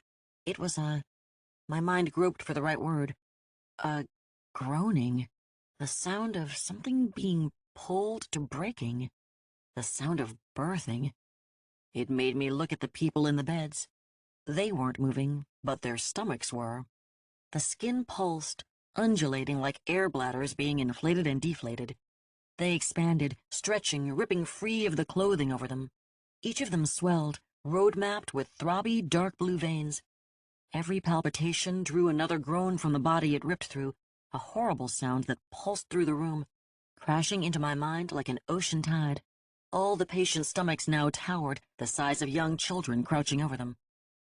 Mason whipped his hands apart and stepped through the ball of enchanted blood. It broke like a bubble, splattering across the tile floor. He screamed across the ward at us. "Now you will see the coming of the glory of Yashogura. Bask in his presence, join his unholy flesh, and know the peace of consumption." The stomachs ruptured in a shower of gore that rained across the room. 24. I turned away as hot liquid ichor splattered down on me. It hit like hailstones, striking hard and drenching me head to toe. My eyes were closed against it, but I sputtered as it ran down my face. I could hear sizzling where it fell on the flame of the firebrand in my hand. I'd stopped concentrating, and the flame had died down to merely a lick of fire, but it still burned, the ichor crackling and popping against it. It smelled foul. Sour vegetation stink and the meaty scent of decomposition. It clogged my nostrils, shutting them tight. Desperately, I wiped my face, trying to clear it away. The sight I opened my eyes to made me forget about the stench. The tumors had burst free from their belly prisons and were crawling across the floor. They stumped along, pulling themselves in trails toward Mason. Some rolled, some lurched, some wriggled, but all of them moved. They were different shapes, different sizes. Here, one with tiny claw-tipped limbs hooked the tile and drug itself forward. There, one with a row of jagged teeth swirling through its discolored flesh, buzzed in place. Another trailed a length of hair behind it that spread the floor like a ratty blanket. As they met in front of him, they bumped together, quivering as they rubbed. Two tumors would rise, pressing hard against each other until their membranes would slip, allowing the cancerous flesh of one to run and pour into the other. They joined, metastasizing, growing into a monstrosity. It made a wall of tumorous flesh that throbbed and glistened. The pieces I had seen in the tumors slid through the mash of diseased flesh, swimming into place until they formed a mass covered in mouths and eyes, with two long, slender limbs hooked with claws designed for pulling prey in close. The mouths chewed even though they were empty, a continuous rumination on invisible cud. "What the hell is that?" Daniel sounded hushed, awestruck. "That," the man in black lifted his sword, "is the thing we have come to kill." He looked over at me. His voice echoed inside my mind. "Remember our bargain, acolyte." I nodded sharply and followed the Chaos God into battle against the Cancer God. As we drew near, Mason began to laugh again. It was hard to hear over the wet, squelching suction sound that came from the hideous mass of his god as it shuffled forward. The man in black stepped in front of it. The cancer god towered over him, looming in an avalanche of carcinoma waiting to break and fall in a crushing wave. Nyarlathotep looked up, calm and serene as he swung the sword in an almost lazy arc, the razored edge twinkling in the overhead light. It took forever for the blade to strike. It bit deep, diseased flesh parting in a spill of fluid. The sword slipped straight through like quicksilver, not dragging, pausing, or catching. The flesh of the cancer god didn't resist, merely parted around the blade and slapped together on the other side like wet lunch meat being stacked. Part of the cancer god towered over me. My mind split in two. One part of me felt small, weak, and powerless in the face of such monstrosity. It was the part damaged so long ago, the broken part that never healed, just got pushed down. She made my knees weak and my blood run cold with her fear. The other part of me, her sister born in the same moment, was tired of that feeling. She held a storm of angry, full of white-hot wrath. She pushed magic down my arm, into the symbol cut into my palm and into the firebrand. A 4-foot blade of conflagration jolted out of the firebrand. The cancer god howled at me with dozens of mouths and lunged, falling toward me, wanting to crush me beneath it, to absorb me into itself. Twisting with my hips, I drove that cremation-hot blade of fire deep into one of the open mouths. It slid in, the flesh around it bubbling, melting into a boil that spilled out and around the fireblade I held. The other mouths screamed, and the whole mass of Yar Shagura lurched to pull itself away. My mind went blank, reverting to my training, and I lunged after it, pressing the advantage. Sawing, my arm swirled the blade inside the cancer god. I pulled up, leaning into it, dragging the fireblade through diseased flesh. I managed to cut upwards until the flame sword ripped free, making me stumble, nearly falling on the slime-covered floor. The cancer god recoiled. The wound channel didn't close, didn't shut. It gaped, cauterized and sealed. I drew back to strike again when the man in black called me. Acolyte! I looked quick, not wanting to take my eyes off the retreating cancer god. The man in black had become a blur of darkness. His coat roiled around him, slapping against the cancer god, holding the monstrosity back while its master wove a web of razored steel. The man in black leaned left, stretching long over his own leg, and sliced viciously. A piece of Yar Shagura plopped onto the floor. Daniel darted in, spearing it with the steel pole as it tried to crawl back to its host. A gout of brackish fluid pumped out, through the hollow pole and over his shoulder. Arms straining, he pulled the chunk of living meat across the floor, dragging it away from the host. It quivered and strained, a fish on a hook, shaking and jerking, trying to free itself. I ran over. "What do you want me to do?" Burn it! He yelled over the sucking noise of the cancer god moving along the floor. He picked the tumor up with the pole, holding it out like spitted meat to be cooked. I swung the firebrand, bathing the tumor chunk in flame. The fire crackled along its lumpy surface, and it began to sizzle and pop, releasing a hissing scream. I'd heard that sound before. Lobsters make that sound when dropped live in boiling water. High-pitched and horrible, it made me feel bad. Then I remembered. This was cancer. This thing I burned, that I tried to kill, was the embodiment of the most evil disease I'd ever seen. It had taken a person's life, its host, using them up as its food.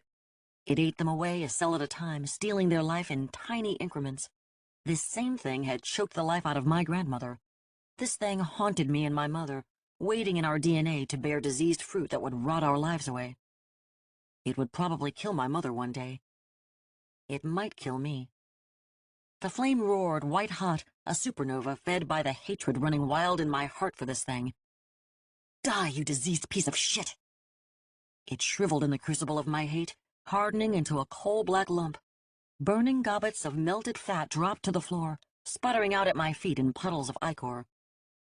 "Oh, shit!" Daniel cried, dropping the pole to clang against the tile.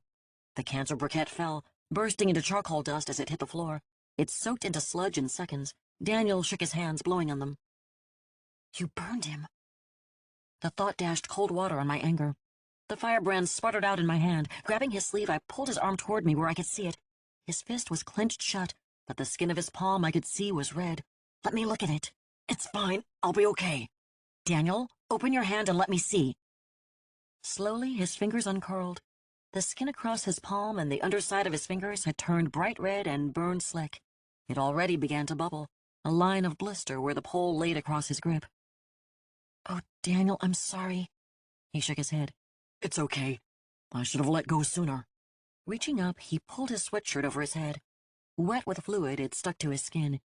He dragged it off, wrapping it around his hands. I watched the play of his muscles. They pulled and bunched smoothly under his skin.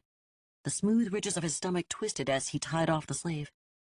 In the midst of all the chaos, for one confusing moment, all I wanted to do was run my fingers across his skin, to touch him, to brush my nails across the hollow of his hip bone, or run them up to his chest. He looked up, caught me staring, and smiled the full Daniel smile, the sweet one that held a little streak of wild, a little recklessness. It made his green eyes look untamed and sparkle like the stars in the sky. And it took my breath away. We were caught in a moment, time suspended around us, and for that too brief capsulate, nothing else in the world mattered. No man in black, no cancer god, no battle raging just across the room. Nothing but him and I and the look we shared. Then it all crashed down around us. 25. Mason appeared, just there suddenly, standing between us. His arm lashed out, a golden blur that crashed against my chest and lifted me off my feet. I flew back and crashed against a bed. Pain, hard and sharp, drove into my back, shoving air out of my lungs in a clenching spasm, as though there wasn't enough room inside my body to hold both. I slammed face first to the floor. For a second, all I could do was lay there, my mind screaming at me. "Get up! Get up!" I listened, getting my hands under me even though it made my bones ache. I pushed myself up. The firebrand was gone, lost in my fall. I didn't look for it. I looked for Daniel. He hung at the end of Mason's arm, feet dangling off the floor. He fought and kicked, fists pounding the arm holding him. With a snarl, Mason drove him to the floor. Daniel crashed. He kept his head up, rolling tight from years of wrestling training to keep from getting a concussion, but the slam drove the strength out of him. He fell limp, still struggling weakly, as he gasped for air. Mason knelt over him, pressing him down with one arm. Mason was still naked except for the weird amulet that hung and swung from his neck. His free hand reached out and found one of the tumor chunks that the man in black had carved off his god. He raised it over his head, hot pink magic crackling up his arm and through the mass. Oh no. Diseased flesh began to run, stretching like obscene silly putty in his fingers. I scrambled, feet slipping on the wet floor. I wasn't going to make it in time. Mason's hand fell like judgment, slapping the molten tumor across Daniel's face. "No!" I screamed. The liquefied flesh became a call, covering him from hairline to neck, covering his mouth and nose. Daniel's hands scrabbled, clawing furrows in the thing on his face, trying to get it off. It molded like wet clay, slipping around his efforts, keeping him smothered. I screamed in rage as my feet got traction and started running. Mason turned toward me, smile wide on his face.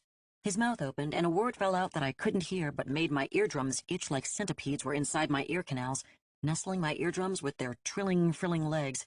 He leapt, crashing against me and driving me to the floor again. His hands clamped my wrists, and I screamed out the only thing I could. "Master!" The man in black whirled, red right hand still swinging the black-bladed sword at the cancer god. Pieces and chunks littered the floor, quivering and crawling at his feet. The coat swept around him, pushing them away from their host, keeping them at bay. It was tattered and torn, chunks bitten from it by the mouths and the pieces it battled.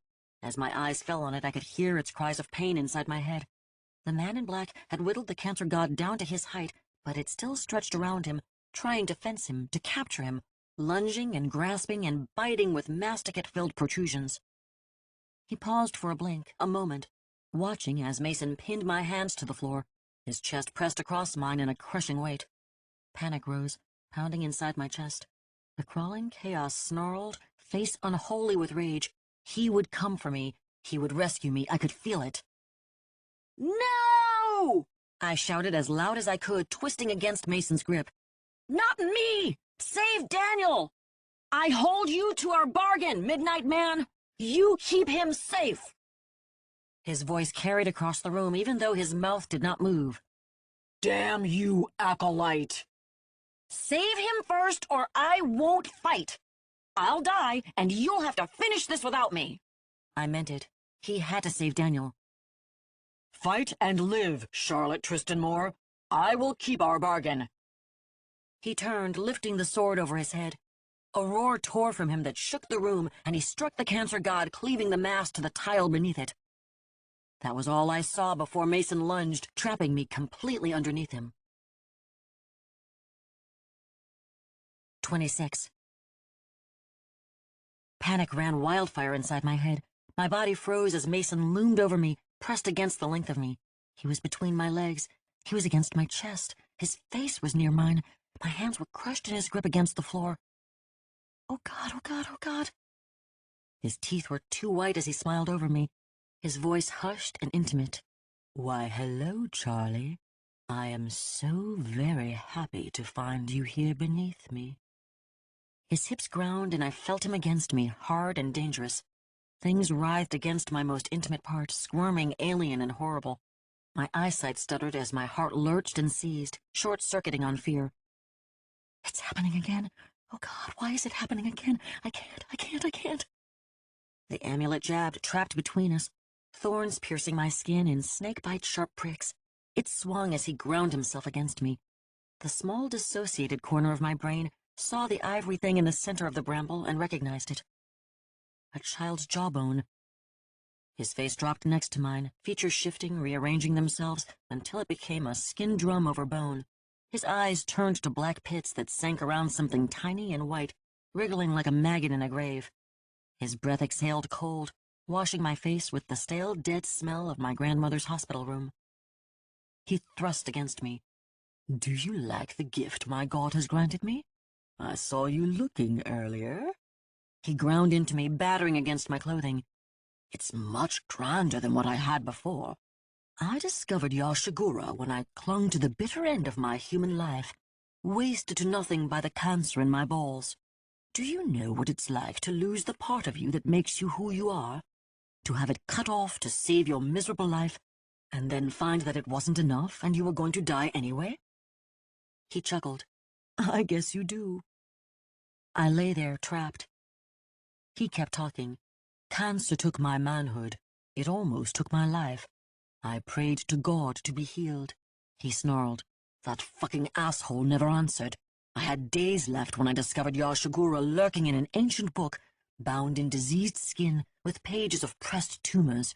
I called to him, and he answered. He lunged, trying to drive me into the floor, trying to crush my pelvis. He replaced my worthless manhood with a piece of himself. That thing squirmed against me. Terror pinned me to the floor, surer than his hands on my arms. He leaned closer, dipping his face toward mine. I know about you, Charlie. His lips were stretched worms over his teeth. They moved above mine, shiny and tight, barely away from brushing against my own. I know what happened to you all those years ago. The words broke through my panic, turning the boil of thought to a simmer. He knows? How does he know? He pushed again, thrusting against me hard enough to bruise. I know how you laid there and took it like the worthless whore you are. No, I had no choice. His lips touched mine. Did you ever think it would happen again? I know you want it to. No. Did you ever think you would be fucked by a god? His mouth dropped against mine, tongue worming its way into my mouth, driving, forcing, pushing past my teeth and my tongue. It tasted of black mold and rot, squirming inside, brushing the back of my throat. My gag reflex kicked and I choked. I couldn't breathe. Pain throbbed in my jaw as my throat spasmed. He pulled out with a harsh jerk. Air rushed in. I gasped around the pain and burning humiliation. Mason purred and it vibrated my chest. You're a good kisser, Charlie. I think I'll have some more of that. My mind shut down. The panic inside me went silent and white and empty.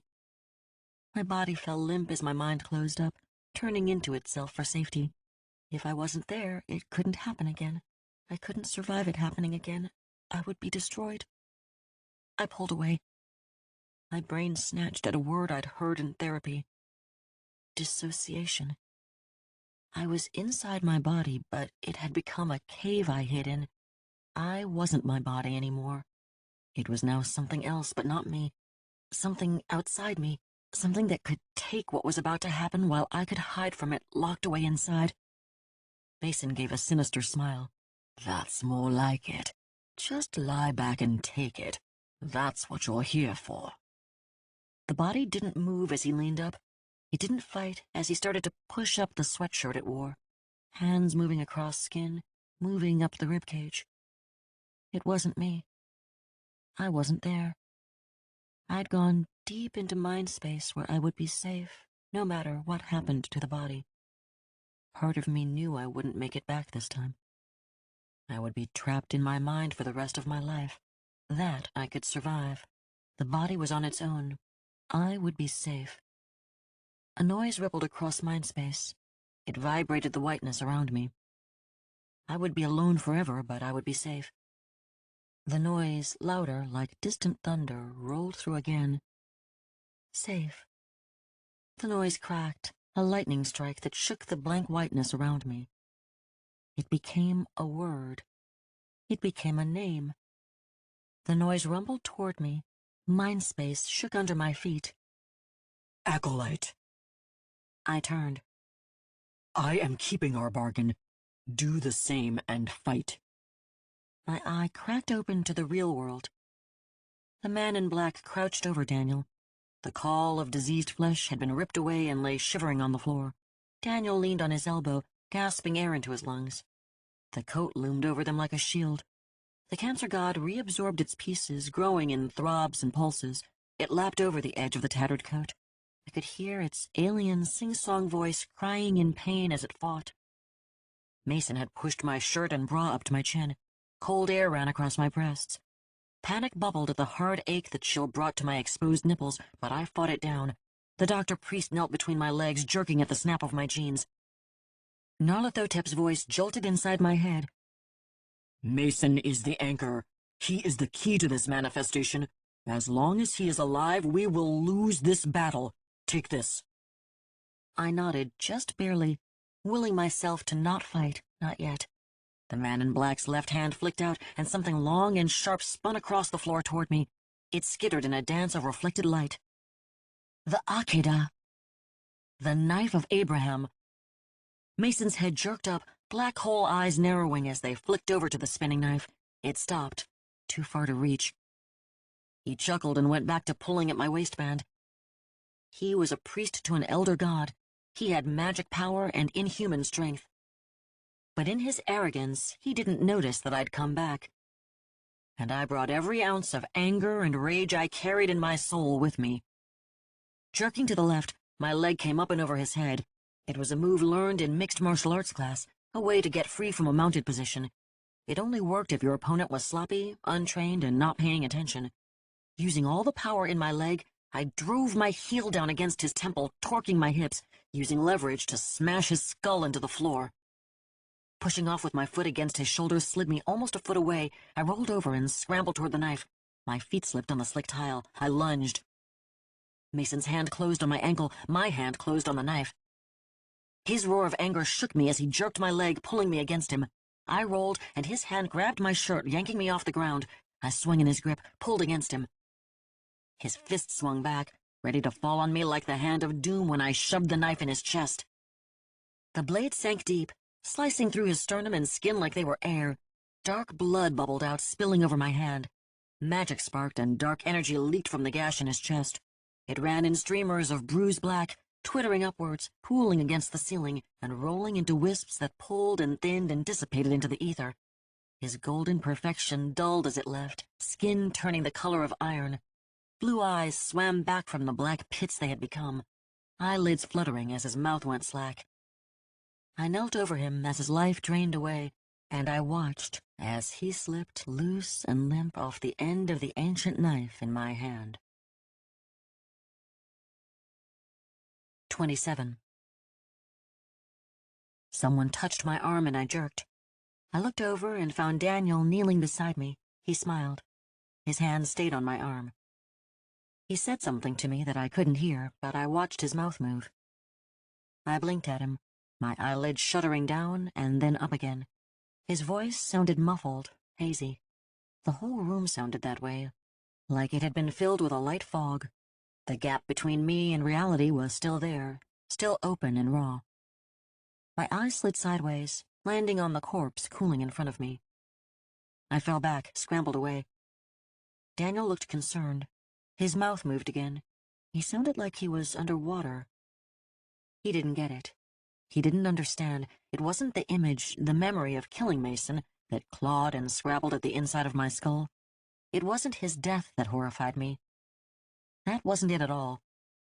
Back in my body, my mind had to deal with what he'd tried to do, what he'd threatened me with, what he'd almost accomplished. His hands were on me. He'd touched me. Like they had touched me. The world was too bright. Everything was too close, too sharp, too harsh, too real. Daniel reached toward me again. I jerked away, frantically climbing to my feet. The man in black finished chopping up the leftovers of the cancer god. He walked behind Daniel, wiping his sword clean with the end of his coat. Daniel said my name. I turned and ran with every ounce of strength I had left. 28. The night was bright and clean and sharp as broken glass when I burst through the door and spilled out onto the grass. My lungs hurt as I bellowed air between sobs.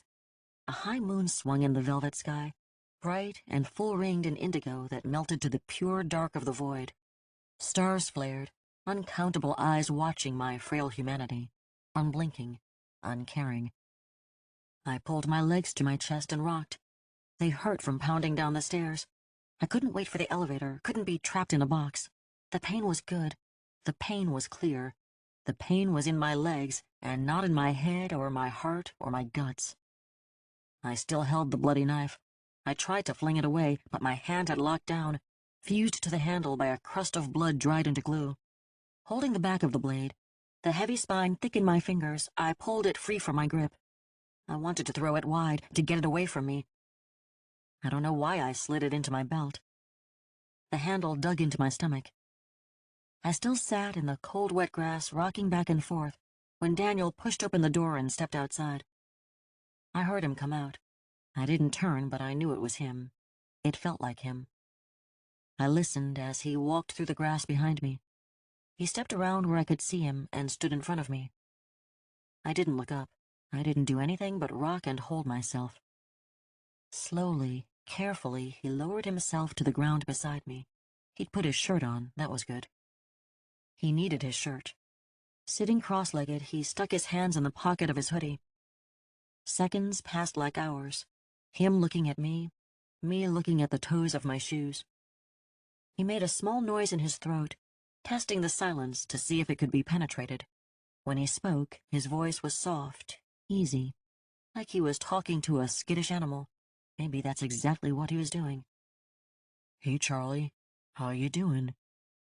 I didn't answer. He bit his lip, trying to think of what to say next. It took him a minute to find it.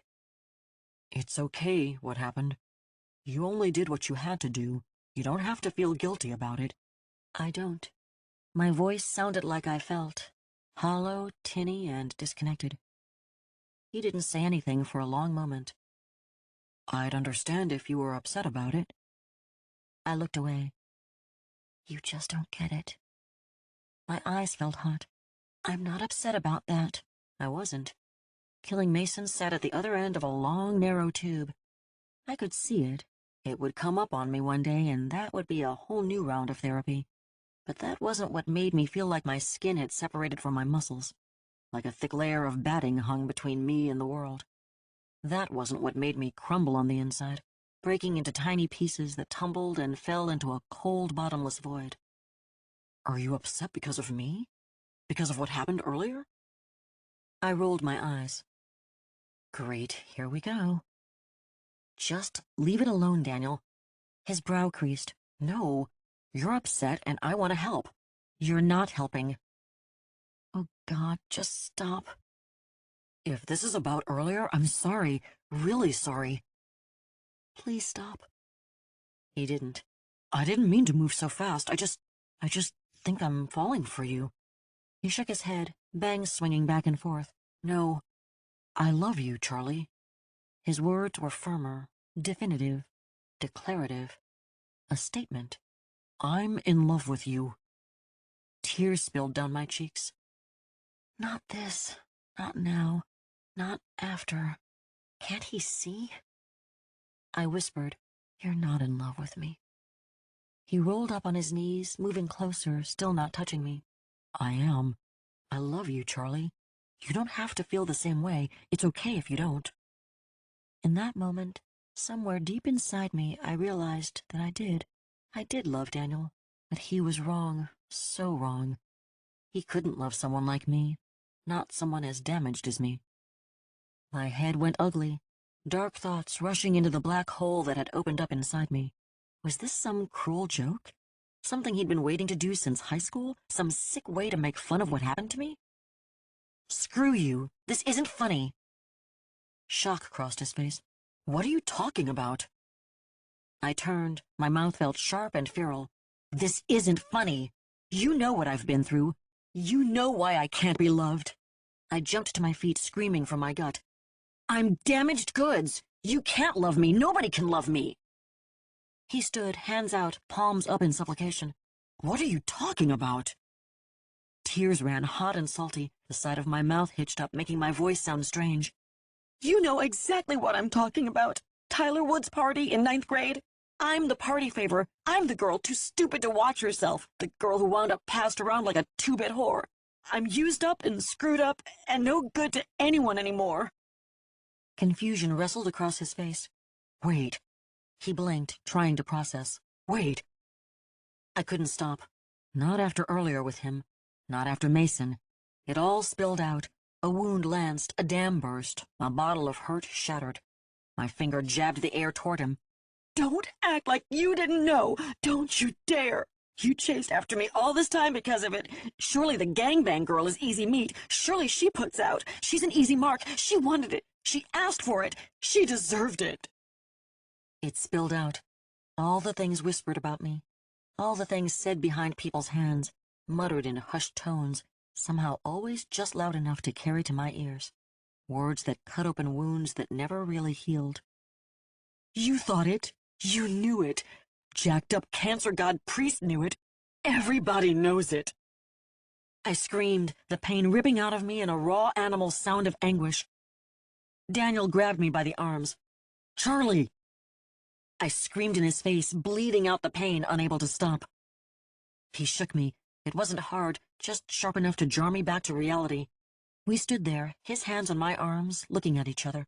Tears ran down his face, tracing the edge of his jawline, hanging in shaky, silvery droplets before falling. I never thought those things. I didn't know. I swear to you, Charlie. I didn't know. You're a liar.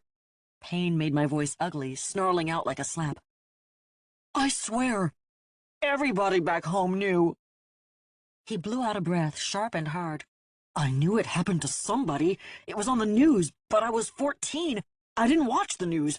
I had no idea that was you, I promise. I looked in his eyes. They stared back at me, green and bright. And completely honest. Damn it. I believed him. He didn't know.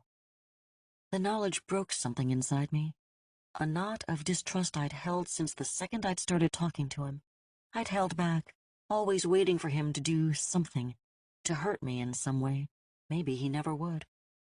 Maybe the time had come to stop living a half-life of doubt and suspicion. Could I know love? I stepped into his arms. Carefully, he put them around my shoulders as I pressed my face against his chest and cried out the pain. He held me and made soft shushing noises of reassurance. A small surge of wild panic started, and I pushed it away. I could trust Daniel. I could love Daniel. We stood like that until all the poison had leaked out of me, until I came up empty and dry, until all the pain and hurt and betrayal had been spent. I wasn't fixed. The scars were still there and always would be. But now, maybe I wouldn't have to bear them alone. The cold began to set in through our clothes. Pulling away, I wiped tears from my face. Daniel had a look on his face. "What is it?" I asked. He shook his head. "Tell me. No need for secrets now." He sighed. "I was just thinking about what happened between us. I feel like a complete asshole." He looked away. "I understand why you reacted like you did now. I'm sorry for doing anything to bring back that pain, for making you feel that way again." I touched his face, turning it so he had to look at me. "Our misunderstanding," I searched for the right words to explain. "It made me feel scared and helpless. Angry. It hurt because I thought you knew and just didn't care what I'd been through." His mouth opened to speak. I put my fingers over his lips and shook my head. "It's my turn. Let me finish." He nodded. I continued. "What happened was horrible. The worst thing I can imagine. Not just the physical stuff, but the pain in here." I touched my heart. "And the pain in here." I touched my head. "It destroyed who I was for a long time, and it still messes with my head. It probably always will." My hand moved to his chest. "But what you did was just a mistake, and nothing like what happened then. That night, those animals left me feeling like I had been turned inside out." I stopped talking. If I kept talking, I would cry again. I didn't want that. I wanted to be done crying for the night. Daniel gently pulled me close again. His voice was soft in my ear. "I am so sorry you had to go through that." "I am too." I burrowed close in the safety of his arms. "I just wish those assholes could feel like they made me feel. Especially Tyler. He's the one who started it that night. The one who pulled me into that room. He should know what it's like to be ripped apart, to have everything you are turned inside out." The moment the words left my mouth, I regretted them. The torque around my neck tightened, constricting in a hard line, bruising the skin of my throat as magic welled up inside me. The warm rain fell against my skin under my clothes. What? Ashtoreth's gift struck, and the rain scraped me raw as it jerked us both through time and space. It was different this time. I was pulled, stretched, and dragged into a howling dark void. Vast planets that hated us spun and twirled as we passed, turning their terrible faces to destroy us in their own inexorable rotation. 2 moons locked in orbit, both conspiring the other's demise. Things gibbered by, scritching and tearing at us, made of strange geometry that ran the blood in my body cold. My eyes slammed shut, and it didn't help. The horrors still seared through them as if my lids had been made transparent in the face of unimaginable iniquity. Things never human swept by. A malevolent entity, incomprehensible to our tiny human minds, swirled toward us as we shunted the edge of it, barely skimming past, and I knew that if we had even brushed against that color, we would have been obliterated, snuffed from existence. Madness acid-washed my mind, welling up, trying to drown my soul. I was very nearly lost when we crashed back into our reality, nowhere near where we were before. 29. Noise pressed all around me, constricting me. On my hands and knees, the world gone black, my eyes squeezed tight like they'd been nailed together. I didn't want to open them. Nothing good would be there when I opened them. What the hell was that? My brain scrambled, turning circles, trying to reorient, to make sense of what happened. Think, one thing at a time. What do you feel? Something rough under my hands. Not gritty, not hard, just firm and textured, and warm, sticky. What do you smell? I breathed, pulling the air in my mouth, tasting it on the back of my tongue. The smell of a playground. Metal monkey bars, to be exact. Iron left out and heated in the sun. What do you hear? I clamped down, concentrated, pushing out of my head the echo of the howl in the void. Noises all around me. They started separating, pulling apart as I concentrated. A rhythmic sound welled up. A noise that came and went, sweeping in and out like a tide. A wet sound, harsh and raw. Someone's throwing up. I could hear shouting. How many voices? 3 voices. I recognized one as Daniel. The other 2 were male, one rough and raspy, the other shrill, caught under with a brittle edge of panic. They jumbled, running over each other. What the fuck? Who are you? What the hell just happened to Tyler? Good. You did good. Now, what do you see? I opened my eyes. I knelt on red carpet. Red, shiny carpet. Red, shiny, wet carpet. The carpet under me was saturated with blood. I recoiled in horror, scrambling backwards. My eyes jerked around the room, trying to take it all in, trying to see everything at once. I was in a room, a bedroom. Familiarity pushed the skin of my brain.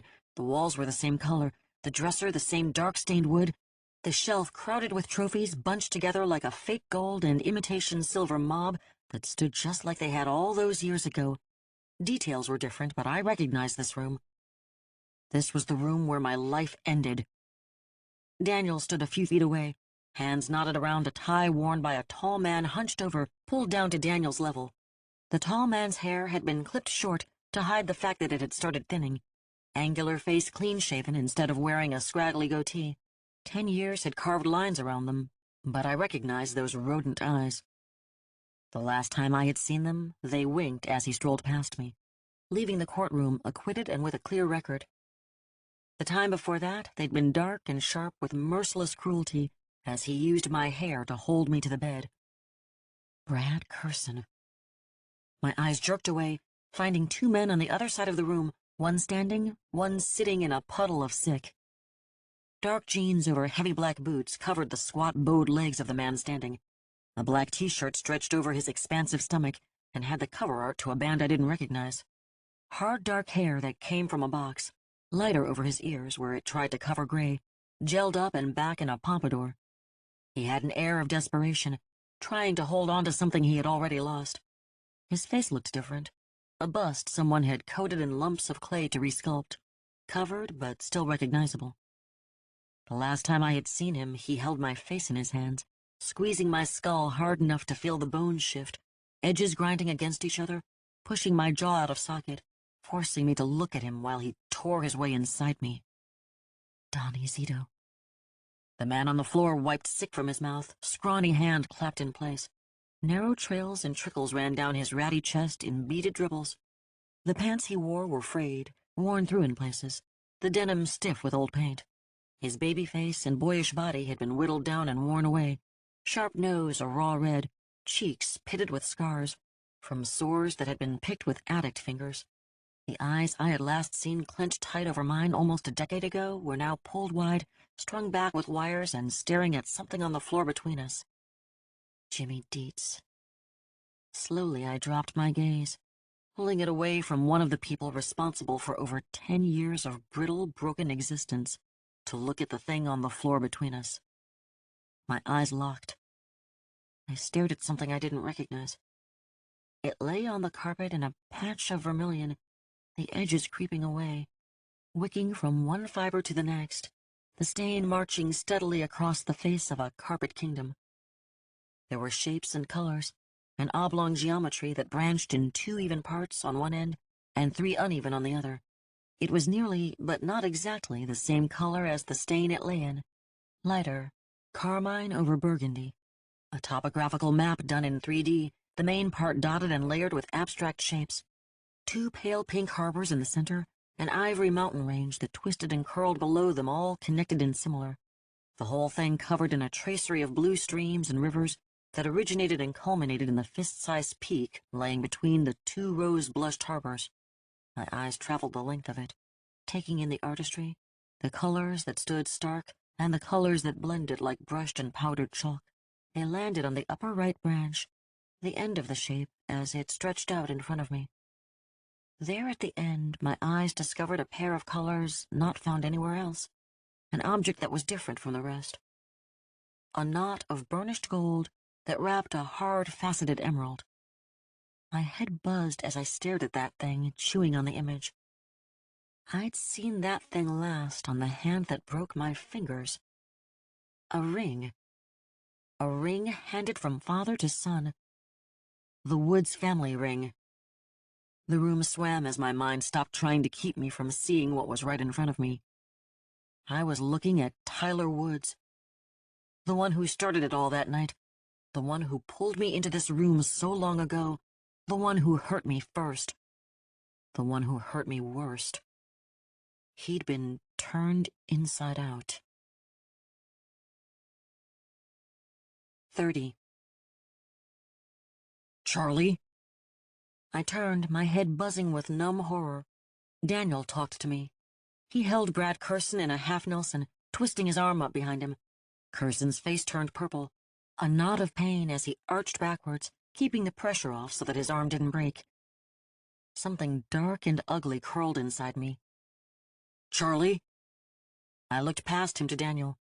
Curson was taller, but Daniel had complete control, using skills and strength still held from high school.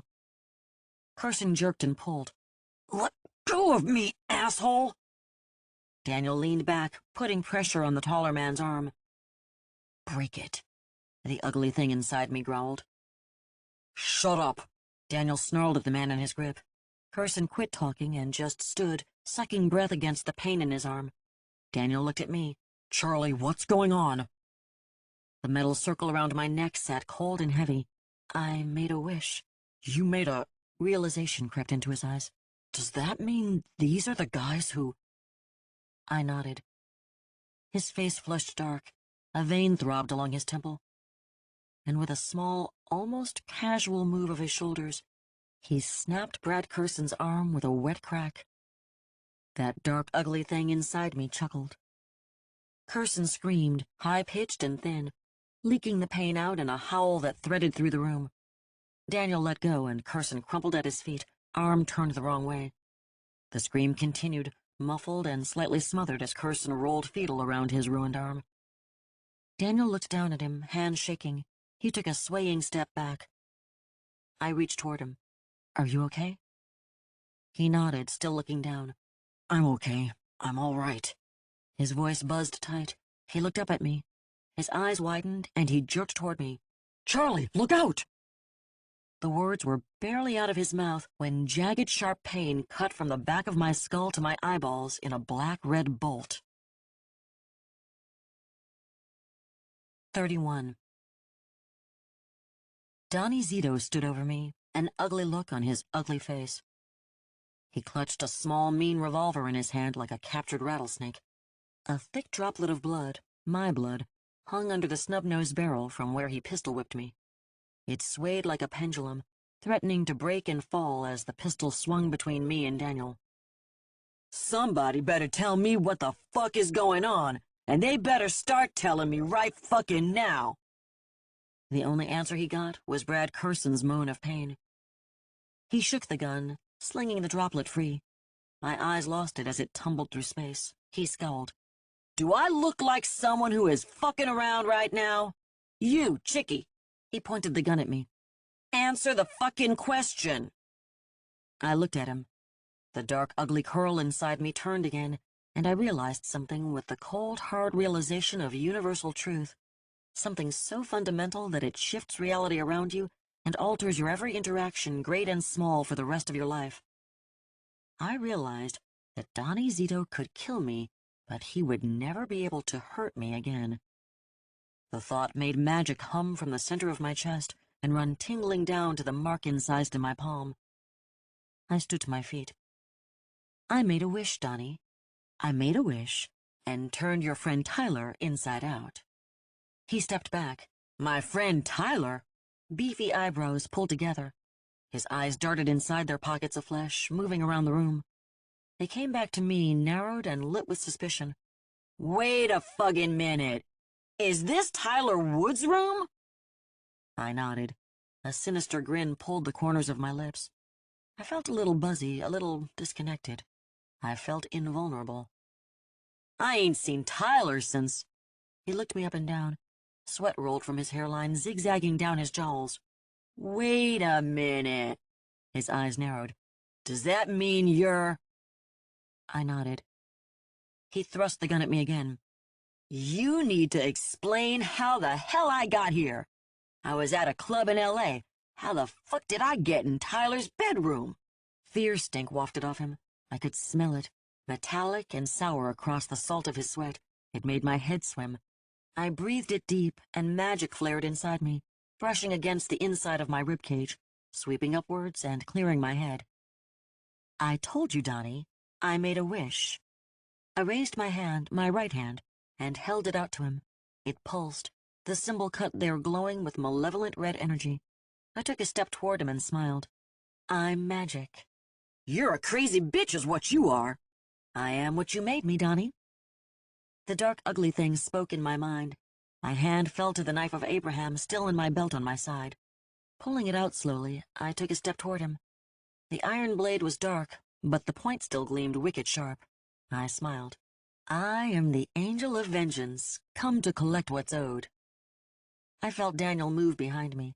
I didn't turn, my eyes pinned on Donnie Zito. Daniel's voice spoke. Charlie, are you sure this is a good idea? I ignored him and took another step. Donnie Zito moved back. Careful, Donnie. I pointed the knife at him. The magic inside me spilled out of my mark, trickling and sparking off the iron blade. You're going to step in Tyler if you don't watch out. I giggled, and it cut through the room, sending chills up my own spine. Donnie flinched. He jerked and looked down, booted foot squelching in the soaked carpet. He shouted and danced to get out of it. I turned, keeping him in my sight. The gun in his hand swung to me, his face dark with anger and fear. Bitch, I am gonna gut shot you if you don't get me out of here. You can't hurt me, Donnie. His lip curled into a snarl, pulling up like he'd been fishhooked. I hurt you before, bitch. I hurt you real good. His voice dropped into a mean, intimate tone. I still think about it when I whack off. Rage crept up my spine, slow, inching along, crawling its way into my brain. His smile was an ugly, twisted thing. Oh, yeah. I still think about our time together. I always wanted us to have another date. It wasn't a date, you bastard. The words hurt leaving. Call it what you want, Cupcake. I don't care. It was good times. I said nothing. The fuse burned. Daniel moved.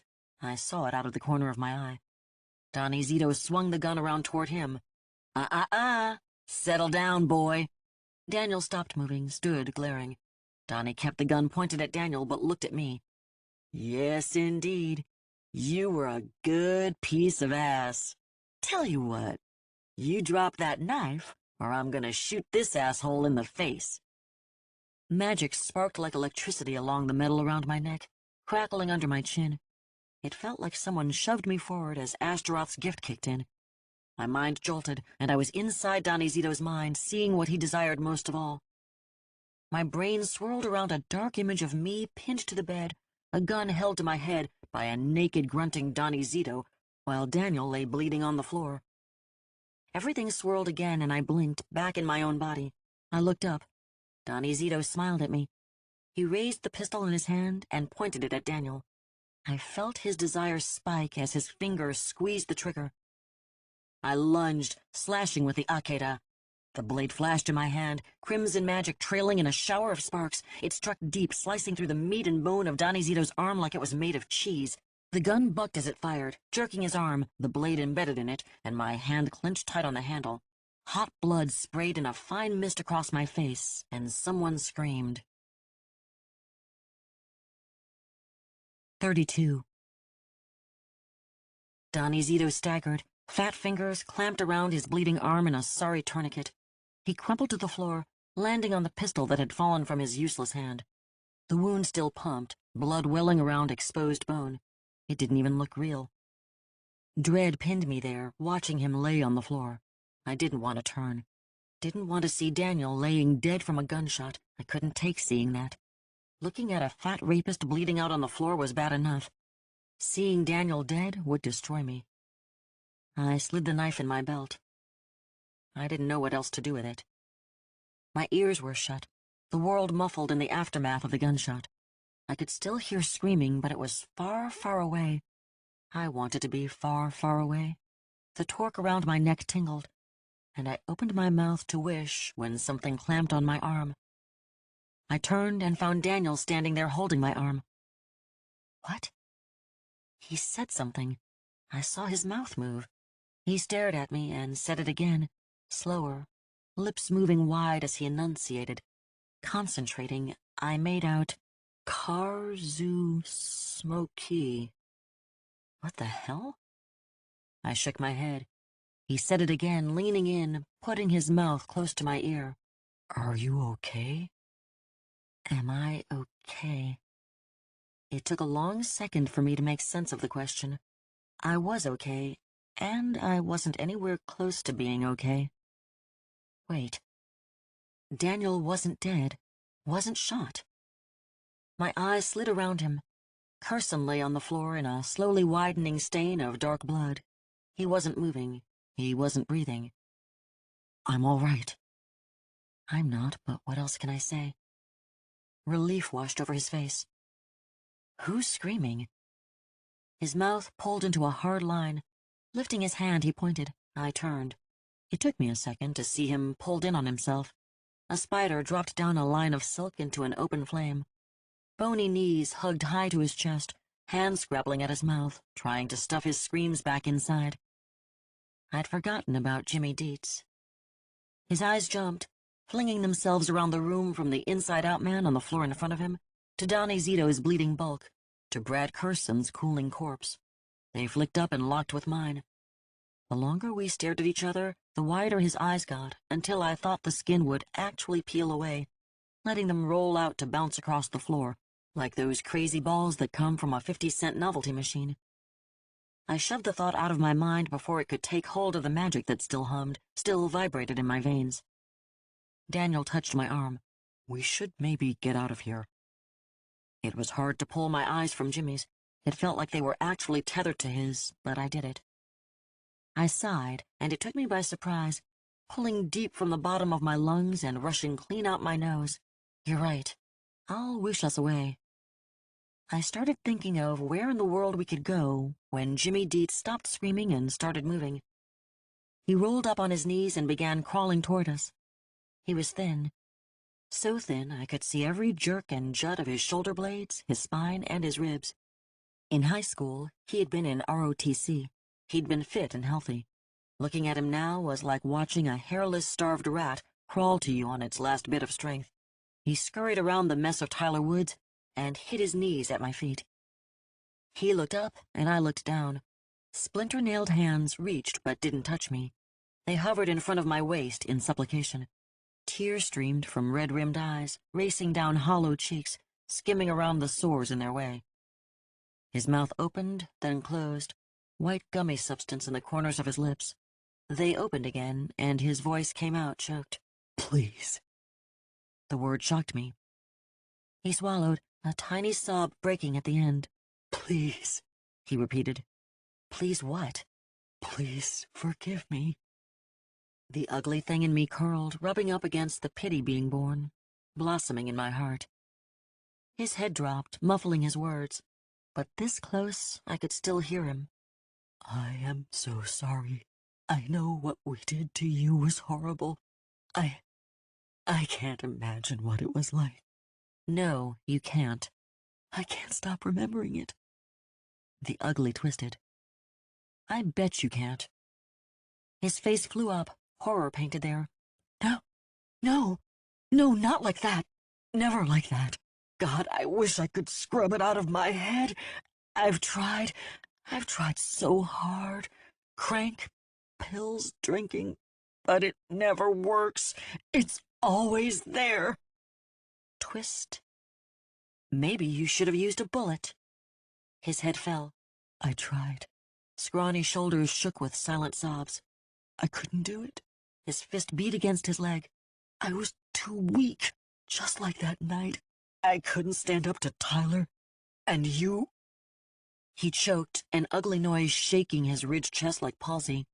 I'm so sorry for what I did, for what I let happen. Ragged fingertips moved to his temples, rubbing in circles. It's been horrible.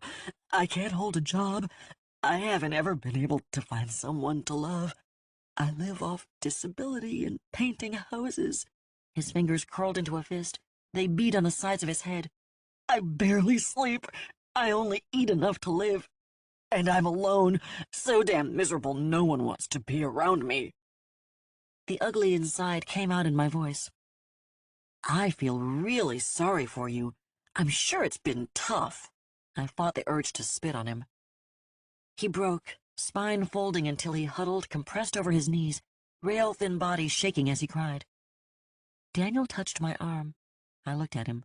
He ran his fingers through his hair, not looking at me. What? It took him a second to speak. Listen to me, Charlie. Hear me out. I'm not saying he deserves it, but maybe you should forgive him.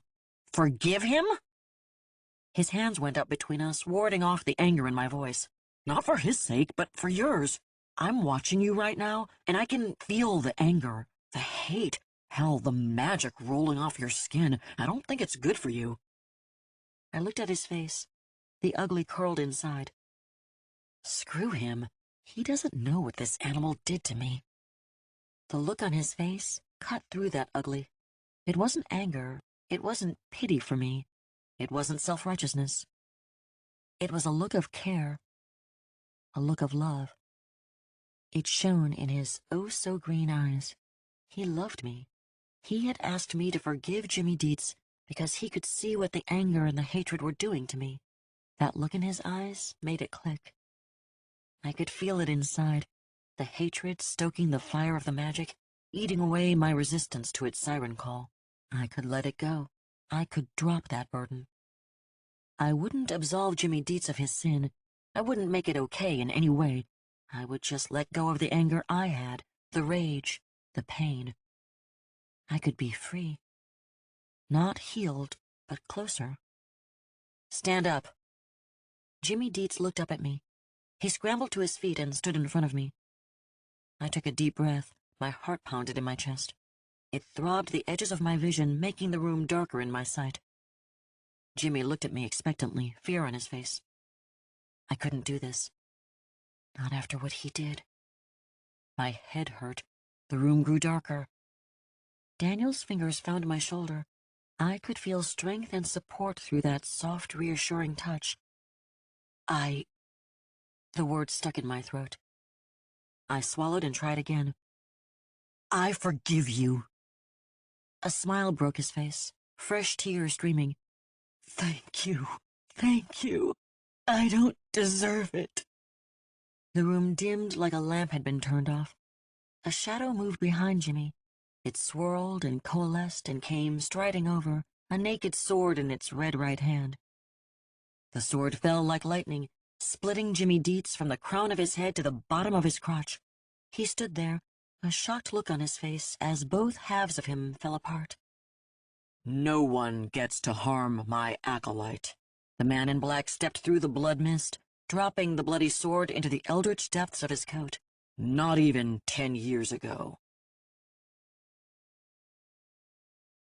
33. My hand slid across the mirror, wiping away condensation in a smear. The shower ran behind me. Hot water rolling steam into the bathroom. My bathroom. I stared at my reflection. I look like shit. A fine layer of grime covered my face, turning my eyes into black holes. My eyes are dark. It's part of my heritage. But now they look painted. Cimmerian circles around both, as though I'd been awake for days. The skin over the right one was discolored. It hurt to touch, a deep soreness under my fingers. It also felt mushy, swollen. It's from where your face got slammed into the door. All the way back at the beginning of this night. God, that felt like weeks ago, but it had only been just a few hours. Damn. I turned my head slowly. I didn't want to, but I had to. I looked at my right ear. It wasn't as bad as I thought it would be. It looked a little weird, but I couldn't really see it. Using a finger, I moved the hair curling over the top rim of cartilage. It was stiff, hard with dried blood that cracked and crumbled under my touch. It stuck to the torn flesh like a hard-packed bandage. I took a deep breath and pulled it away. It didn't hurt. I couldn't feel it at all because of whatever Nyarlathotep had done earlier, but I still had to grab the sink to keep from falling down. My ear was ruined. Taking a deep breath, I pulled together my resolve and looked again. The ear looked perfectly normal on the bottom half. The lobe still curved delicately to my jaw. It still had the diamond earring given as a graduation present by my dad. But the top half? The top half was destroyed. It had been torn into 4 jagged sections, and a piece was missing. I could see white cartilage in the tears. It didn't look like an ear. It looked like mangled meat. How will you explain what happened to people? This would be out there, out where the world would see it forever. Maybe a doctor could fix it, but I couldn't afford that. What would I do? Scarves? Hats? Grow my hair out? The thought made my stomach hurt. I had short hair. I'd cut it short the day I got out of the hospital and have kept it short since. The thought of growing it long tripped the ugly old feelings. It dragged my mind off my ear and shoved it toward what happened earlier.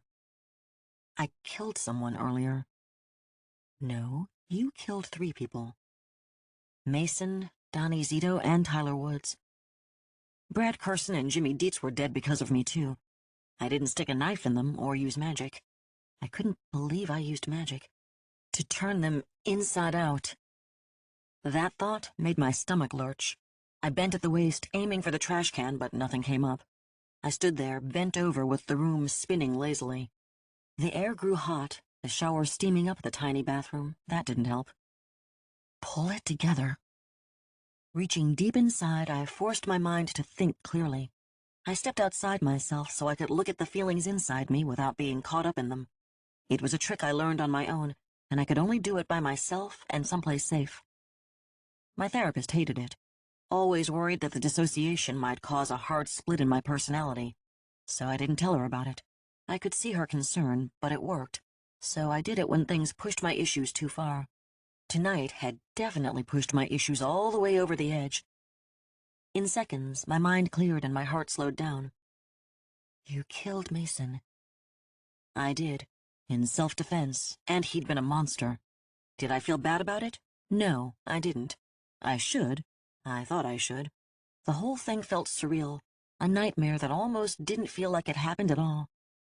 The image of him, of his face as the knife sank into his chest, swam up in my mind. My body had the memory of the knife sliding in, stopping when the hilt hit his sternum, his weight pulling down on my arm as he slid off, and the jerk upward as the weight fell off. I could feel all these things like they were happening at that very moment. But I didn't feel bad about them. What about Tyler Woods? The image of Tyler reduced to a mound of meat smeared across my mind. It blared, filling my mind space in lurid colors and grisly shapes, a geometry of gruesome. It was a disgusting picture that I could feel would come back on me. I would see it for a long time, maybe even the rest of my life, my nose filled with the wet, hot scent of raw flesh dredged from memory. It repulsed me, but I didn't feel guilty about it. I didn't do that to Tyler Woods. I didn't actually want that to happen to him. It was an accident of my magic. Magic that I didn't want. What was I doing being able to cast spells? How did I have the power to do something like that with just a casual wish? I looked down at my hand. The symbol cut there, now raised red lines of angry flesh. They'd sealed over and lay stark across the plane of my palm. Looking at the symbol made it tingle. I rubbed it across the front of my hoodie. My mind went back to the fact that I hadn't done anything to Tyler on purpose. It had been the magic's fault, not mine. But did you try to wish him back to life? Guilt panged across the dissociation, echoing hollow against the space between me and my feelings. No, I didn't try. I should have. I should have wished him to be not turned inside out. It might have worked. Even as I thought it, something inside me knew it wouldn't have. Donnie Zito shot Brad Carson because you stabbed him. The gap I'd made in myself narrowed, squeezed in by the truth. I hadn't meant it, but it happened that way. And the man in black killed Jimmy Dietz because of you. He did. The gap slammed shut, dissociation crumbling in my mind as my feelings swarmed into my mind. I hadn't wanted any of it to happen. I had wanted all of it to happen. They all deserved it after what they did. I didn't try to kill any of them. But they're still dead. I stumbled, my knees suddenly unhinged and slid down to the floor. The weight of all that had happened pushed me down. It crushed my chest under its weight. God, please forgive me. The tile was cold under my face as I wept. 34. Daniel turned as I stepped into the kitchen. clean and solid once more. He swallowed the spoonful of soup he'd just taken. Wow, you look... I stopped. What? What did I look like? Crap? He finished. tough. I don't know how long I laid on that floor. Long enough to cry out all the guilt over what I'd done and what had been done for me. Long enough to reconcile the part of me that was glad at what happened to those 4 animals. Long enough for the water to be ice cold when I dragged myself into the shower. It still cleared my head and washed away the dirt and dried blood. I'd dressed in clean clothes, another pair of jeans and a long-sleeved shirt, but this time I had on sturdy hiking boots and a watch cap that covered my ruined ear. The torque from Ashtaroth still lay around my neck, and the knife of Abraham jutted from my belt. It somehow felt right there, laid over my hip and close at hand. I looked tough? I could own that. I felt tough. I was compartmentalized and reconciled enough to have a talk with the man in black. Alone. He sat at the table across from Daniel, sipping coffee from the same George Takei mug as earlier. He looked exactly the same as at the beginning of the night. Everything we had been through in the last few hours hadn't affected him at all. The benefit of being a chaos god, I suppose. Daniel, on the other hand, looked terrible. He slouched over in his chair, hair hanging lank across his forehead. I'd sat and talked with him a lot over the last few months, and I'd watched him carefully. Daniel didn't slouch. He had almost impeccable posture, sitting spine straight and shoulders wide every time. Even once our talks moved to his apartment, he would slide down, head on the back of the couch and legs stretched out before him as we discussed everything under the sun. Even then he didn't slouch. I'm a sloucher. I always have been. But being around him made me sit straighter, made me pay attention to my posture. To see him bent nearly double over a bowl of soup drove home how hard a night he'd had. I walked over to him. He smiled, reaching for me. His hand stopped before touching, and his eyes went to the knife on my hip. Its edge gleamed wickedly in the kitchen light. He wasn't sure where to put his hand now. I took it to save him the problem. His skin felt clammy against mine, so cold his fingers felt wet. Face pale, purple-black smudges crouched under his eyes, and his lips were colorless. His oh-so-green eyes were bright and glassy, sheened over with something like a fever. He looked like someone who should be in a hospital receiving fluids. "Are you okay?" I don't know why I whispered it. He nodded, turned in his chair. I'm fine. The soup helped. Where'd the soup come from? His head tilted toward the man in black. He found it in the pantry. I looked over. You made him soup? A dark smile twitched his face. He raised his mug. He did not want coffee. Daniel didn't drink coffee. All the times we'd gone to the coffee shop, he always ordered juice. The thought of the crawling chaos opening a can of soup and working the microwave with his red right hand flashed in my head. It was weird. And damn creepy. Daniel shifted. I know now isn't the time, but you smell really good. I laughed, and it caught me by surprise. Thank you. My fingers found his hair, the wayward cowlick behind his ear that he couldn't control. I'd always wanted to touch it before. It's called soap, and there's more upstairs in the shower if you want to use it.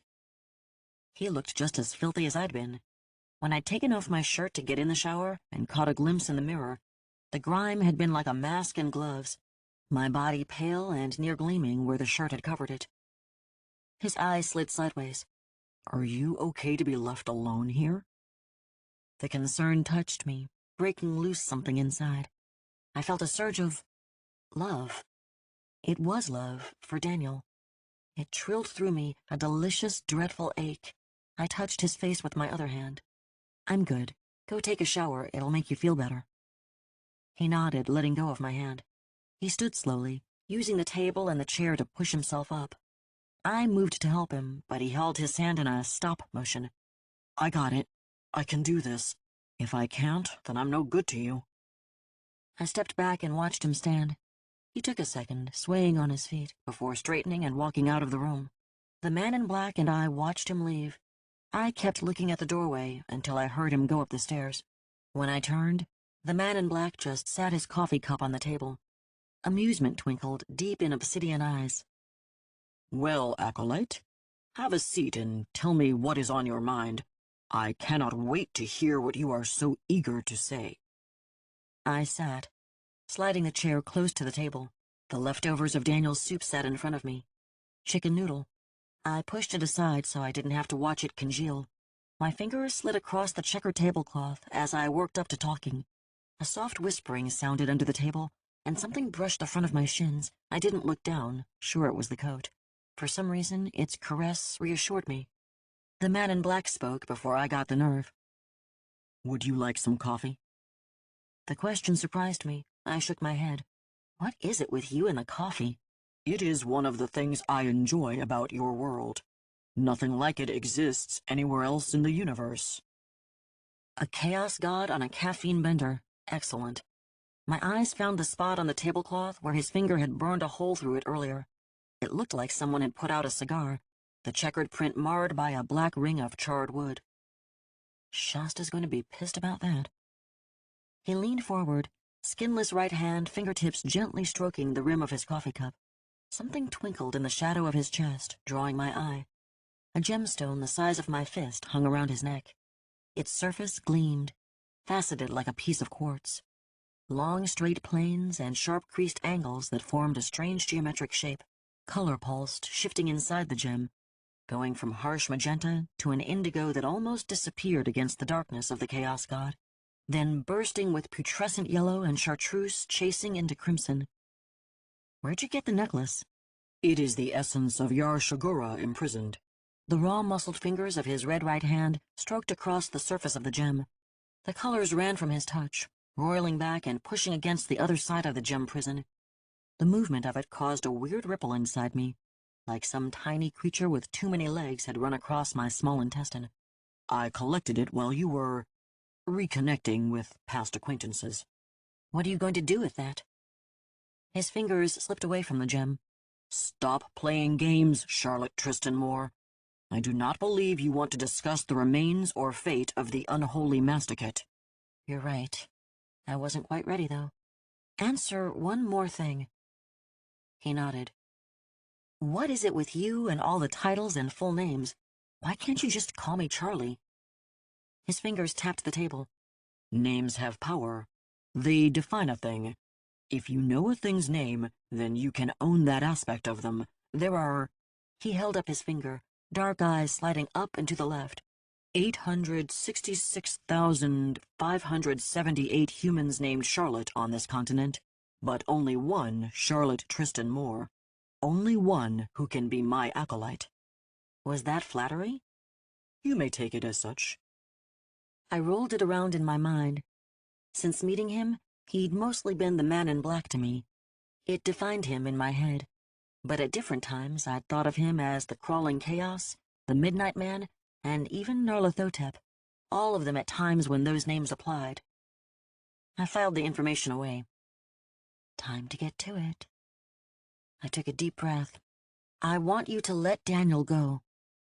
His lips twitched. He said nothing. I pushed on. You've got me with the magic wishing collar and the mark, so you don't need him anymore. Oh, but we do need him. He is a key part of what is occurring. How? That does not matter. All you need to know is that it is necessary for him to remain near us. I looked at him through narrow eyes. That's not a reason. He took a sip of coffee. I leaned forward. We did enough tonight. We helped you kill the cancer god. There is another. You saw it with your gift. He placed the coffee mug on the table. I must imprison it also. Yar Shogun, what's his name, isn't dead? He shook his head. We merely destroyed his avatar here in this reality. It will be a long time, possibly centuries, before the whoremonger of flesh gathers the strength to try again. And we have to do this to the next one? He nodded. Then let Daniel go, or you can find it on your own. I sat back and crossed my arms. And good luck with that. It is your world that will be destroyed, acolyte. You know what? I thought about it while I was in the shower, and I don't believe you. A sculpted eyebrow arched sharply over an obsidian eye. What do you mean? I think you've underestimated the human race. I put my elbows on the table. I saw that thing we killed, imprisoned, whatever. It was scary. An image of the cancer god rising over me in all his tumor-ridden horribleness sent a shiver across my spine. But I think the military or even the local police could have handled it. They've got heavy firepower, and you? I shifted, pointing my finger to indicate him. You're scary, but I don't think you could destroy the world. He gave a long, slow blink. Do you not? I shook my head. The man in black leaned forward. Black pit eyes stared into mine, light-sucking, starless voids set deep in their sockets. A minuscule comet cut its fiery trail across their depths, racing and rushing and flying to decimate some microscopic planet that lay in those pitch-black vacuums. His hand, his terrible red right hand, lifted delicately, the fingers hanging lackadaisically from loose joints of raw meat. Slowly, deliberately, he slipped the middle one, the longest one, over the rim of the cup before him. It looked obscene, and something deep inside me squirmed in reaction. The digit caressed up and down, stirring the coffee, troubling the caffeinated water like an elixir being mixed, measured, and tested. The finger lifted, glistening with fresh alchemy, droplets slipping from the tip, transmogrified by the insertion of that skinless finger. The seed of Onan or the blood of Eliezer indebted to the sodomite. Either. Neither. Both. Laden with magic and more, so much more than coffee now. I couldn't look away. The midnight man coughed up a word not meant to be formed by a human throat. It crackled in my eardrums, brittle glass rubbing edge to edge. The finger turned, then curled, then flicked, becoming an unholy aspergillum. The transformed liquid arced across the table in a liquid echo of the comet in his eyes. I watched it, unable to move, unable to dodge, unable to avoid. It struck me across the chin and the lips and the cheek as though baptizing me. The not coffee brushed my mouth. The magic inside me convulsed to life. Then it tried to rip me apart. 35. The world tilted, sliding sideways in a languid twirl. Everything washed across my eyes like the hand of God wiping the condensation of the world away from his mirror. I blinked and found myself standing in the center of a field of ash and ember. I could still feel my body, distant, disconnected, still sitting in the chair in my kitchen while my mind, my soul, stood on the edge of hell itself. A night sky stretched over my head, all the stars ripped down and flung to earth in spiraling trails of poison cinder. The firmament sat empty and void, except for the moon which hung low and full, the color of fresh shed blood, casting ruddy light like arterial spray. I looked around, the place I stood both alien and familiar. The ground was hot under my feet, baking up through the soles of my shoes. A fence ran to my left, ash covering the chain links like gray used snow. The fence followed a road beside a drainage ditch, clogged with soot-stained corpses. I stepped over, looking. The bodies were jumbled, discarded and jigsawed, some whole and some in pieces. The blood had all turned to grime, mixed with ash and black in the ruddy moonlight. One of the dead lay face up. Eyes struck open in death stared at me upside down, and realization was born in the midst of growing horror. I knew her. Mrs. Mickelson. Mrs. Mickelson, my senior year lit teacher. Mrs. Mickelson, who always smiled when talking about the classics and smelled like sugar cookies when she leaned over you to discuss your work. Mrs. Mickelson, who lived down the street from my parents in the bright yellow split level and drove a Hyundai Accent the color of a ripe tomato. Her plump face snarled now, contorted and locked by death in a grimace that looked like a mask. The skin from her throat had been cut and peeled down to her chest, a wallpaper of flesh whose glue had failed. I pulled my eyes from her death stare, looking down the fence line. I saw the small house on fire in the distance and realized where I was.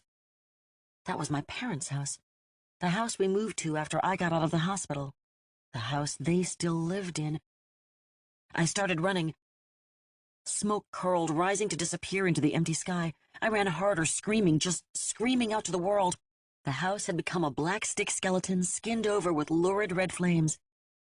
In front of the inferno, strung by tendons ripped from his calves from the lowest branch of the great shady oak where I once had a tire swing, I found my father. He'd been split and splayed like prepared game.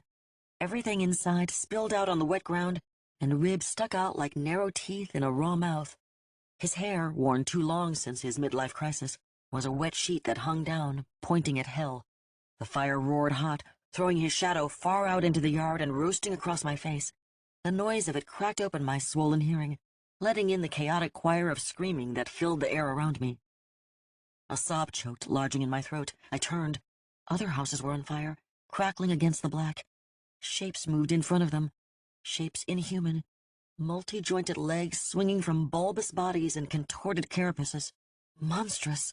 Demons and things undreamed that had not walked the earth in a millennium danced and wheeled, scooping up smaller shapes that were human. The things they were doing to them. I turned away. My mother, my brother, they were here somewhere. I had to find them.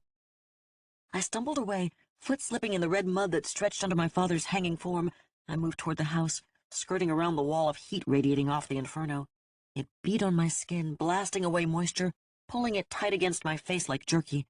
I ran with my head turned away lest my eyes shrivel like raisins. 10 steps, and I found half my mother in the curled and charred hydrangea bushes she'd planted the summer I turned 11. I knew it was her by the sparrow tattoo on her ankle, gotten long before settling down with my father, long before I'd been born. The lines were dark, thick with age, and the colors faded to a pale watercolor version of their former glory. I knew it was hers by the 2 bright stars under it, one pink and one blue, added when me and then my brother were born. Her legs stuck up from a hole, twisted and bent, the tattoo almost eye level with me. I carefully touched her leg and found it cold and hard under my fingertips like unsculpted clay. Nausea made me turn and I kept moving. Jackson, I have to find Jax. He needs me. I found him around the corner. He lay limp and loose across the stomach of a monster, limbs spilled out like he'd been disjointed. His face was blank and serene. Blonde hair swept across his forehead the way it always did. It bothered him, but he never wanted it cut. Wearing superhero pajamas in blue and webbed red, he looked like he merely slept sweetly, dreaming of spring days and warm cookies. The monster holding him sprawled on spindly legs, enormous balloon stomach hanging like a loincloth between them. Its jagged teeth were broken glass in a window pane and being used to peel skin from bone on Jackson's leg. Webbed hands held my brother's frail body, while wings of tattered sailcloth beat the air slowly. I screamed at the bloated horror squatting in the firelight of my childhood home. It goggled at me, with blank orbs like peeled eggs gone rotten, and continued to munch and chew, mulchy, grinding noises leaking from its gaping maw. It shifted and let loose a blast of intestinal wind before settling back to its chewing. I took a step toward it when something clamped on my shoulder and jerked me around in a swirl of absolute darkness. 36. The real world smashed into me like the fist of God. I found myself sprawling on the linoleum of my kitchen, feeling like someone had beaten me. My throat was raw, and so was my mind. The images of what I had seen flash-burned like the after-images in a strobe effect across the theater of my brain. My stomach twisted, trying to tie itself into a knot, acid burning at a rapid boil. I looked up. The man in black was on his feet, standing over and staring down at me, the coat unfurled at the bottom, slinking across the floor to lightly brush my arm. I shook it off before it could start singing in my brain. What the hell was that? That is what your world will be if we do not stop my kith and kin from crossing over. He knelt, coat flaring out around him. Once an elder god fully manifests in this realm, they will bring their offspring and their allies. Your martial strength will be the flailing of infants before lions, and you will be destroyed. Pushing off the floor, I scrambled to my feet. My knees shook, but so did my hands. At least I was standing. Why did you show me that? He rose in a column of ebon. That was your gift at work. You saw what it would take for you to understand the enormity of the task at hand. Do you have any idea what just went through my brain? Anger flared, sparked by echoes of the images I had seen still bouncing behind my eyes. It was only a pale sliver of the horror that will be visited on this world if we do not finish our task. He flickered, a film strip hitting a snag, and then he sat back in the chair, coffee cup in his red right hand. I didn't see him move. One second he stood in front of me, the next he sat across the room. He indicated the empty chair with a flourish of his normal hand. "Sit, acolyte. I have one more thing we should discuss." Anger hummed inside me. My hand fell to the handle of the akeda stuck in my belt. It felt right and natural for the handle to be in my palm. "If you try anything like that again, I'll pull this knife and take my chances. I'm sick of you just demanding and casting spells to make me do what you want. It ends now." I expected him to get angry, to rise in a flare of black code and sorceress wrath, and we would have it out there in the kitchen. I was ready for it. Hand on the magic knife, body tense, my own magic pumping through my veins, riding a flash flood of adrenaline. My teeth hurt as I snarled. I was ready to fight and ready to die. The man in black chuckled. This is why I have fallen in love with your race. Given an inkling of power, you go instantly to war. You are perfect instruments of chaos, ready to take life, the thing you hold most precious in yourself, from another. You ruin the world that gives you sustenance and believe yourselves immortal, while fearing every moment your own death. I could not have created you more perfectly myself. It warms my heart. He smiled, sharp-pointed and wide. All of them. I wasn't expecting humor. It took me by surprise, and I faltered, taking a step back.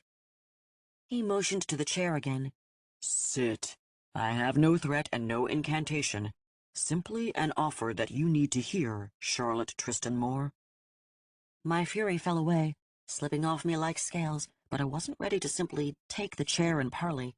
I kept my feet, and I kept my hand on the knife. "Tell me why you won't let Daniel go first. I need a reason."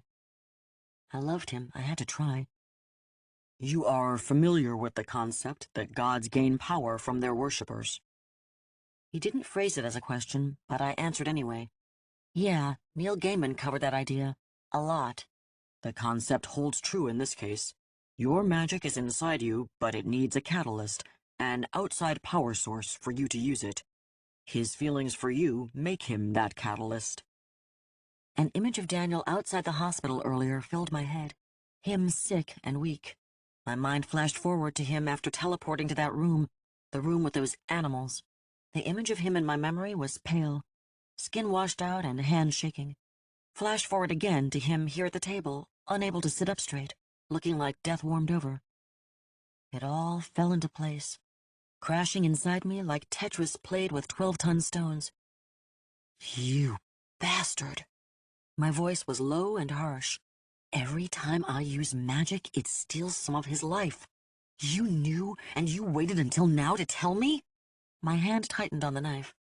It is the way magic works, acolyte.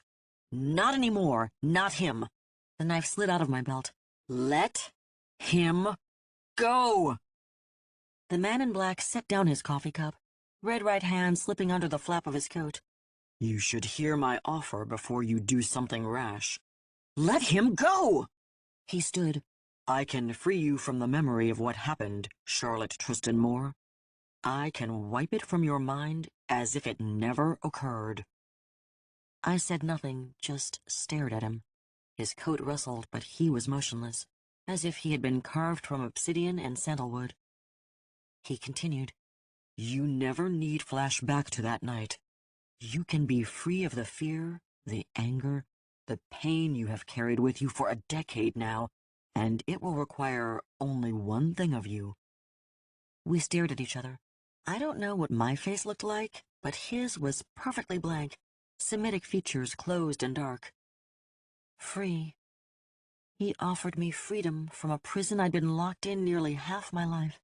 Somewhere deep in my heart, a yearning for that sprang up. To not spend my entire life worrying about every man I met. To not have nights where I couldn't sleep in the bed because of the feel of the mattress underneath me. To not have every ache or pain, every headache, be an instant reminder of how I'd been hurt so long ago. And I would only have to sacrifice Daniel for it. It was too much. I opened my mouth, not sure what I would say. Daniel's voice cut me off before I could speak. Name your price, and we'll pay it. He stepped into the room. Master. The man in black smiled. "Oh, Daniel, what did you just do?" 37. My bedroom door shut with a loud click. I stood, my hand on the knob, not turning around, not moving, just standing there facing the white-painted wood. The man in black left us downstairs in a swirl of coat, saying he had to prepare for our next encounter. The pale light of a coming dawn pressed against the window. The man in black said his spell would end then, meaning my roommates would be awake. So we were waiting in my room, out of sight and away from any questions they might have. It had been a silent walk up the stairs. We hadn't said a word to each other since Daniel's declaration in the kitchen. I could feel he wanted to, but I didn't know what to say.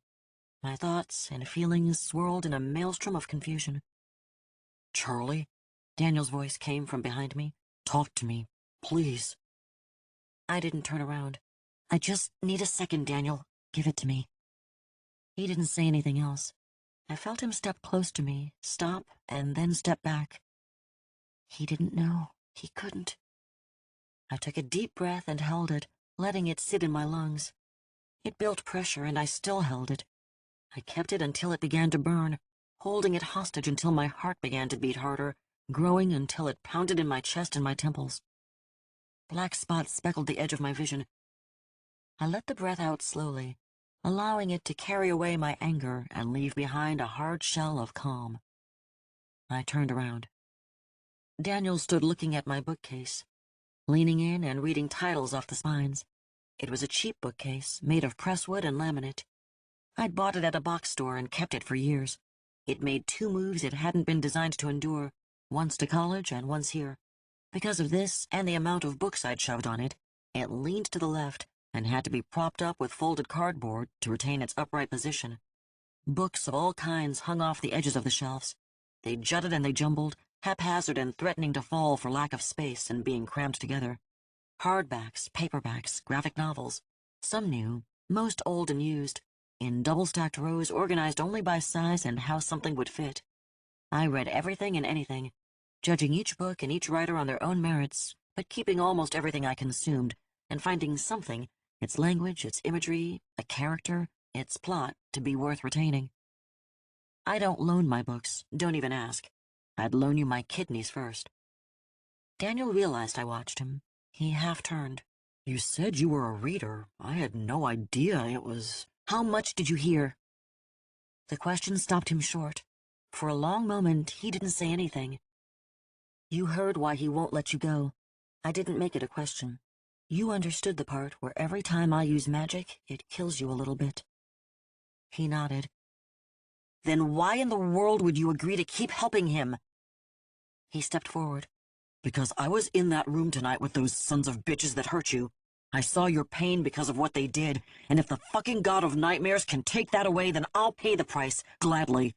His brow pulled together, mouth set in a straight line of determination, but he was still pale, eyes still buried in dark hollows. "I'm touched." I put my hand on his arm so he would know I wasn't just saying it. "I really am, but you can't." "I'm the only one who can." "I can't let you do that." "Why not?" I looked away, pulling my hand back. He grabbed it, holding it fiercely. "Why not, Charlie?" "Because I love you, damn it!" There, I said it. We both froze. The words hung between us, locking us in that moment. A small part of me held more fear right then than I'd had all night with all the terrors I'd been through. Fear that he would push me away. Fear that he would laugh at my love. Fear that he would use it to hurt me. His hand slipped from my fingers, moving up my arm, warm against my neck. He cupped my face and gently turned it toward his. His eyes were bright, intense. The look in them burned into my soul, lighting me from the inside. "I love you too, Charlie Tristan Moore." He kissed me, and the world went away. 38. Jerked from a dreamless sleep, I came to in a tangle of covers and clothes. Sunlight slanted in from the blinds on the window. Late afternoon. The sun came up on the opposite side of the building in the mornings. Daniel lay beside me, out cold, a thin sheen of sweat across his forehead. It was stuffy in the small room, the air thick and still. We'd fallen asleep. I hadn't meant to fall asleep. I'd never slept with a man before. Sitting there in the overbright room, I realized I wasn't panicked. I wasn't scared. It somehow felt right, different. A little strange, but right, to be inches from Daniel's sleeping form. He stretched across one side of the mattress on his back, both arms laid over his head, stomach exposed where his shirt had ridden up, Isaac on the altar. The thought made my eyes drift to the Akedah. The ancient knife sat on my bedside table, highlighted red by the cheap alarm clock and beside the dog-eared thrift store copy of The Wasteland and Other Writings by T.S. Eliot. Something shrilled under the covers. My phone. My phone was ringing. Throwing the comforter aside, I dug it out of my pocket, reading the display to see who called before putting it to my ear. Mom? My mother's voice came across the line. It sounded hollow, echoing lightly, like the connection was off. Charlie, are you okay? It was a strange question, and she didn't sound right. I'm fine, Mom. I sat up and shook my head to clear it. What's going on? Is everything all right? Please don't say Dad's hurt. Please don't say Dad's hurt. She cleared her throat on the other end of the phone call. Well, dear, there's been... I don't know how to... She took a deep breath. Something's happened. Oh, God. My finger joints ached around the phone. Now I couldn't talk. I couldn't speak the words into existence. I took my own deep breath and forced myself to go on. Is it Dad? What? No, why would you ask that? Mom, just tell me what's going on. Something happened to the 4 boys. To the 4 boys who hurt you. Her voice trailed off. Her words were a cold jolt down my spine. Numbness spread along my ribcage. Swinging my legs off the bed, I stood and walked over to the window, trying to think. Are you there, dear? Did you hear what I said? I heard you. I didn't know what to say. I don't know what to say. Do you want to know what happened? I know what happened. What happened? They're dead. All of them. I know that. I was the one who killed them, but I can't tell you that. The thought was cold, already compartmentalized away from my core. It had been dealt with and filed away. I needed to respond to my mom, to tell her something. Silence boomed on the phone. I said what I thought I would have said if I had no foreknowledge, if I hadn't played a hand in their death. Good. My mom took in a sharp jerk of breath. What else do you want, Mom? You know what they did to me. I don't feel sad for them, not at all. I know, Charlie, I know. It's just that... A voice broke in, cutting her off. A man's voice. Hang up, Mrs. Moore. The bad connection wasn't a bad connection at all. My mom's voice wavered. I'm sorry, dear. They made me call. It's all right, Mom. I'll talk to him. I can call our lawyer. Mrs. Moore, clear the line right now. The man's voice was sharp, commanding, used to being listened to. Mom, you should go. I don't think I need a lawyer. I love you. I could hear the start of tears in her voice. I'd heard that same catch 1,000 times. I love you too. Kiss Dad for me. She didn't say anything else, but I could feel her leave the line. I didn't speak, waiting to let whoever was there go first. That felt safer, smarter. I didn't know how to do this. I'd have to lie. I didn't have to wait long. Miss Moore, I'm Special Agent Bronson. May I ask you a few questions? The voice was quiet. Not speaking quietly, quiet of its own nature. It didn't sound like a voice that ever yelled at the game on TV or screamed at the dog. It was a voice that spoke little and only once. If you weren't listening, it wasn't repeating. I pushed the phone harder against my ear. Okay. Have you left your city of residence in the last 24 hours? Tyler Woods' house was in my parents' city, in the same district where I went to high school, 5.5 hours away from where I lived now. No, I lied. You have not flown or driven from your home in the last 24 hours? I went to work and then to a friend's apartment, but that's all. Lie. Thank you, Ms. Moore. That will be all for now. Wait, what? That's all you want to know? Silence echoed. I wasn't sure he was still there. Mr. Bronson? Special Agent Bronson, he corrected.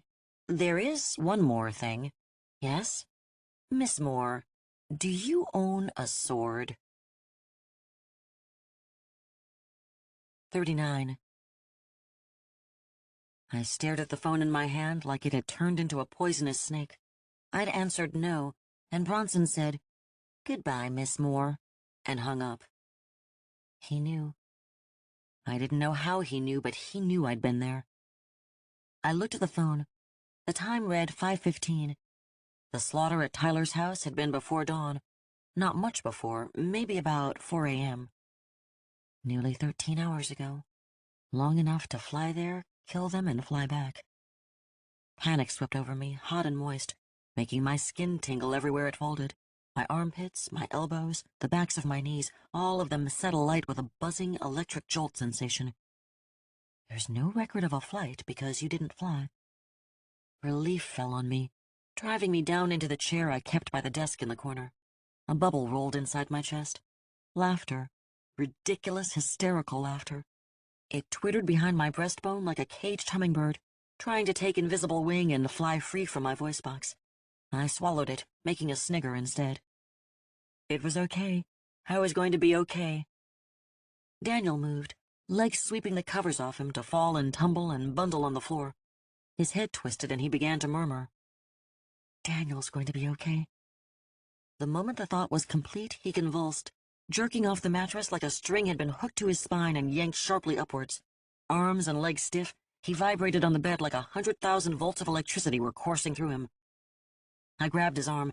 His skin burned my fingers with fever. "Daniel!" I screamed, trying to wake him, to drag him back to this reality.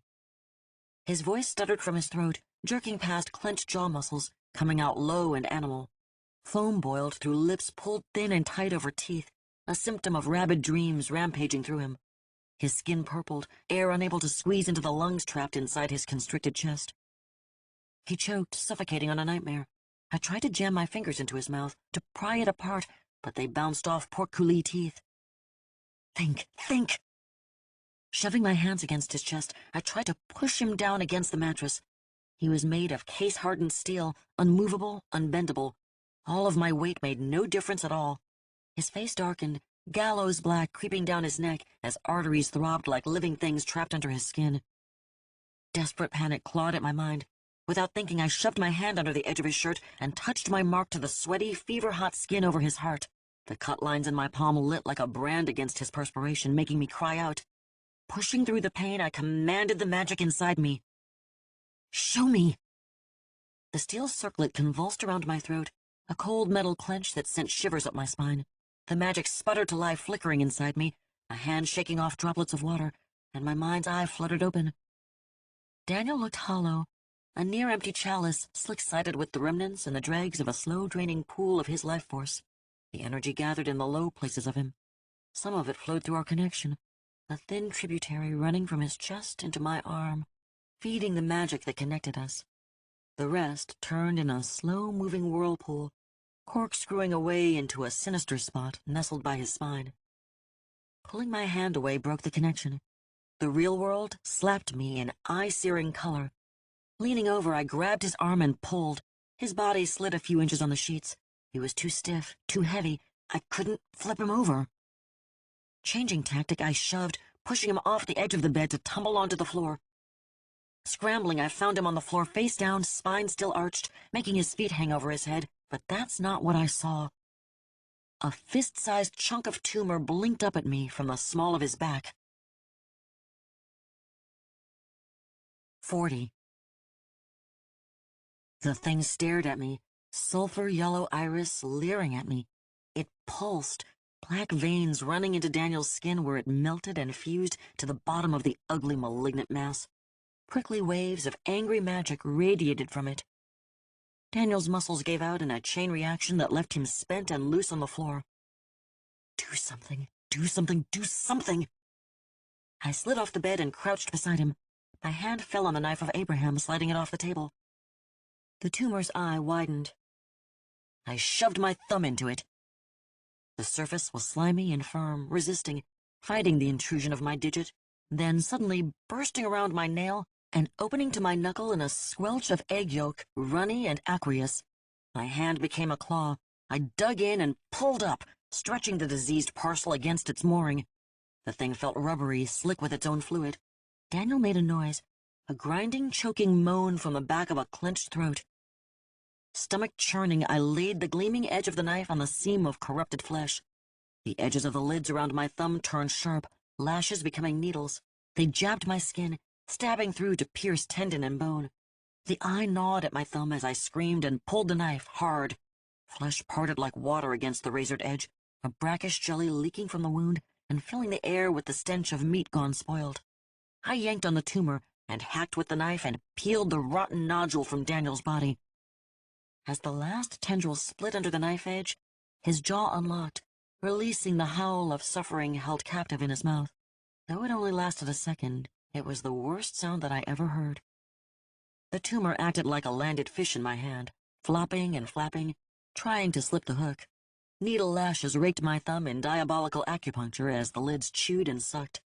Dripping jelly hung in strips from the cut end, solidifying, skin forming over their length, turning them into grasping tentacles that wrapped my wrist in clammy, wet circles.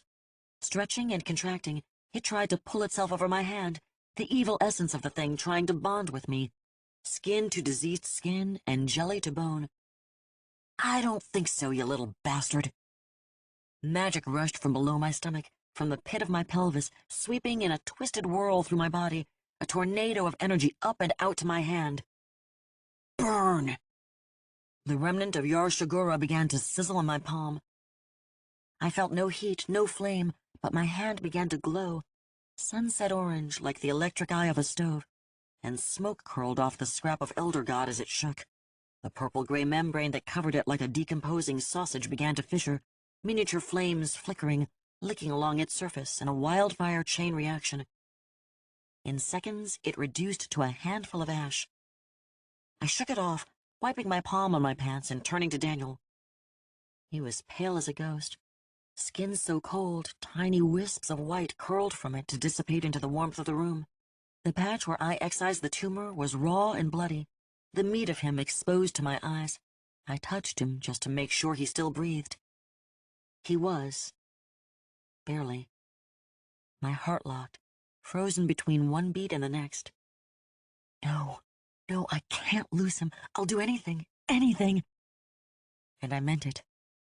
Carefully, as gently as I could, I pressed the symbol on my palm against the bloody patch on his back. 41. Magic crackled through every fiber of me, arcing along nerve endings, spitting from cell membrane to cell membrane. It filled me, all of me, swelling shut my insides and turning my bones to heavy, polished alabaster. I pushed through it, fighting to clear my head. My eyes were closed, and I forced them open. My magic-soaked vision painted Daniel in alien color. I could see through him like he'd been transformed into glass. His heart beat in slow, heavy thumps, a wounded animal trying to drag itself away. I could see the blood in his veins lurch with each throb. He was dying in tiny ebbs and flows. I can save him. The sure knowledge became a stone in my mind, immovable, irresistible. Energy began to draw to me. The room dimmed as I pulled, sinking low in the fabric of the world, making a depression where all the magic around me would pool and soak into me. I was a magnet, a sinkhole, a dwarf star. The room dimmed. Outside, a bird fell dead from the withering branch 'neath tiny clawed feet. Multi-legged creatures lodged in the structure of the house stopped moving, a slaughter of microscopic lives. It all fed into me, into the magic inside. Inside me, the magic roiled. I felt like a pot overfull and on high heat. The mystic energy in my stomach simmered through my limbs. I had life. I had more life than I knew what to do with, and my head swam with the power. I pushed the magic through my mark. It spooled out in a ribbon of pleasure that reached me deeper than just my arm. This was creation. I gave life, and it was glorious. I watched the energy pour from me to Daniel, filling him, making him whole in my eyes, making him real, making him mine. Ecstasy rolled through the deepest part of me as our connection grew. Our skin song sang across time and space. My mind was a lotus flower that opened to his, and I knew him. I could see his life laid like a tapestry before me. the texture of memory woven into who he was, a man of honor, still growing into his own skin, but close, so close to the man he would be forever. He had no stain of guile, no taint of deception in him. My eyes followed a golden vein that ran from his heart, a crack of ore in a mountainside. As I watched, it widened, spilling energy into the magic I poured into him. The two mixed. The golden energy began to suffuse my magic, running along the channel. It hunted, seeking the source. It found my mark and slammed into me, and we became one flesh.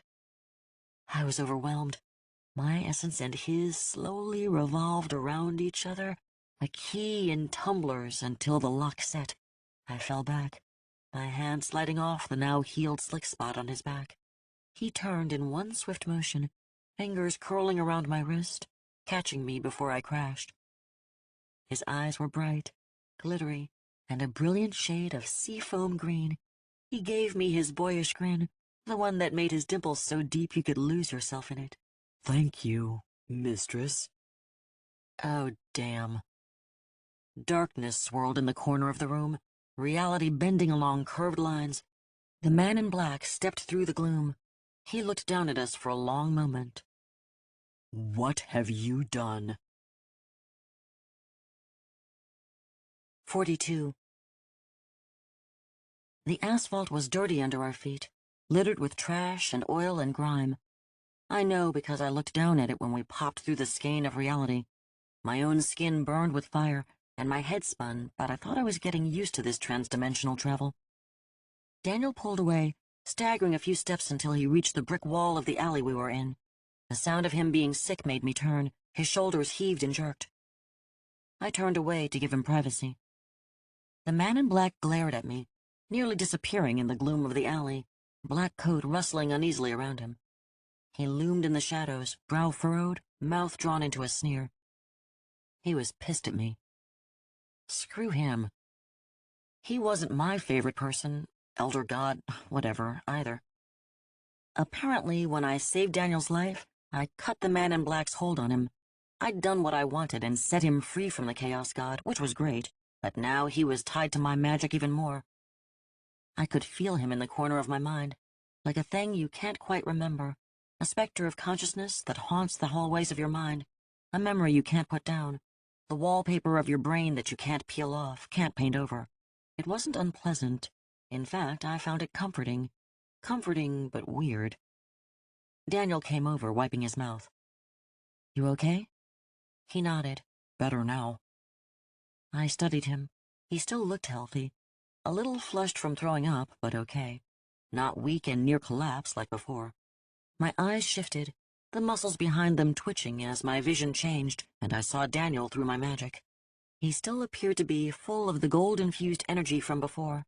I blinked, and the world came into focus. The more I used the magic inside me, the easier it came. I'd have to be very careful. Noise wrapped around us, coming in from the alley opening, a hum and buzz of people and vehicles, the hustle and the bustle of a metropolitan city.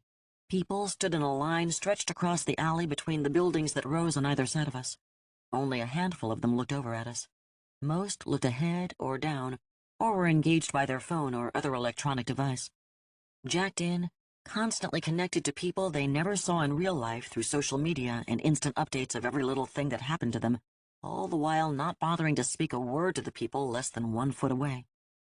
The blank looks on their faces, even on the few who turned to see what we were doing, reminded me of the people in line at Ashtaroth's hotel.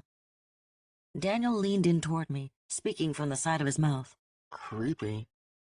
Creepy indeed. I nodded. Do you know what city we're in? He asked. I shrugged and looked over at the man in black. He said nothing. I looked back at Daniel. I don't suppose it really matters. No, I guess not. His eyes slid past me, moving up and over my shoulder to look deeper in the alley. Hold on. He moved away from me, taking 4 steps and picking up a discarded chunk of rock or metal. His hand covered it almost completely, so I couldn't see what it was. The words to ask what he was doing were on my lips when he pulled his arm back and slung the thing into the alleyway. My eyes tracked it as it flew fast and true toward a low-slung shape that crouched beside a dumpster. The skinhound. It jerked back, nimble-footedly dodging Daniel's missile. Whatever he threw clanged loudly against the side of the metal dumpster where the skinhound's head just was. The devil dog's muzzle cracked in a grin that would have given a rabid jackal the creeps, and it stared at us with its one baleful yellow eye.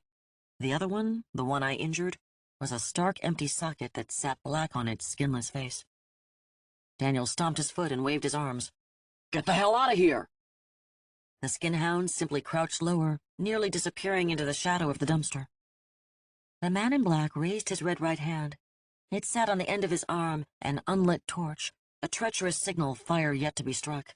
His fingers twitched, middle one touching and then snapping across the thumb in a snap that sounded like a lightning strike. The skinhound's face jerked up, eyes wide as it studied us. After a long moment, the man in black swept his hand in a dismissive motion. The skinhound turned tail, disappearing into the shadows. Daniel grunted. That was the next thing I was going to try. I leaned in. I didn't even see it down there. Why is it here? He shrugged. I don't know, but I saw it back at the hospital, too, when we were outside. I was going to shoo it away, but then we did the disappearing trick and I got sidetracked. I didn't think we'd seen the last of that thing, but I didn't say it out loud. The man in black began walking toward the front of the alley. He didn't turn to see if we were following him. Temptation weighed on me to stay there. Let him fight this thing. Why should Daniel and I risk ourselves any more? He was the elder god, not me. Let him handle this. But I started walking. I needed to make sure, to see this through. I'd come this far, and I knew what would happen if we didn't end this. I'd been given magic, and damn it, that obligated me to do something, even if I hated the one I had to help. Daniel followed me, staying close to my side and just slightly behind. The Akeda pressed hard against my hip, the flat edge of the black iron blade between my belt and my jeans. The shirt I'd thrown on used to be my dad's, and worked as a jacket, so it mostly covered everything. But I still felt tense walking into a group of people with a foot-long magic knife at my side. Nyarlathotep didn't slow as he approached the people stretched across the alleyway. He walked as if he owned the entire city, coat flaring around him like bat wings. His red right hand pulsed with crimson energy. It left a color trail in my vision, but that could have been my magic making my eyes go weird again. The people stepped aside as he reached them, parting like water. He stepped through, and they shuffled back into place, blocking me and Daniel. I didn't slow, just kept walking. I drew near, and coldness crept up my legs like walking through a chill fog. I stopped an arm's length from the line. In front of me stood a man in a blazer and a pair of slacks. He looked older than my dad, but held himself like someone my age. He slouched casually in line, exuding a cool, I-don't-give-a-damn attitude, fingers moving rapidly around a small touchscreen in his hand. He didn't look over at us. "Excuse me." Fingers moved. He still stared at the screen he held. Anger burned. "Let us through!" He turned his head. His eyes were dilated, the pupils painting over the irises. His lips parted and the gums inside were stained dark, like he'd just drank squid ink, teeth gray in their notches. It wasn't a smile, it was a snarl. Behind me, Daniel said, "Holy shit!" My hand drifted to the knife at my side. The man stepped aside. His head fell as his eyes swept down to the device in his hand, fingers on the move once more. "Come on," I said to Daniel. I twisted through the narrow opening, not wanting to touch the man with the black gums. I knew deep down that if I did, this would go bad quickly. And it would be bad soon enough. 43. The line stretched down the entire block. The sidewalk we were on was wide. 10 feet or more separated us from the street teeming with cars that flew helter-skelter past, the roar of engines cut only by horns that honked in discordant symphony. I could see the man in black ahead of us, taller than everyone else on the sidewalk. People moved out of his way, crushing into each other as he passed. One lady darted out of his way and into the street, fingers pulling hair from her scalp as she ran. Her voice was a loud waddle of meaningless babble. A taxi slammed on its brakes, the car rising in the rear on its shocks as black smoke boiled from its tires. She didn't notice, just continued to wail as she ran down the lane past us. The cabbie followed behind her, head and arm out the window, screaming curses that were a mix of 3 languages. The man in black turned the corner, disappearing from my sight. I reached out, grabbed Daniel's hand, and began to hurry. We were in a city, a big one. All of the buildings stretched high in the night sky. Lights shone everywhere. Streetlights, signs, traffic lights, headlights.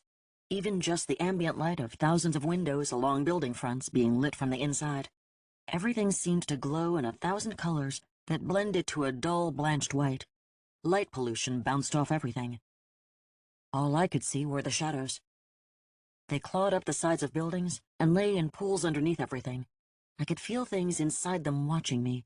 Maybe even the shadows themselves had taken on some malevolent sentience, some hostility to human life that made them watch and hate and lie in wait for someone to slip into their trap, to fall prey to their patience.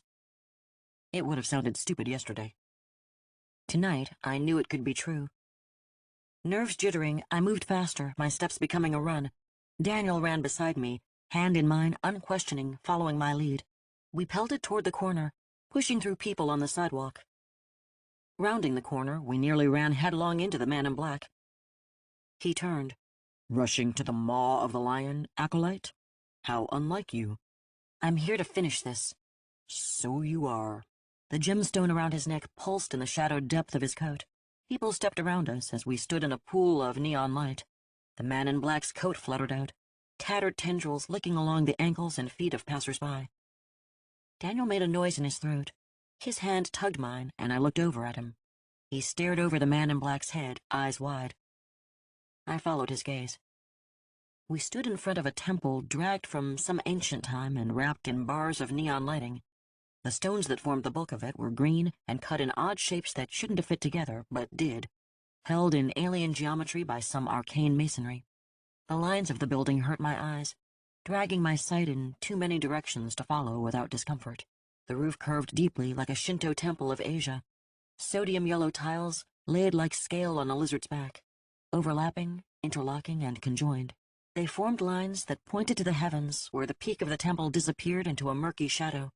Garish tubes of neon light traced every corner, every crease, and every edge, blaring out into the street where we stood. The words, "Riley Walk and Roll," pulsed across the front in blood-red electric light flashes, like the ponderous heartbeat of some great beast lying in wait. The line of people we'd run by shuffled and shambled up wide concrete steps that led to a pair of doors yawning open beneath the flashing words writ in red. Lambs to the slaughter. Daniel spoke. So that's where we're going? The man in black nodded, once down, then up. Daniel grunted. Looks like a sushi joint designed by a nut job. The man in black turned, looking up at the building. It is a juncture. A temple folded from lost history. Dark eyes glittered. They once served as feasting board for my kind. Daniel's eyebrow rose in an arch. So we should steer clear of the California roll, then? 44. We passed through the entrance by the people lined up to get inside. The doors were tall, made of dark mahogany, and carved in intricate patterns. I looked carefully as we passed, my eye picking out details in the artwork.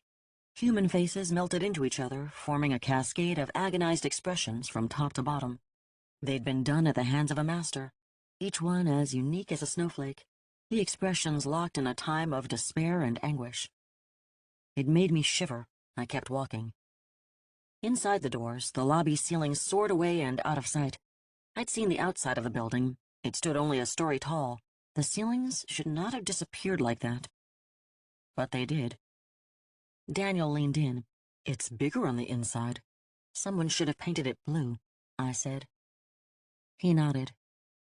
The man in black walked until a maitre d' in a white jacket stepped in front of him. Holding a menu in his hand as a stop sign, he looked ridiculous compared to the elder god who stood before him. He was shorter than me and soft in the middle. The hand holding the menu pudged over the laminated pages. Lank but glossy black hair hung across his forehead, shadowing almond-shaped eyes. His voice came out lightly accented, a spice, not the meal. His lips formed words. Asa shaima malalakium. As the words left, his lips rippled, exposing ink-stained teeth, wide and opalescent gray, like the man in line. Visions of the nurse guardian at the hospital flashed in my head. I let go of Daniel's hand, reaching for the knife on my hip. The man in black lifted his red right hand, reaching for the face of the maitre d'. It pulsed with dark crimson energy, casting magenta highlights on the smooth planes of the man's face. The maitre d's jaw slung down, mouth hanging lax and loose as he stared at the skinless appendage. The man in black spat a word, his raw red fingers twisting into an arcane symbol. As they rubbed together, a fat pink spark of energy popped off, arcing into the man's open mouth. The maitre d' stopped moving like he'd been flash frozen.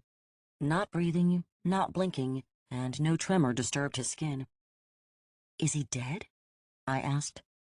"His kind do not die easily as long as they retain their heads." I looked around. The people in line continued to shuffle forward where they were met by another maitre d', who could have been a clone of the one standing before us. He handed the persons at the head of the line menus, then turned and walked away. The people followed him into the dining area that stretched before us, the back of the room disappearing in the shadows of the dull light provided by a combination of muted neon and guttering candles. The line shuffled forward, and within seconds another clone appeared to take a small group away. I watched diners at tables in 2s and 3s and 4s, all of them smiling and laughing and talking. Forks and chopsticks dipped and lifted morsels of sushi during breaks in the conversations. It looked like any busy metropolitan restaurant full of hip diners enjoying an evening meal with friends and family. So why did the skin creep across the back of my neck?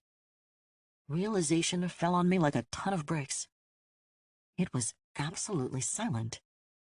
The number of people I looked upon should have produced a dull roar of white noise, voices mingling and meshing, laughter boiling over the top of it, the underscore provided by the clink of fork on plate, the muffled thud of cup on tablecloth, the creak and breath of chairs, even the rustle of cloth as people moved and reached and lived.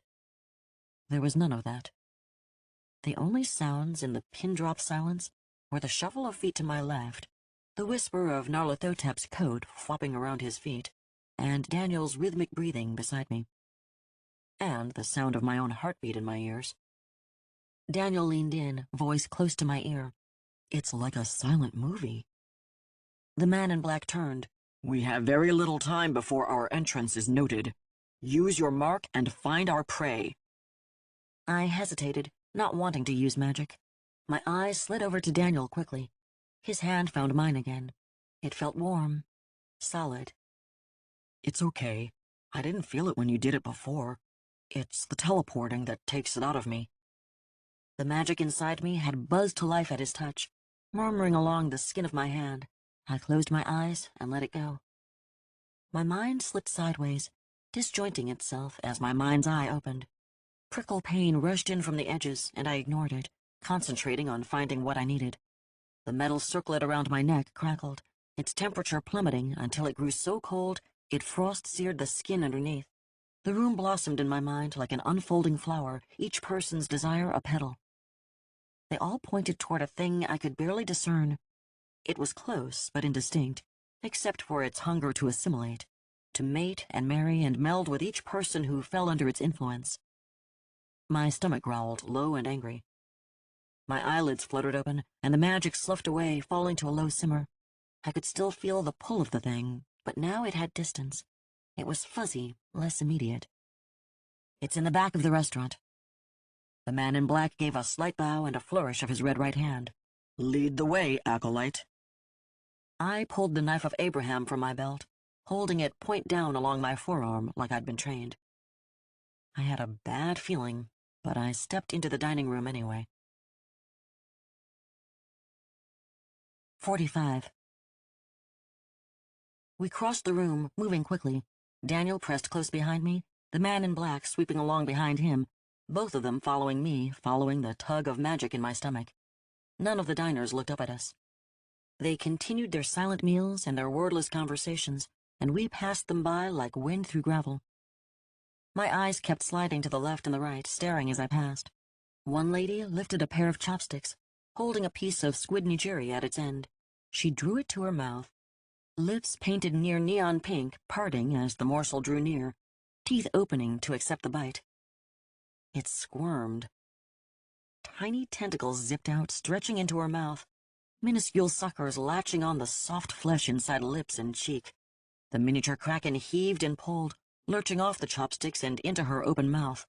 Her lips closed around one tiny suckered appendage that slithered in after the rest of the creature with a slurp. Her eyelids fluttered as she chewed. Black ink trickled from the corner of her lips, running down her chin to hang in a fat droplet off her jawline. Her date lifted a finger and caught it. I kept walking as he drew the finger to his own lips. Daniel's voice came low behind me, but it broke the unnatural silence like a gunshot. I didn't think we would ever find a place creepier than the last one, but I underestimated us. At the sound of his voice, the room stopped moving. Every one of the diners froze like a movie on pause, utensils in midair, mouths open to speak. As one, they all turned in our direction. Acolyte, we need to get past this room. The man in black's voice rolled through my mind. I picked up my pace, stepping quicker. In front of me were two swinging doors that looked like they would lead to the kitchen if this were a restaurant instead of a nightmare temple. The magic inside me pulled towards them, the urgency to get out of this room riding hard on my back. The diners were rising from their seats as I hit the doors, shoving them apart in front of me.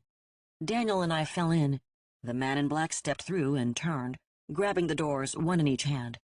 I could see under the arm of his coat through the doorway. The diners were all up, stalking toward us with hands full of knives, forks, and sharpened chopsticks. Eyes rolled back in their sockets. They peered out through fish-belly white skeins, blind as glaucoma. Runny black liquid drooled from open mouths, smearing lips and chins. Nestled in some of their throats were tiny kraken, spindly suckered appendages waving over blackened tongues. At their feet squirmed a carpet of the tiny tentacled creatures, dinners that crawled from their plates and lurched toward us on roiling rubbery limbs. The Chaos God jerked the doors closed and held them shut with his red right hand. His head dropped and his voice rose in a guttural manner that burned across my eardrums. The coat began to jerk and twitch around him. A sizzle cut the sound of his voice, an electric buzz of nova flame on metal. Smoke curled around his red right hand where it pressed against the metal swinging doors, and it glowed a dull orange red like the coals of a long-banked fire. He pulled it away as something thumped hard against the other side. The door held. Where his hand lifted away, it left behind a black scorched outline and a smooth patch of newly welded metal. He turned in a flare of ebony coat and smiled a sharp-toothed smile. That should be entertaining to pass through when I leave. Will they go back to normal when we stop this? I didn't know exactly what we were dealing with. A god? A monster? Both? So I went with, thing. He shook his head. Their minds will never be the same. Madness will take them, and they will end their lives as gibbering idiots. So serving you guys has a really shitty retirement package. Daniel shook his head.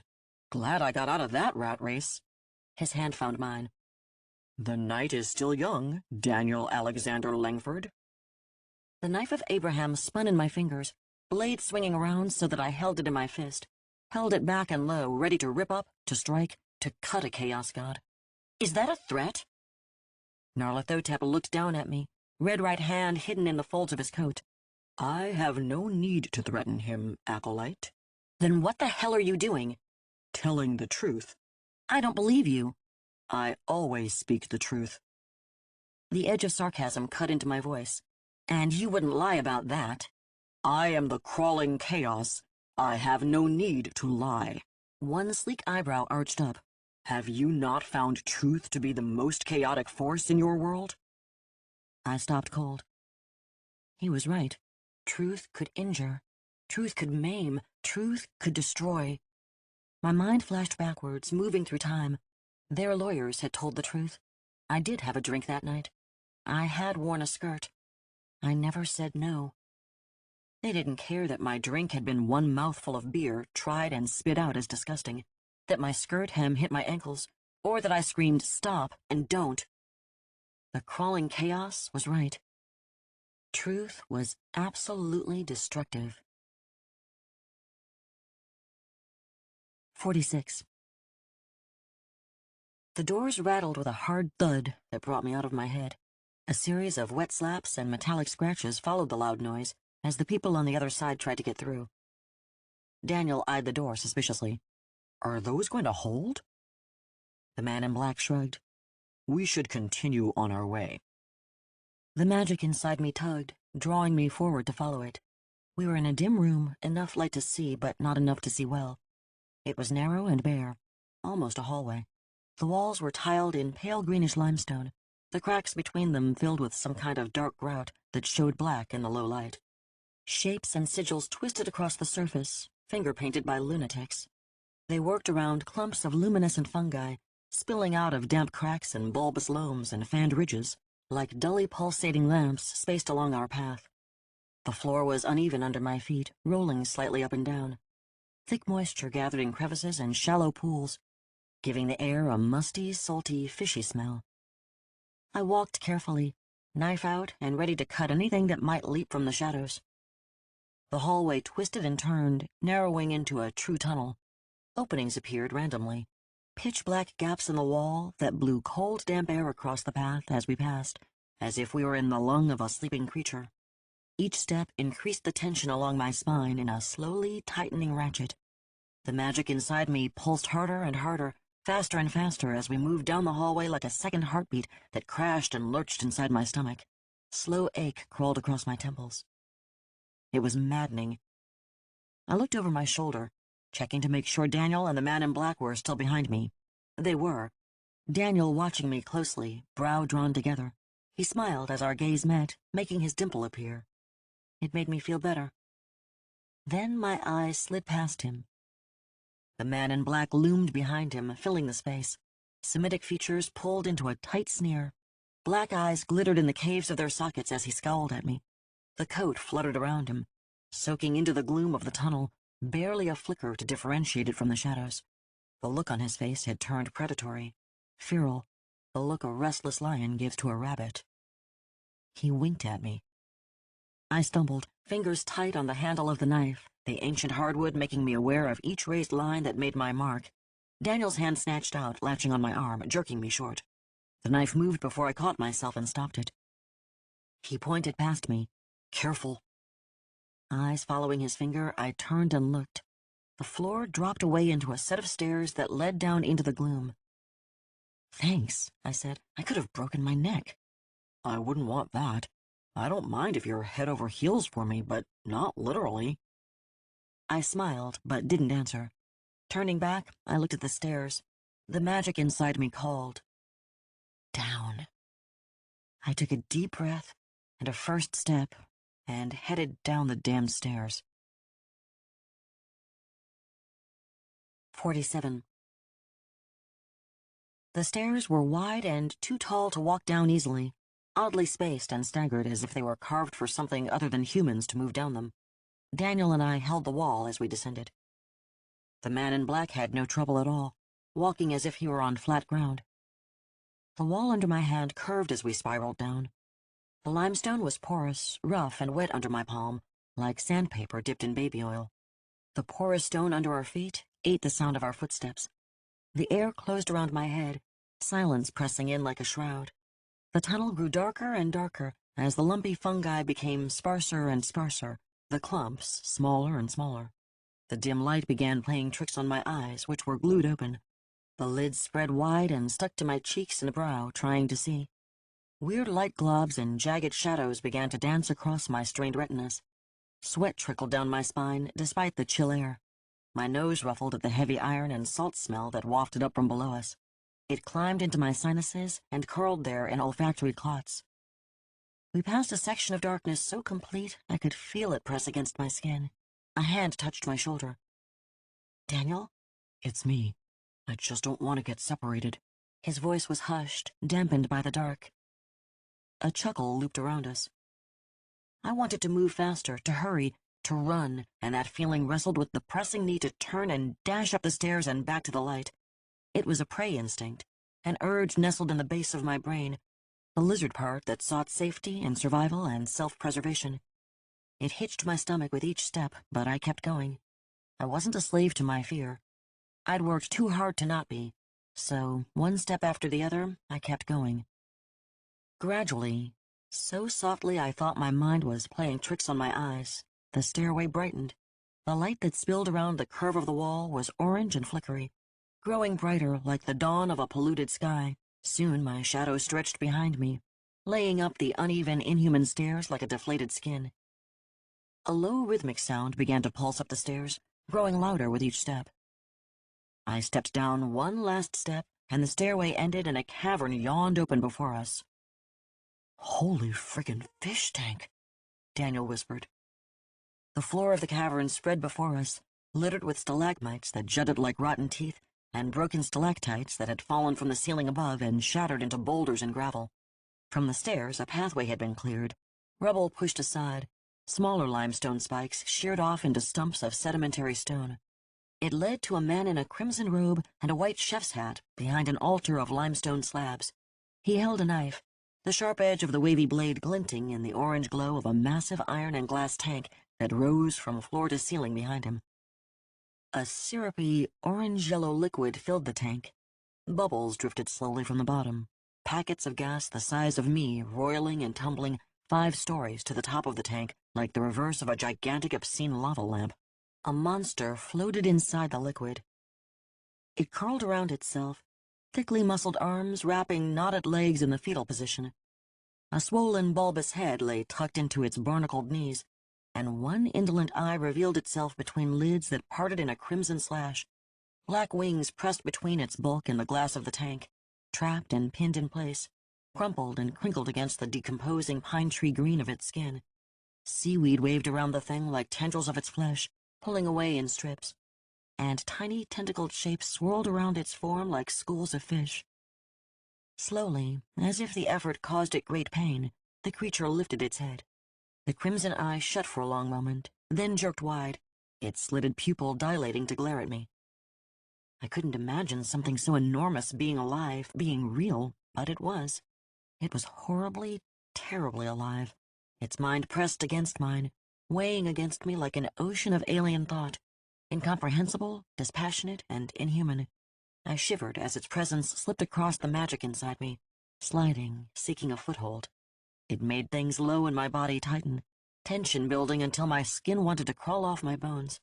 Finally, it bumped against a place, and my magic surged, connecting to the presence like a key slipping into a lock. I couldn't tell which of us was which. "Come!" A voice sing-songed across the cavern, drawing my attention, but not breaking the connection between me and the giant creature. "Come closer." The sushi priest waved us over, the knife gleaming in his hand. Daniel spoke. "This is probably a bad idea." The man in black's coat rustled in agreement. I thirded the statement.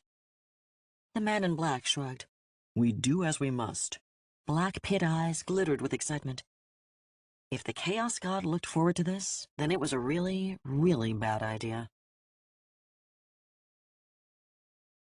48. The sushi priest made sushi.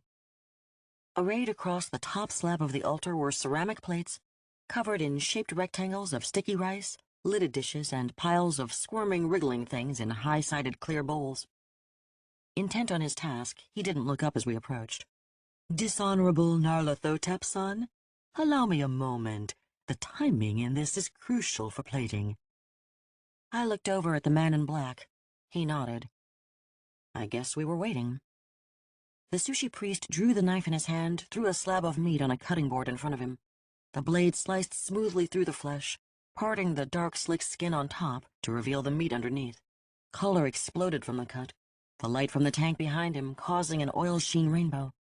None of the colors were the orange-yellow of the tank. Instead, they were a riot of purples, magentas, greens, and blacks swirling around each other. I've eaten a lot of sushi, and I've never seen fish look like that. It hurt my eyes the longer I stared at it. The sushi priest kept working, cutting and slicing, not looking up as we watched. The robe he wore hung on his shoulders and pulled tight across his stomach. The fabric of it, a stark red, trimmed in black embroidery. The designs running the edges were alien, squiggles and angles and swirls. The mark on my hand tingled as I looked at them. They blurred, making me blink away the strain of watching them morph and change. When I looked again, I could read them.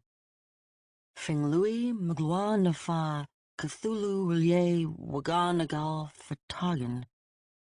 I couldn't understand them. Blinking them out of my vision, I looked at the sushi priest's face. He'd finished slicing the meat, and now placed a small cutlet on each tiny bit of rice. Reaching into the high-sided bowl, he snagged a wriggling thing with his fingers. My stomach lurched as he pulled it out of the squirming mass. It was one of the little kraken from the dining room. Suckered arms slapped at his hand as he swung it over the plate of sushi. Fingers tightening, he squeezed viciously, and the creature gave a thin, hissing squeal. Black ink squirted from the nest of tentacles, and the sushi priest drizzled this over the plate with a wave of his hand. He tossed the deflated kraken over his shoulder into the gloom of a shadow.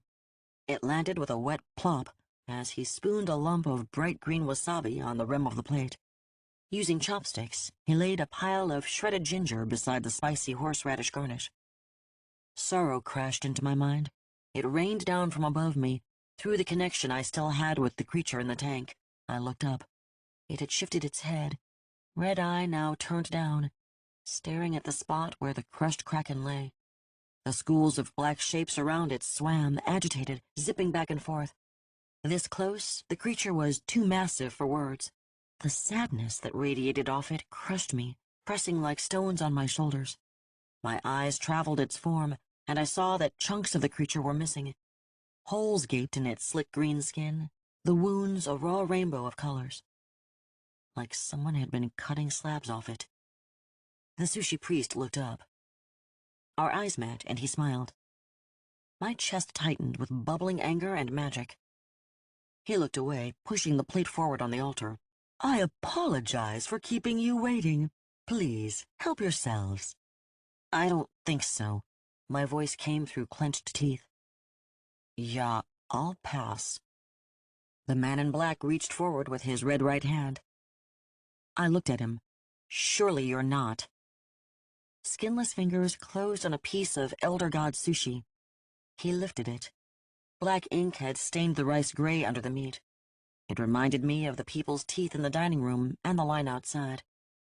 "I have always wondered what another of my kind would taste like." His lips parted, and he popped the entire piece into his mouth. He chewed with his eyes closed, savoring the morsel.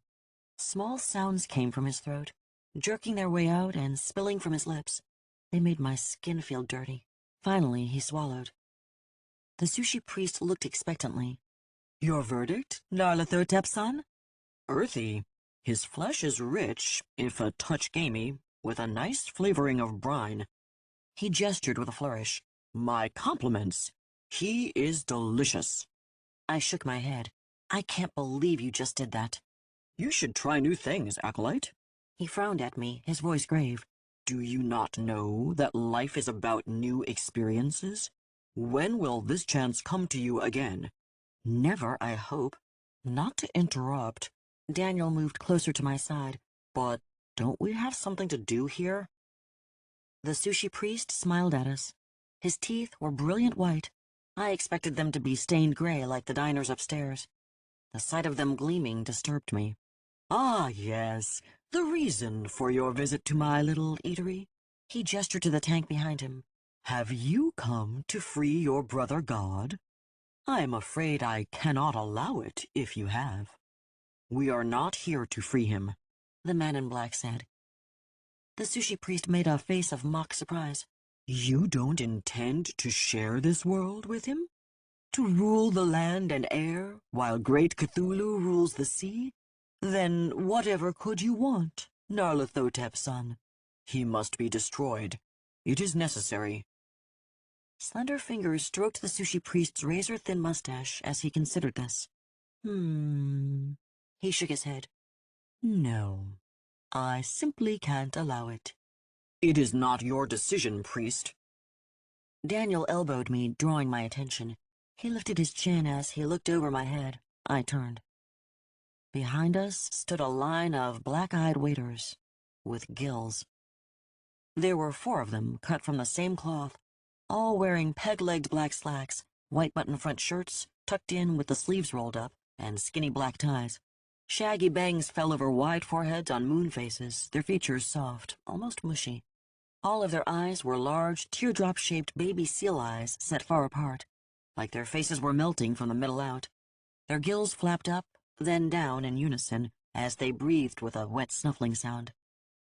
My hand tightened on the knife. This was not good. I turned so I could keep one eye on the fishmen waiters, and one eye on the man in black, and one eye on the sushi priest. I had no more eyes to spare. The sushi priest laughed. "You are in my place of power." The man in black shrugged. "Your power is nothing to me." "And that, arrogance of that nature, is what landed the mighty Cthulhu in my net." "He had slept for eons when you snared him," the Chaos God snarled. "You will find me fully awake." "You underestimate me at your peril, O Prince of Darkness." "Does a Shoggoth underestimate a titmouse? Your reach exceeds your grasp, puny mortal. You have no power to harm me." "I have no intention of harming you, Nyarlathotep's son," the sushi priest smiled. "But you will be a delicious addition to my menu." His hand moved from behind the altar, holding out a medallion on an iron chain. Metal swirled in a cage around a glass sphere filled with liquid. Inside it floated a human eye. The eye bulged, an uneven, jaundiced globe, trailing pink optic nerve from the backside of it like an obscene jellyfish. The pupil and iris shone with energy, lighting the sphere like a lantern with violet light. Slowly, the eyeball turned to look at us, using the fluttering optic nerve like the fins on a betta fish, a rudder of dangling flesh. The magic inside me throbbed. "Surely you recognized this?" the sushi priest asked. "I have seen the Eye of Omens before, priest. Now I know how you have taken the mighty Cthulhu. With it in my grasp, I can hold two just as easily as I hold one." He pointed his hand at the man in black, vomited out a chunk of green magic, and the situation went to hell in the blink of an eye. 49. Verdant magic blasted over the altar stone in front of the chef priest, sizzling toward us. The air filled with the stink of burnt calamari as the tiny krakens piled in the bowls caught fire. The man in black lifted his red right hand, its raw fingers knotted together, and a shield of ruby-colored magic cupped up around him. The green energy slammed into it, driving the man in black back a step, gobbets of magic spattering off to each side. The force of the impact rushed across me like a runaway train careening through a station platform. I stumbled from the brunt of it, falling to one knee. Daniel howled and dove to the ground as some of the fractured green magic splashed across his legs. Rolling to a stop, he sat up, beating out tiny flickers of flame that spackled his jeans. I moved to help him. I got it, he yelled, pointing with his free hand. "Watch them!" I spun and found the waiters walking toward me. They chanted, voices combined in a quartet of creepy, moving lockstep like a dead-eyed version of a show choir. Every one of them now held a box cutter, short wicked razor blades extended. I moved the knife of Abraham in front of me, holding it tight. Mine was longer, but there were 4 of them, not good odds. The words of Sensei Laura blasted into my mind. If your opponent has a knife, run. If you fight someone with a knife, you are going to get cut. Better to run than bleed. Trapped between them and the sorcery battle, I had nowhere to run. Daniel stepped next to me. He smelt burnt and limped as he moved. He hefted a chunk of stalactite and leaned toward me, pointing. "What are they doing?" I looked, and the waiters were still closing in with short shuffling steps. They had crossed their arms, laying the blades of the box cutters against the insides of their elbows. Their chanting intensified, beating against my eardrums. In his tank, Cthulhu stirred, agitated, pressing against the glass, pressing against my mind, pressing against my magic. Free me. From the corner of my eye, I saw the man in black lean forward and sling crimson magic at the chef priest. The inhuman waiters pushed the short, sharp blades into their flesh and dragged them down each arm, splitting the skin in wide seams. The chanting never stopped as their skin unzippered beneath cutting blades, yawning wide. Things moved in the wounds, writhing, squirming, and as blades reached wrists, bursting out in a mass of slimy, flapping tentacles. "Damn," Daniel said. Then they were on us. 50. I slashed up with the knife as Daniel swung his stone club. The edge of the akeda bit into a mass of rubbery tentacles, snagging and pulling in my hand. Black ink spurted in high arcs from the cut, splashing up my arm and across my face in thin, cold streams. Chunks of tentacle fell to the cavern floor, severed by my knife. They squirmed and squiggled under my feet. The waiter gave no reaction of pain, his moon face blank, wide mouth gaping up and down, still chanting. The skin of his arm lurched, and more tentacles spilled out in a bouquet of writhing, clicking flesh. In his tank, Cthulhu pulsed at my mind. I could feel him trying to communicate with me, trying to get my attention. Something grabbed my left arm. 2 fat tubes of mottled gray-green flesh wrapped my arm, squeezing tight as they constricted. Sharp pain dotted underneath it as the suckers began to bite. The waiter attached to those stepped closer. More tentacles reached for me. I jerked back, the tentacles wrapping my arm tighter. Pain pulled up my arm. Slicing down, I cut myself free and stumbled, falling. My back hit something solid. Daniel. He spun, trying to grab me to keep me from hitting the ground, turning his back to the monstrous waiters he fought. I pushed away, trying to say I was okay, to tell him to keep fighting. I couldn't get the words out before a mass of tentacles slithered across Daniel's face, covering his mouth and jerking him off his feet. I screamed as he fell, both of his waiters latching on and dragging him to them. I took a step toward them. Something wrapped around my waist, yanking me backwards. I spun, slashing blind, desperation clawing at my mind, magic pulsing in my stomach. The knife of Abraham cut across a waiter's stomach, parting the white shirt and the skin beneath like water. Black ink exploded, coating me in a slimy sheet of icy liquid. Tentacles burst out, more tentacles than should have fit inside the waiter. They spilled onto the floor, thigh-thick and python-long, laying limp for a moment before they rose into the air, tips swinging to and fro, a hound scenting for prey. The waiter giggled. His twin stepped close to him, giggling in perfect unity with him. The twin's mouth split at the corners, ink running from the rips. His wide throat convulsed once, then again, and a fat-tipped slug of alien flesh came up and out of his mouth. It slithered out, rolling and undulating down his chest. 2 smaller tendrils pushed his baby seal eyes from their sockets, twisting and curling down his cheeks as they waved beside his moon face, the eyeballs unblinking on the end of their stalks. I stepped back, swallowing hard against the sick that wanted to happen. Cthulhu sloshed in his tank. "Free me." My mark burned as the words pulsed in my mind. Daniel fell, wrapped in the grip of the 2 waiters he fought. They knelt over him as he struggled, holding him down, masking his face with a pile of writhing tentacles.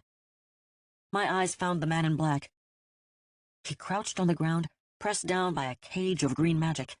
I could hear his coat screaming as it smoldered where the corruption of magic touched it. The chef-priest stood on the altar, holding the Eye of Omens high, face pulled in a wide smile as he cast his spell over the chaos god. I looked for a way out, an escape, a way to go. A wave of tentacles crashed into me, slapping around my body, dragging me to the ground. They squeezed, tightening, cutting off my air. Black spots swam in my eyes and my head throbbed. The knife fell from my numb fingers. "Free me." The waiters loomed over me, one smiling like a lunatic, the other's face a flaccid sack around the 3 waving tentacles sprouting from the stump of its neck. I couldn't breathe. "Free me, and I will save you." My chest collapsed, crushed by the weight of the tentacles constricting around me. I gasped, trying to pull air in crushed lungs. Daniel, I'm sorry. I failed. The world began to go black. Cthulhu moved in his tank. Everything grew dark, so very dark. Before I went under, I made a wish. 51. Thunder fell in the middle of the cavern as Cthulhu crashed to the floor, freed by my magic. He crouched, massive, enormous, filling the space with his size, with his presence. Syrupy fluid sluiced off him, splashing to the cavern floor and racing to fill uneven divots and crevices in an amniotic rush. Out of his tank, he pressed against the walls of my mind with the weight of a titan. "No!" the chef-priest shouted, magic crackling off his skin, rolling down the folds of his robe, fed by his anger. He still held the Eye of Omens, streaming magic from it to keep the man in black pinned to the ground. The Great One shifted, turning at the sound of his captor's voice. He spoke, words crashing through my mind space, turning me into a butterfly in a hurricane. The tides turn, little man. Now you shall pay. The chef-priest screamed out a spell and flung his free arm in an arc of sorcery that cut across the space, striking the sea god in the face. The magic sizzled against inhuman flesh, smoke billowing as Cthulhu screamed against my mind. The tentacles around me loosened, slipping away. Air, sweet air rushed into my lungs, painful and cold. The waiters pulled away, moving to help their master. Gibbering, they shambled toward Cthulhu. They were joined by their brothers who'd let go of Daniel. Rolling on my side, I pushed up, looking for him. I found him lying on the cavern floor. He looked dead. Oh God, no. I scrambled toward him. An explosion rocked the cavern with a boom that shook the ground, throwing me down.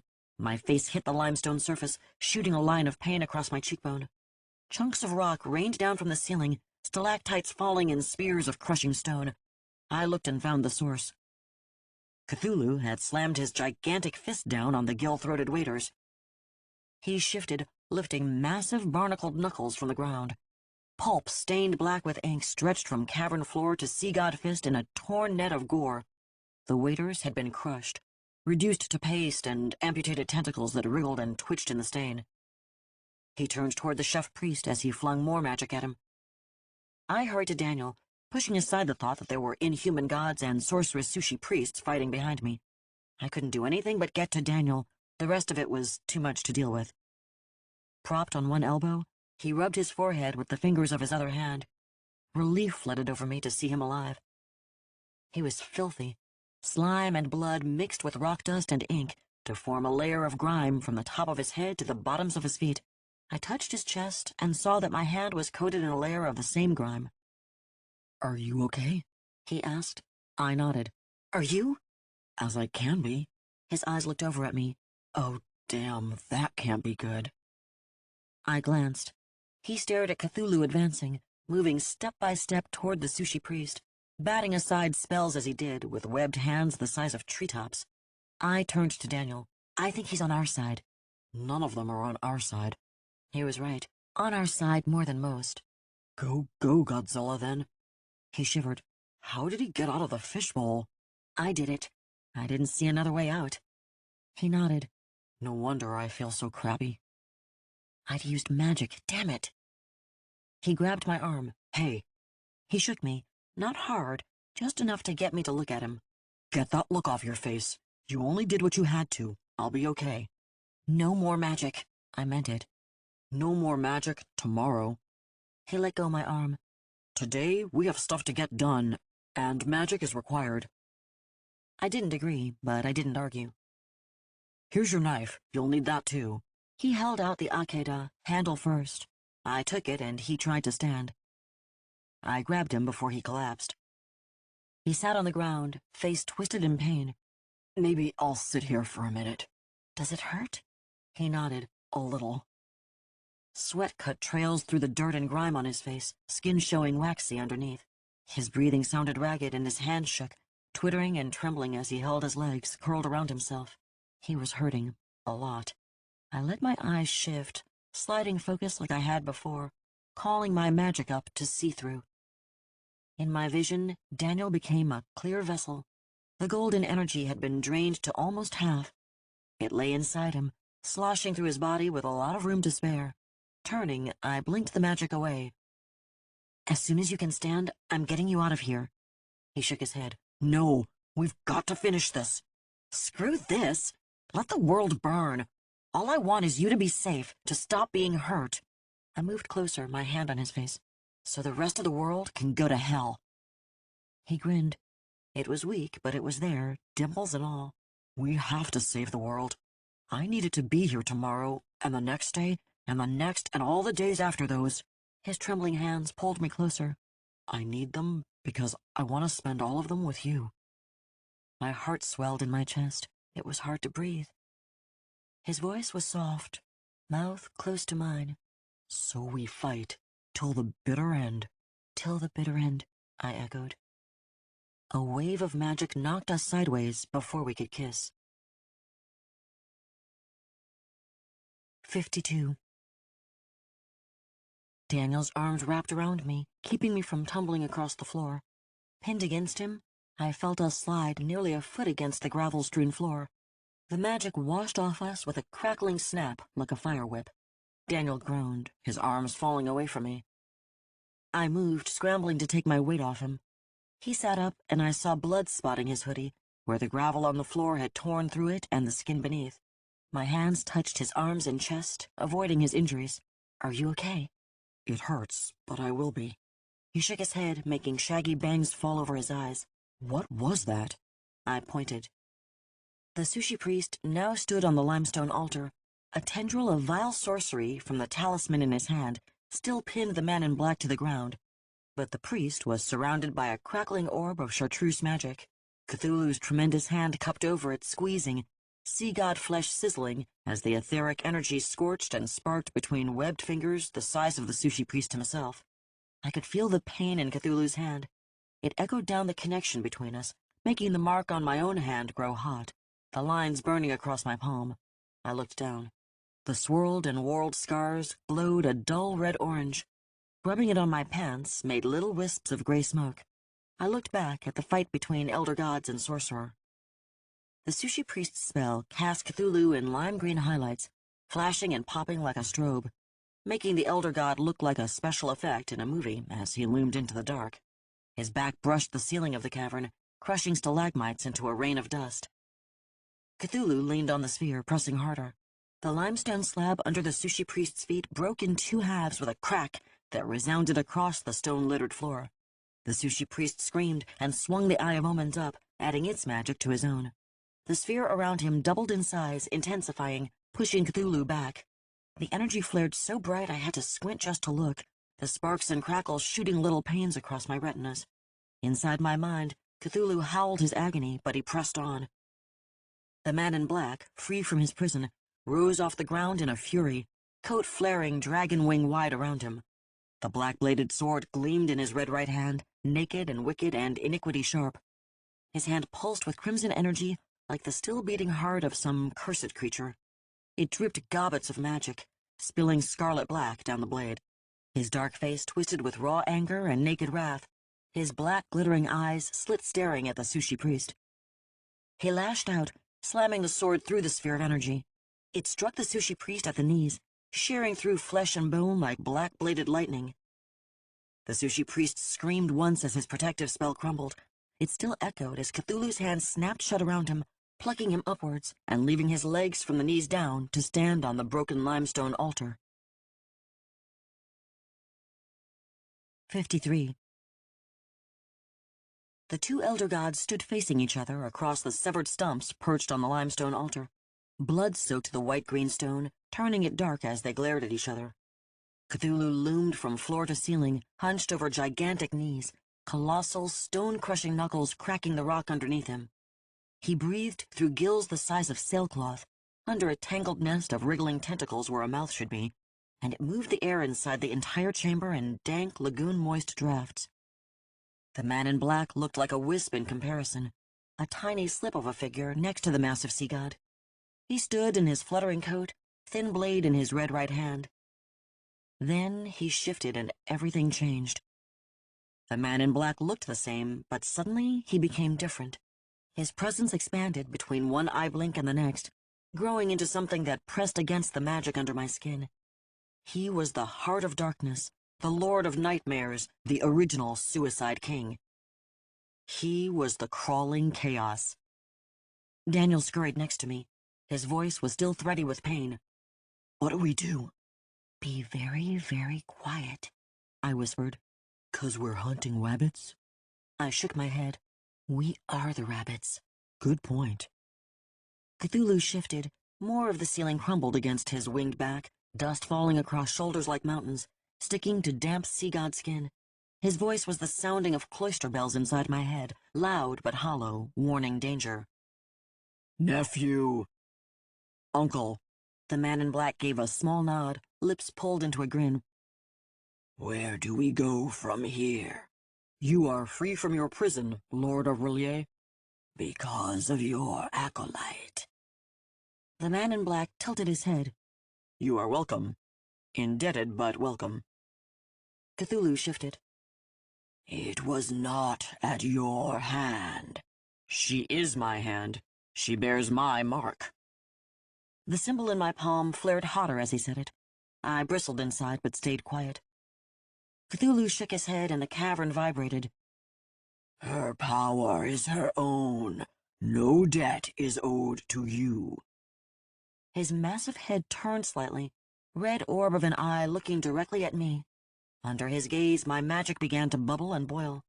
My skin flushed fever-hot, and it took every ounce of control to not squirm, to not turn away and hide from the weight of that terrible crimson eye.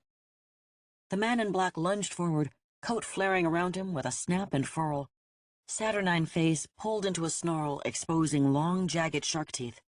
She is my acolyte. What is hers is mine by right of possession. The implication of that struck me like a fist. My hand reached back, falling on Daniel's leg. He was mine, no one else's. Mine and mine alone. Cthulhu turned toward the man in black. She only follows you because she does not know the truth. My truth is her truth, deep dweller, He spat. Not for long, Prince of Lies. Cthulhu didn't move as his mind crashed into mine like a tsunami, sweeping me under and washing me away into a riptide of darkness. 54. I was back. Back in the blood-black future, where the moon hung low and red in a tattered and falling sky, and the world burned and bled, and the stench of torn gut and violent death threatened to choke the air from my lungs. It all closed around me like a fist. Squeezing, constricting, oppressing. I blinked rapidly, trying to clear my eyes from the tears welled in them, burning from the soot that hung in the air. Movement in front of me caught my eye. I stood behind a monster, the monster I'd seen earlier, the one that held my little brother Jax, the one eating my little brother Jax with jagged gnashing teeth. I could just see his tiny socked foot around slowly flapping wings of stretched membrane. My stomach clenched. Don't move, Charlie. You can't save him. That's not why I brought you here. The voice came from behind me. It carried over my shoulder, a pleasant tenor with an accent soft and vaguely Bostonian. I turned. A man stood just a few feet away. Dressed in dark jeans with folded cuffs, a brown leather jacket over a skin-tight black t-shirt, motorcycle boots, and dark hair greased into a pseudo-pompadour. He looked like a 70s version of someone from the 50s. He had kind brown eyes and a large nose. "Who are you?" I asked, really. The moment he said the word, knowledge poured on me like boiling oil. He pushed against the magic inside me, sweeping back and forth like the tides. He felt immense, bottomless, near infinite. I breathed his name. Cthulhu. He nodded, warm eyes twinkling. What are we doing? This made no sense. We are having a conversation in a possible apocalypse. Wait, why aren't we in the cave? We are. I shook my head. I didn't understand. We are both avatars of ourselves. You are still beneath the temple of Balthune next to your paramour. I am still in the golden city of Relier. And I still fight your master in the same place you are. All of these things are true. I splintered us, and took those portions to the moment you chose your path, the moment you chose this future. I didn't want any of this. You chose to help Nyarlathotep achieve his goals. To stop this. He shook his head sadly, then lifted his chin, indicating the scene in front of us. Look closely. I turned to look. We'd shifted, now looking at the event from the side. I saw myself. I looked terrible. Other Charlie looked like a child compared to the squatting monstrosity she faced. I watched myself scream in rage, face purple, and nodded. The creature leaned to the left and broke wind, my brother's body sliding on its bloated stomach. Watch, Cthulhu said.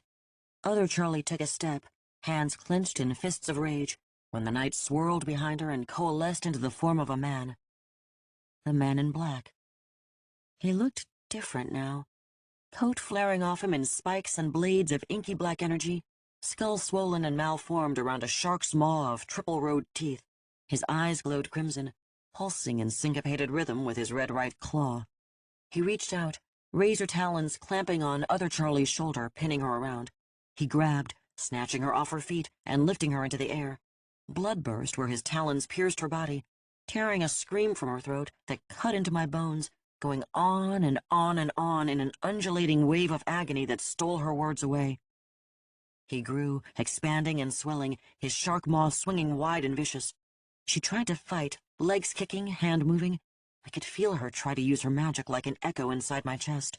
The crawling chaos smiled around his slung-open jaw, arm-thick tongue slithering out, whipping the air. A guttural bark blew other Charlie's hair as he laughed at her futility. Her tears fell, splashing against rows of jagged jutting enamel. Then he shoved her face first down his throat. Cthulhu's hand clamped on my arm, stopping me cold from running to save her. I jerked hard against his grip, but he kept his fingers closed. A small part of my mind noticed they were webbed to the second knuckle. "Let me go!" It would do no good. I pulled harder, jerking with all my body weight. "What's happening?" He let go my arm and I stumbled. "You were only shown a part of this future. You were manipulated into using your power to guide reality to this future. Your choices have been tumblers in a lock, one by one falling into place until this future cannot be undone. It is almost too late. This is the reality if you allow the son of Azathoth to win." I looked at the scene with other Charlie and the crawling chaos. They were perfectly still, time-locked, everything around us frozen in place. Her legs hung in a mist of blood, freeze-framed around the monstrous countenance of Nyarlathotep. Gruesome and gory, and the fact that I was looking at another version of myself made the horror even more surreal. It scratched at my eyeballs, picking away at the edge of my sanity. I turned away, back to Cthulhu. He stood there like he was innocent, the kindly old guy who would buy you beer but never ever try to fill you up after you drank it. It was a lie, and I recognized it. "Oh, and you want me to throw in with you?" He shrugged. "It would be better." "I doubt that. All I want is a home for my star spawn. They swim the eons of space, skirting through the void without form, without home. A tear trickled from a watery brown eye. Pains me to be separated from them. Loss struck me like a fist, blasting into my gut, leaving me scooped out. I felt like part of me, part of who I am, had been trapped a million miles away and I couldn't get to it. Couldn't be whole. Would never be whole again. I felt like I did when I woke up so many years ago. Cthulhu moved closer, webbed hands moving to my arms, gentle this time. "Charlie, you have to understand. He is the great destroyer. He is the ravening lion. You are food to him and his kind. If he has his way, then your world will be a feasting board. All me and mine want is a home. My children will come and bring everlasting life to this planet. No more death, no more illness, no more war, just peace and plenty and an endless pleasant dream." His hand swept over his hair, coming away shiny. Before I could flinch, he swiped it across my face. My eyes slammed shut as they were anointed with a thin sheen of oil from an elder god. When I opened them, I was flying through space, and I wasn't human anymore. 55. We huddle close, but it does no good. The cold still cuts through us, slicing its way to our core. Bits of dust and debris, detritus from planets smashed long ago into dust, whiz past, scouring my skin. I am filleted in 1,000 micro-tears. My brother next to me isn't as fortunate. He is reduced to a shred of flesh and a cloud of fluid that the ones behind fly through, blinking him away from their one open eye. He is gone. One less of us. The loss of him is a sharp pain throughout our shared mind. We huddle closer, filling in the gap. The sun goes nova as we sail by, flaring into a bright purple burst, unleashing gamma rays that cold-scorch the flank of our school. I feel their nerve endings burn and curl as if they were my own. Hundreds fall away, drifting into space, becoming detritus themselves. Flotsam, jetsam, still we swim on. The hole inside me hurts. There is something out there that can heal me. I just have to find it. We just have to find it. Father, help us. Please, just call us home. 56. I'd been torn from the outskirts of space and flung to the ground like a bird plucked from the sky by the hand of God. Tumbling across the ash-covered ground of the nightmare future, I rolled to a stop. I couldn't breathe. Fine gray soot filled my nose, coating the inside of my throat, closing it down so that air couldn't squeeze through. This is the ash of everything I love. I scrambled to my feet, coughing and choking. Swallowing over and over again, gulping air, I finally managed to catch my breath. I held my chest, trying to keep my heart from pounding out of it. Blinking through streaming tears, my eyes found Cthulhu in his human guise. He'd fallen to his knees, the crawling chaos looming around him with deadly spikes of ebon energy. His face turned toward me, eyes filled with salt water. He spoke into my mind as the first stabbing talon reached him. "You must stop him. I am too weak after my captivity." "I can't." The words hurt coming out. "You must." His voice pitched up an octave, smoothing out, soothing against my ears. 3 to break the seal, 3 to turn the wheel, 3 to loose Azathoth, 3 and all hope is lost. The words meant nothing to me. Azathoth. Azathoth was bad. I knew that, and the fact that he was tied to the man in black. Before I could ask what Cthulhu meant, the crawling chaos surged, swallowing him into the darkness of the coat. The dark god's back was to me. The soot and ink blackness of the coat struggled to consume the body of Cthulhu. Shapes moved on the surface of the coat, bulging here and there in misshapen forms, the sea god trying to punch his way free. Nyarlathotep's distorted face loomed above the collar, his hands, red and dark-skinned, both clutching the coat together as it screamed and screamed and screamed in my mind, its voice joining the voice of Cthulhu himself, a duet of glass-edged pain as one drove to consume and one fought to keep from being consumed. The clarion skrill of their agony crushed me to the ground. I screamed, joining them. Slowly, at a bone-grinding pace, the cries of Cthulhu faded, drifting into oblivion, and the coat fell to a whimpering that I echoed as the man in black shuddered and shifted, sliding back into his human skin. One last shiver, and he snapped back into place. Slowly he turned, dead white chaos gaze falling on me. 57. "Charlie, move!"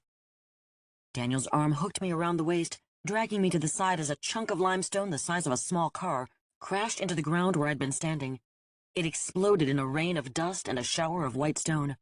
Daniel grunted as a fist-sized chunk slammed into his back so hard I felt it through the other side of his body as he wrapped around, protecting me. The world crashed, falling to pieces.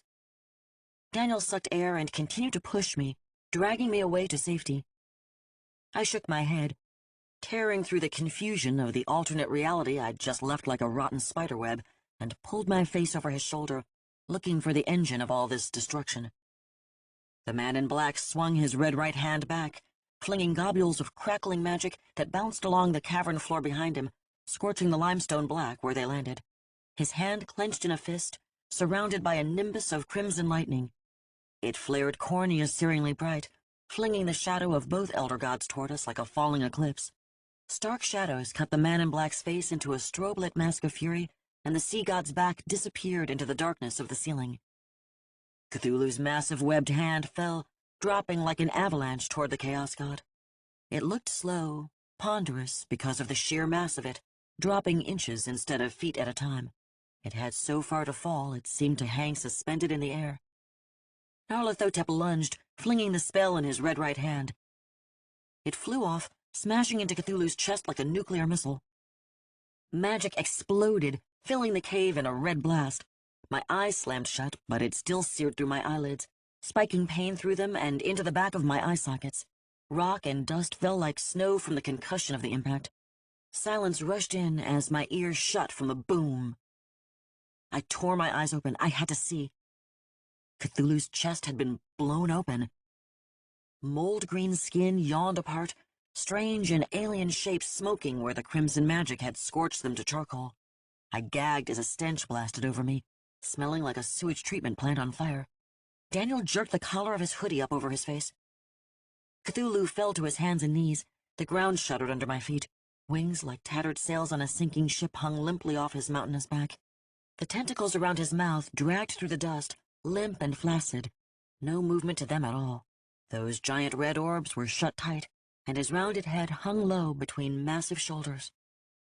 The man in black leapt, the coat around him pushing him like a springboard into the air. He landed on Cthulhu's face, just above the nest of tentacles that served as a mouth.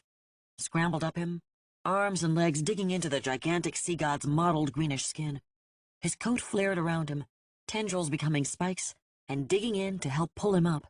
He looked like a black carapaced beetle climbing a corpse. Maybe he was. Cthulhu had disappeared from my mind. I couldn't feel him anymore. Just the lack of him, like a hollow vacuum against my soul. The butchered god didn't move, didn't even shrug to shake him off. He just knelt there, head low as the man in black scaled his skull. Reaching the top, Nyarlathotep stood triumphant in a maelstrom of swirling darkness. The only color in him, the gleam of two sharp teeth, and the lurching crimson pulse of his red right hand. Out came his sword, sliding from the depths of the coat. Something inside me slid into place, like a joint going back into socket with a sick, wet pop, and I could feel the pounding cries from the coat as it struggled against its wearer. Nyarlathotep ignored it. Shifting to a crouch, he raised the black-bladed sword over his head. A scream lodged in my throat, stuck against my trachea. He leapt, spinning delicately like a dancer, blade cutting the air around him. The sword fell like lightning, splitting the skull of Cthulhu in a tidal wave of gore. "No!" Daniel screamed beside me, too little, too late. Black liquid poured across the limestone floor, rushing around stalactite stumps, knocking over the altar, lifting the bodies of the chef-priest and his squid waiters to swim lifelessly in a dead man's float. The man in black grabbed the edge of the sundered skull of his brother god, swinging himself up to perch at the crest of Cthulhu's head. He leaned into the gap, arms sinking into the fissure he'd carved, stretching into the gash, disappearing as it rooted around. The sensation came down the thin connection between me and Cthulhu, a faint echo of what the sea god experienced. It felt like my brain had been stirred with a blender that had been set on fire. I fell to my knees, soaking to my waist in a tide pool of Cthulhu brain juice. Daniel grabbed me, lifting me before I could collapse completely and fall face first into the brackish slime. Cthulhu's eye cracked open, just a slit, and our connection jolted across my nerve endings. I felt that gaze bore into my soul. "Stop him before he gets a third." The man in black gave a cry of triumph, pulled his arm out in a moist, slurping action. He lifted a shining crystal that pulsed with energy, roiling from teal to putrid yellow to hot magenta. Cthulhu fell, crashing to the ground in a riptide of his own fluid. He was gone from my brain. 58. The man in black stepped off the giant skull of his dead uncle god. He pranced toward us, puddles of gore splish-splashing around his feet. A smile cut his face in half, and he rubbed the crystal on his coat like an apple he planned to take a bite from. A mad gleam shone in his eye. I stepped closer to Daniel, and he stepped closer to me until our hands found each other. It felt like we were circling the wagons. The man in black stopped in front of us. He stretched like a cat, arms up, back arched, on his tippy toes with his head tilted at an odd angle. He moaned as a series of quiet cracks ran in a chain from inside him. He dropped down, flat-footed. Well, that was almost too easy. His eyebrow arched sharply as he looked at me. It was as if he were distracted. Daniel's hand tightened on mine. Why would you say that? Oh, I do not know. The Lord of Relier may have been many things. His fingers stroked the air as if looking for these things. Dull, single-minded, sentimental. He ticked them off one by one on his left hand, the human one. But he was not a... What is your human word? Oh yes, he was not a bitch, and he should not have gone down like one. Does it matter how you stopped him? It matters if my acolyte designs to turn against me because of something she was told. My heart stopped beating. He knows. Daniel tensed, moving just slightly forward between me and the man in black. They didn't talk. He didn't say anything to her, and she didn't say anything to him. You know nothing, minion. Narlathotep plucked at a tatter on the edge of his coat, capturing it between two red skinless fingers. He pulled it slowly, tearing it from the rest of the coat in one long, drawn-out rip. I felt its pain as a faint echo in my head. Laying the strip of coat against the jewel in his hand, he began to wind it round, stretching it as he went. He didn't look when he spoke, but his words were aimed at me. What did he tell you? Nothing, I said. Pulling the strip into a loop, he hung the jewel around his neck beside the one from the cancer god. They rubbed against each other, the crystalline planes and corners chinking and squeaking in protest. The colors in each of them whipped into a frenzy, rushing toward the other jewel and then darting away, like living liquid energy trapped in a prism of quartz. Liar, liar, pants on fire. He stopped. Well, not literally. Not yet. We fulfilled our part of this deal. Let us walk away now. His tongue clucked the roof of his mouth. Tut, tut, tut, acolyte. That was not the bargain struck. Yes, it was. Dark eyes glowed. He licked his lips. When he opened his mouth, his voice had changed. Daniel's voice came from the man in black's throat. Name your price, and we'll pay it. Oh, no. I name my price, Daniel Alexander Langford. The man in black's smile widened, teeth gleaming in the dim luminescence of the cave. That price is your life. Before I could move, he fell on Daniel in a swirl of black coat. In a blink, they were gone. I screamed, the only person left alive in that dank subterranean pit. 59. I had to find them. Seconds ticked by as my mind scrambled for a solution. Seconds Daniel didn't have. I'd seen the man in black kill. Daniel might not even be alive now. The thought stabbed through me, dropping me to my knees. I needed to find them, to save him, to stop this, to find him, to save him. The wish inside me screamed out, desperate to be fulfilled. Nothing happened. What? Horrible realization dawned. Daniel was gone. My magic had no fuel. It lay quiet and still inside me. Small, smaller than it had ever felt since being sparked. I could feel it like a shallow pool deep inside me, a nearly dry well. No, not now. Not when I need it most. That I could fail Daniel when he needed me most felt like a knife in my guts. Knife. Wait. My brain turned slowly, rotating around something the man in black had said to me earlier. When you need your magic, it can be activated by touching your mark with any bodily fluid. Blood is the strongest. Shifting the akeda to my left hand, I laid the edge of the blade against my wrist. It sat next to the line already there, the scar straight and thin. The surgeon had done a great job sewing it up. Just a thin white line of hard tissue was the only sign that anything had ever happened. I used it as a guide. Across the street, not down the river. Not unless you're serious. The magic knife didn't drag at all, slipping through my skin like it was water. Crimson welled in its path, a furrow of my own making, filling with my lifeblood. It spilled down my palm in a thick trickle, following the crease of my lifeline, running toward my mark. It hit the red-raised scar tissue of the mark, and the magic inside me tried to push itself out of my skin like needle hairs through every pore. The blood pooled in my palm, making a little puddle. I closed my eyes, seeing Daniel's face in my mind. His green eyes, his dimple, the way his hair kept falling into his eyes. I kept him there and thought one simple thing. Take me to him. I felt no pain this time, only a sharp tug that felt like my spine was being yanked through my belly button, but no pain. I stumbled forward, stepping from where I just stood to where I wanted to be, in a swoosh of passing reality. I left the close, dank darkness of the cave, with its mottled stink of limestone and sea god brain juice, and stepped into the cold, clear, open darkness of a moonless night. Pinprick stars lay their light on me, making the world shine. I stood on a hill, grass under my feet.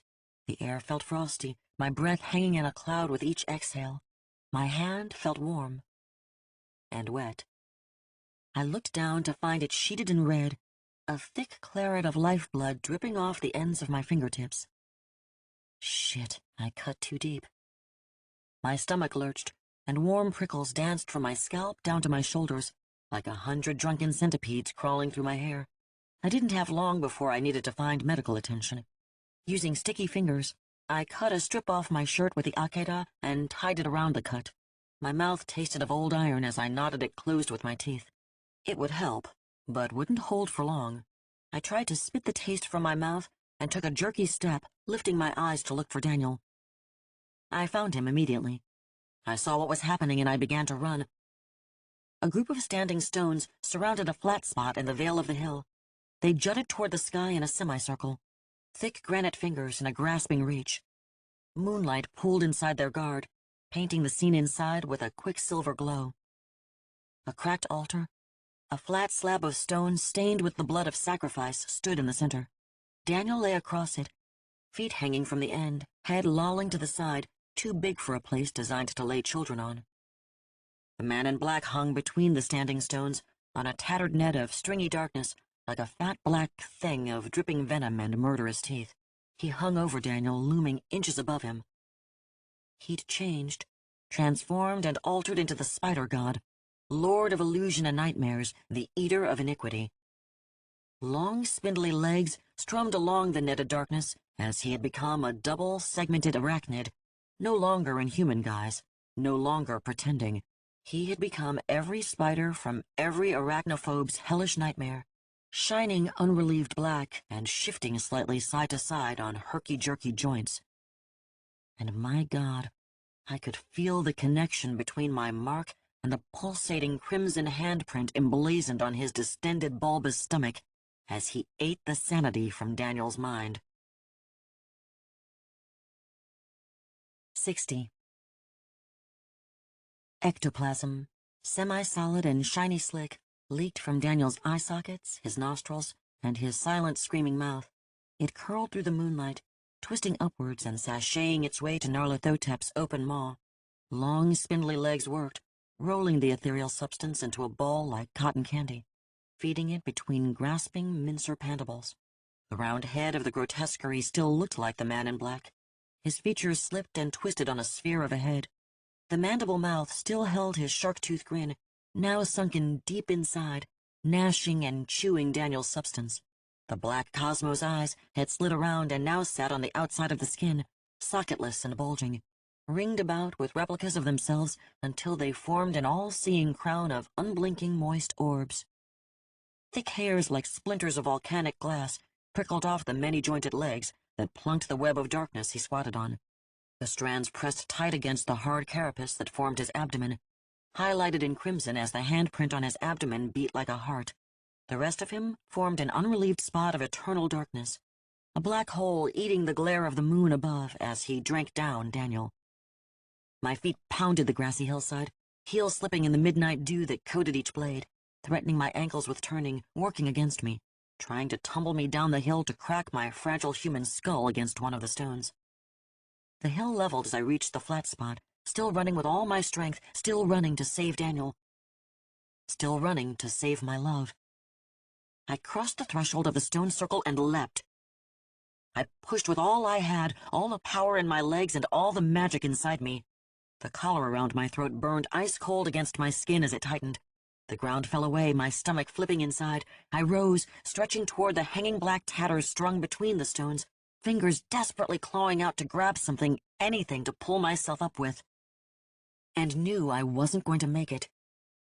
My wish sprang from desperation. Take me there. Etheric energy burst inside me as the wish whipped my magic into a frenzy. It pushed out under my shoulder blades in a sweep of ache, unfurling behind me. Pull, drag, lift. Wings of eldritch energy bore me through the air. I rose in a jerk between the strands of the web. The tatters of it fluttered up, stretching, reaching for me, not to pull me back, but to brush my skin in comfort. The web was the coat, the still-living skin of an archangel, shredded and mangled and torn to the will of its master. It barely touched me as I passed through it, the tattered tips just a whisper against my skin. Even through the trilling wonder of flight, its alien sing-song broke through, making a connection. The coat wanted me. The song faded to an echo as I swept through the night, still lightly hollow in my head. I had just enough time to think one discordant thought. This is absolutely amazing. My feet touched down on the web and the coat latched on, wrapping my ankles in tendrils until I stabilized, standing as if on level ground. The spider god swung up. Skittering to face me, he spun, lowered himself, and pounced. He fell in a blur of ebony lighting, crashing into me, spider legs clutching around my body. The magic of my wings shredded, and we fell to earth in a flash and a crash, like a pair of meteors locked together. He drove me to the ground, and pain blasted me from heel to crown in one hard pan slap. My eyes were locked open. I could see, but I couldn't move. Every muscle locked around my spasming diaphragm. It cramped inside me, struggling to make my abdomen move, to expand my chest, to desperately try and draw oxygen into my empty, deflated lungs. The spider god swayed above me, arachnid legs shoved into the ground all around me, arachnid abdomen thrusting toward me, like a wasp trying to plant its stinger, arachnid mouth clicking and clacking and dripping greenish spider saliva across my chest, my throat, my lips. My lungs hitched, once, twice, trying to kick over, to catch, to start. Hard-edged, brittle oxygen ripped into them as the spider god pushed himself back, stretching upwards as he transformed, transmuted, transmogrified into the man in black. Spider legs shortened and thickened, becoming arms. Black spiky hairs pulling into the hard shell of the exoskeleton, with long, creaking squeaks of glass rubbing glass. His swollen abdomen deflated like a bladder burst, collapsing into itself, to hang flaccid and folded in disarray around his now human body, before drawing up and withering into the shape of sleek muscles. His chest, his perfectly carved sternum, split like an unstitched seam, and let slip out the 2 gemstones that contained the essences of the gods we'd defeated earlier. They hung around his neck like 2 brightly colored nooses. The globe of his head broke, denting and creasing into the shape of a face. The skin holding his features side-slipped around, twisting into place like latex across a greased surface. Black orb eyes popped back into their sockets, and he blinked rapidly, lids flittering. Hands out to his side, one dusky-skinned and perfect, one skinless, red, and raw. He stood in sinister, naked glory. My muscles broke their mortal lock, turning liquid and movable as he settled into his form. I scrambled backwards. He opened his eyes and smiled. 61. You are too late, Acolyte. The deed is done. My eyes shot to Daniel. He lay as still as the flat gray stone underneath him, not moving, not that I could see. My heart stopped. All the strength ran from my legs like water. I stumbled. Oh God, please, no. Please don't let this be true. Pushing from within, I sent my magic down the line between us, the connection I'd established earlier. It felt like swimming through sludge, the air thick with resistance to my magic. I shoved, the effort tearing something loose deep inside me, looking for him at the other end. Bump. Bump. There. Faint, nearly indistinguishable from the rush of blood in my ears, I found his heartbeat. It threaded into my hearing, a tiny pitter-pat of hope. I clutched at it, dragging it to me as I tried to push magic down the line of it, to send mystical strength from me to him. My soul breathed out. Live. The collar clenched, cutting into my trachea in a hard, bruising line. I ignored it, pushing. The heartbeat grew stronger, steadier, even if it sounded hollow in my ears. Sounded as if it were trapped in an empty house. The man in black stepped between me and Daniel. My magic crashed against him, breaking and spilling to the side, as ineffectual as salt water. I cleared my throat and lifted my face. He's still alive. For the moment. He raised his hand, his human one, to his face. His stomach rolled, and he began to retch and heave, throat jerking in time with the hitch of his navel. A sound like flesh-ripping tore itself out of his mouth, his jaw dropping to spit something hard and glistening into his hand. Rolling it across his palm, he caught it and held it between 2 fingers. It was a ring. Gold circle holding a chartreuse gemstone that cast a faint lime-colored highlight on the yellow metal. He smiled. However, I hold what truly makes him human. He slipped the ring onto the 3rd finger of his red right hand. Without this essence, the substance of his personality, he will fade into the eternal night where I will wait to reap him. I will cast him to the land of nightmare, and he will dwell in the house of this Lord forever and ever. Amen. Give that back. Pain shot through my jaw, teeth clenched hard enough to grind in my ears. He stepped back, arms falling wide and to his side. Come, take it if you can, acolyte. I stepped forward, pushing my magic to call the Akeda to my hand. The knife slapped into my palm, flying from wherever it had landed when Nyarlathotep drove me into the ground. The connection clicked immediately, punching my magic like a closed fist. I realized the knife had a measure of magic embedded in its ancient iron. It hummed against my mark, and I pulled, drawing the magic out and into myself. Shock waves of power rippled through me, riding on the anger I had. It spread inside me, settling into a flat, hard place in my mind, the same flat, hard place that I found in my training. I knew how to fight, and for Daniel's life, I would. I'm not your goddamned acolyte. His lips pulled back, thinner, straighter, revealing interlocking shark teeth as he loomed over me. Then you are food. Come and choke on it, you evil bastard, I snarled. He fell on me. 62. The man in black swarmed around me, swallowing me in his fury. His fist lashed out and I twisted away, using all the skill learned at the hands of sensei, instructors, and masters. His knuckles grazed my cheekbone, barely brushing along my skin. The blow knocked me off my feet. I spun, rolling with the impact, scrambling to stay out of his circle of power. My eye began to swell, pulsing closed with each heartbeat. He stomped forward and the ground shook under my feet. The standing stones jittered up and down in their earthwork sockets, and it struck me what I was truly up against. What have I done? Daniel, I'm going to fail you. Movement above caught my eye. I dove to the side. A capstone the size of a truck crashed where I'd been standing, crushing the grass and weeds, narrowly missing me. A string of black coat tore free from its moorings, snapped by the impact. It whipped through the air, slapping around my calf and latching on. Music exploded in my head. The coat was urgent, insistent. I could feel it pushing my magic, its song inside me like a vibrato, dumping raw power into me. The song became clearer in my skull, not sung in English, not sung in human, but I understood. It wanted me to fight. It wanted free of the man in black, and it would help me if I would only fight. Driven by the song, I lunged, twisting with my hips for power, slashing at the man in black with Abraham's knife. The point caught him in the arm, gouging a chunk of flesh that flapped open like a big-lipped mouth, thwopping and thwopping in my direction. Dark yellow fluid ran freely from the cut, thin streamers of what could have been urine from the look, from the smell. He stepped back and I pressed forward.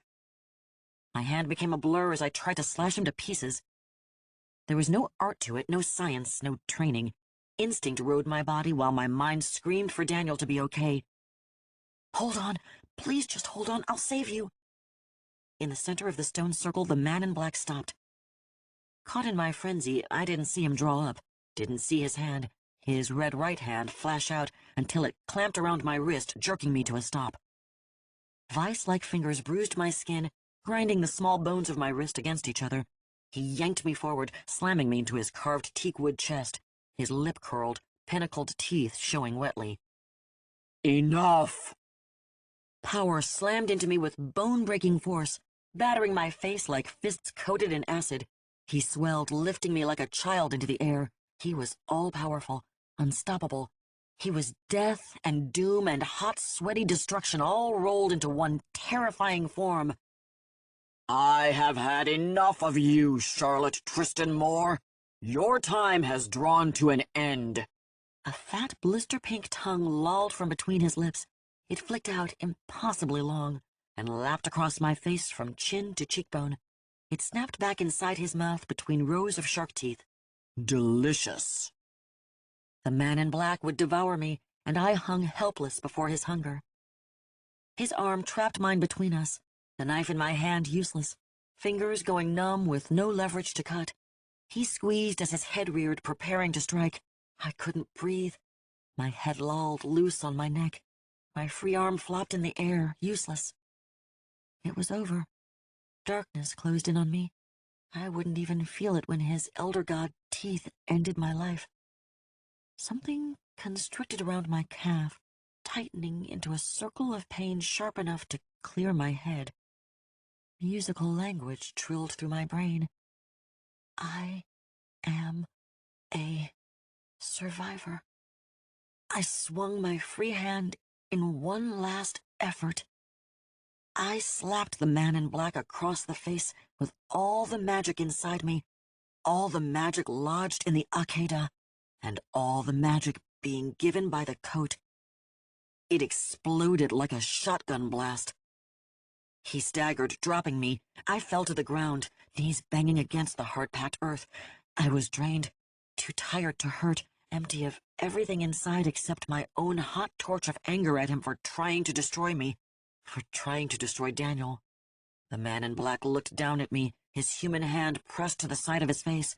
Around his long, thin fingers was a vaguely hand-shaped burn, one so severe the flesh of his cheek and jaw crackled meat pink through hard black scorch. It bubbled and seeped from magic burn. His hand pulled away, slick and shining with thin, runny fluid. Basalt eyes, fever bright, he laughed. You surprise me, Charlotte Tristan Moore. I thought you a mewling broken thing to be easily manipulated. He smiled, and it broke the skin where I'd slapped him. It appears I have misjudged you.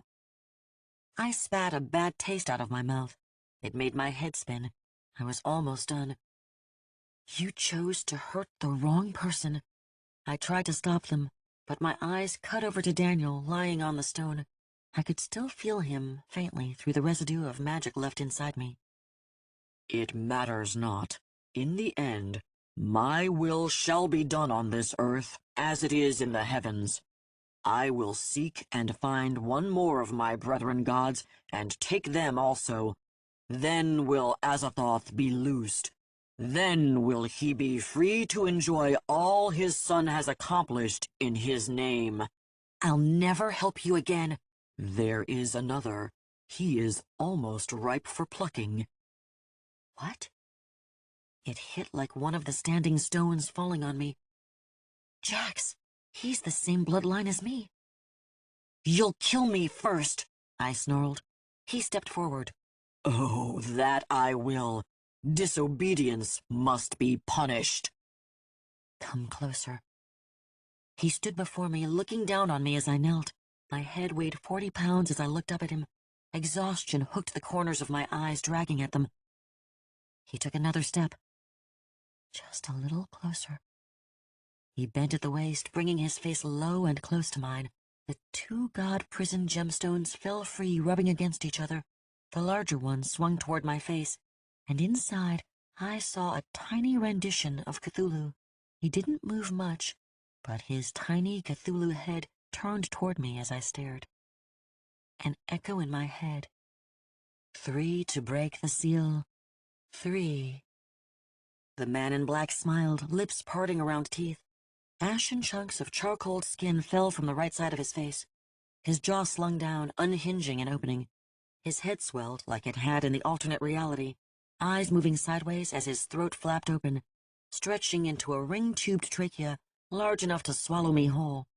This close, I watched the teeth slip in flesh-pink gums, sliding against each other like knives of enamel. Black ichor ran from under the gums, dripping down the thin edges of each tooth, bumping along the micro-serrations that would cut flesh like shears through lamb's wool. Hot, burning saliva fell on me as shark teeth grazed the air over my face. He would clamp those jaws shut on me, taking my head off at the shoulders. I reached up, and my fingers curled around Cthulhu's gemstone prison, knotting into the coat scrap necklace, using it to pull myself up and him down. I thrust the knife of Abraham deep in the side of the Chaos God, about to eat my face off, pushing with all my strength, twisting from my hips and driving with the large muscles of my legs. He exploded backward, twisting and writhing around the blade that now jutted from his ribs. Hot pink etheric energy boiled from the gash, leaking around the magic knife. He screamed, howling in pain and anger.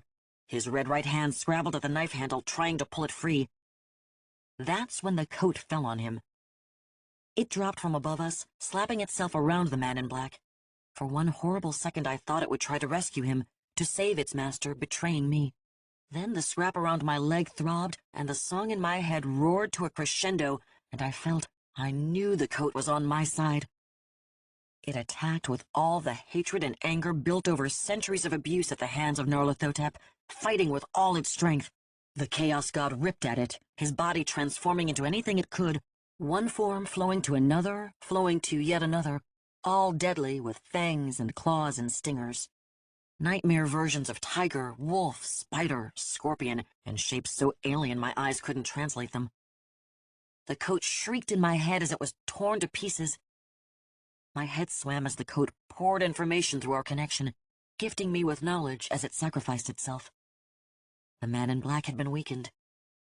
He'd used a lot of power fighting the sushi priest and then Cthulhu.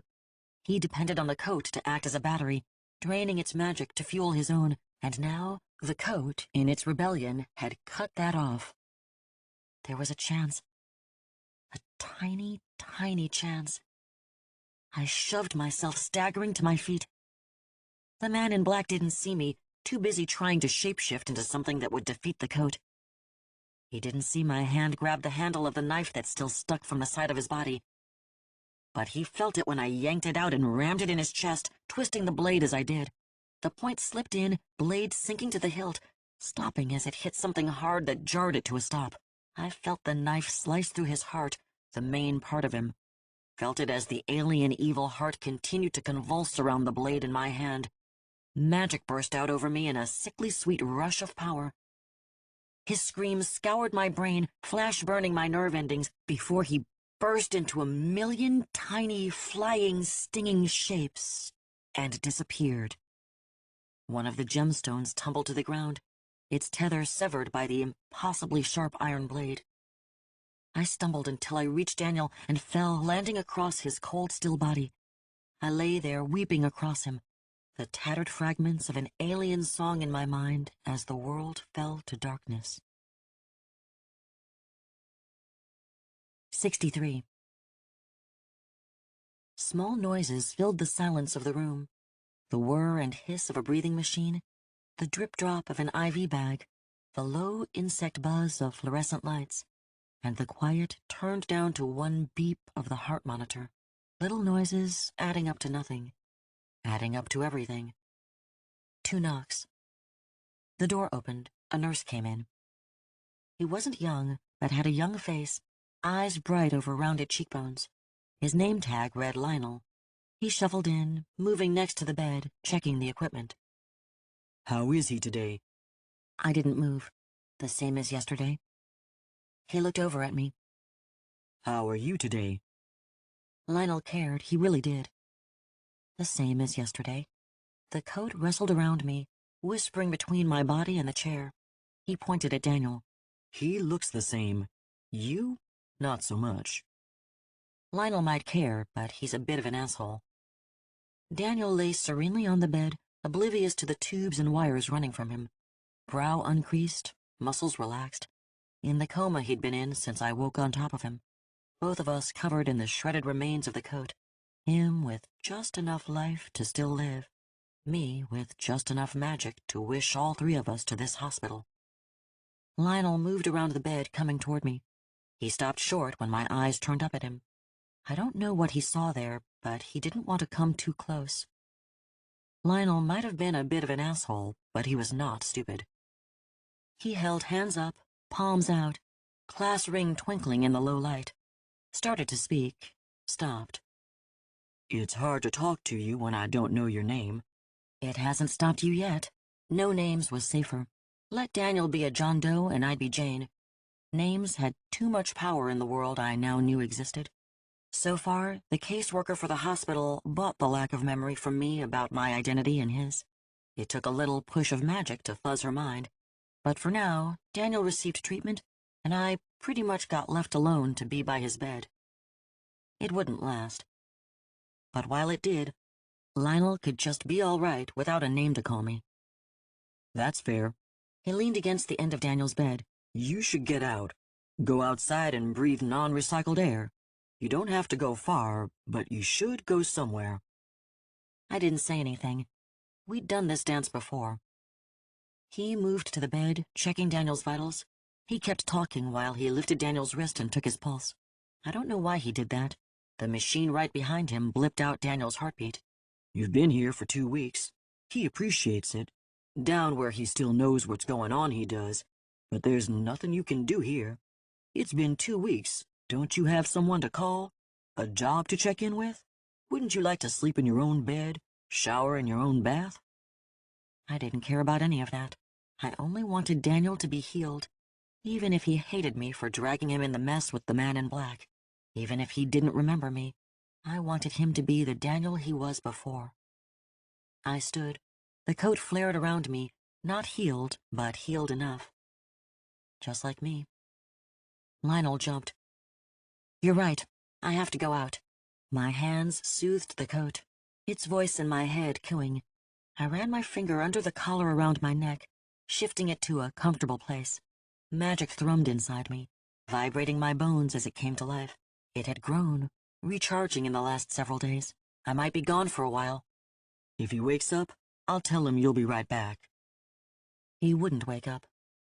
Not without my help. There was one thing I could do for Daniel, one thing that could restore him. I stepped to the bedside. His life force had been locked in a ring, a talisman last seen on the skinless finger of a red right hand. I leaned down, my lips close to Daniel's face. I had the magic inside me to find things. I kissed him gently on the forehead, his skin cool under the warmth of my lips. I was going to find that ring. I straightened, turned, and walked out of the room without a backward glance. And I was going to kill the man in black. This has been an Audible Studios production of Red Right Hand, written by Levi Black, performed by Allison Johnson. Producer Mike Charzik. Copyright 2016 James R. Tuck. Production copyright 2016 by Audible Inc. Audible Studios is a division of Audible Inc.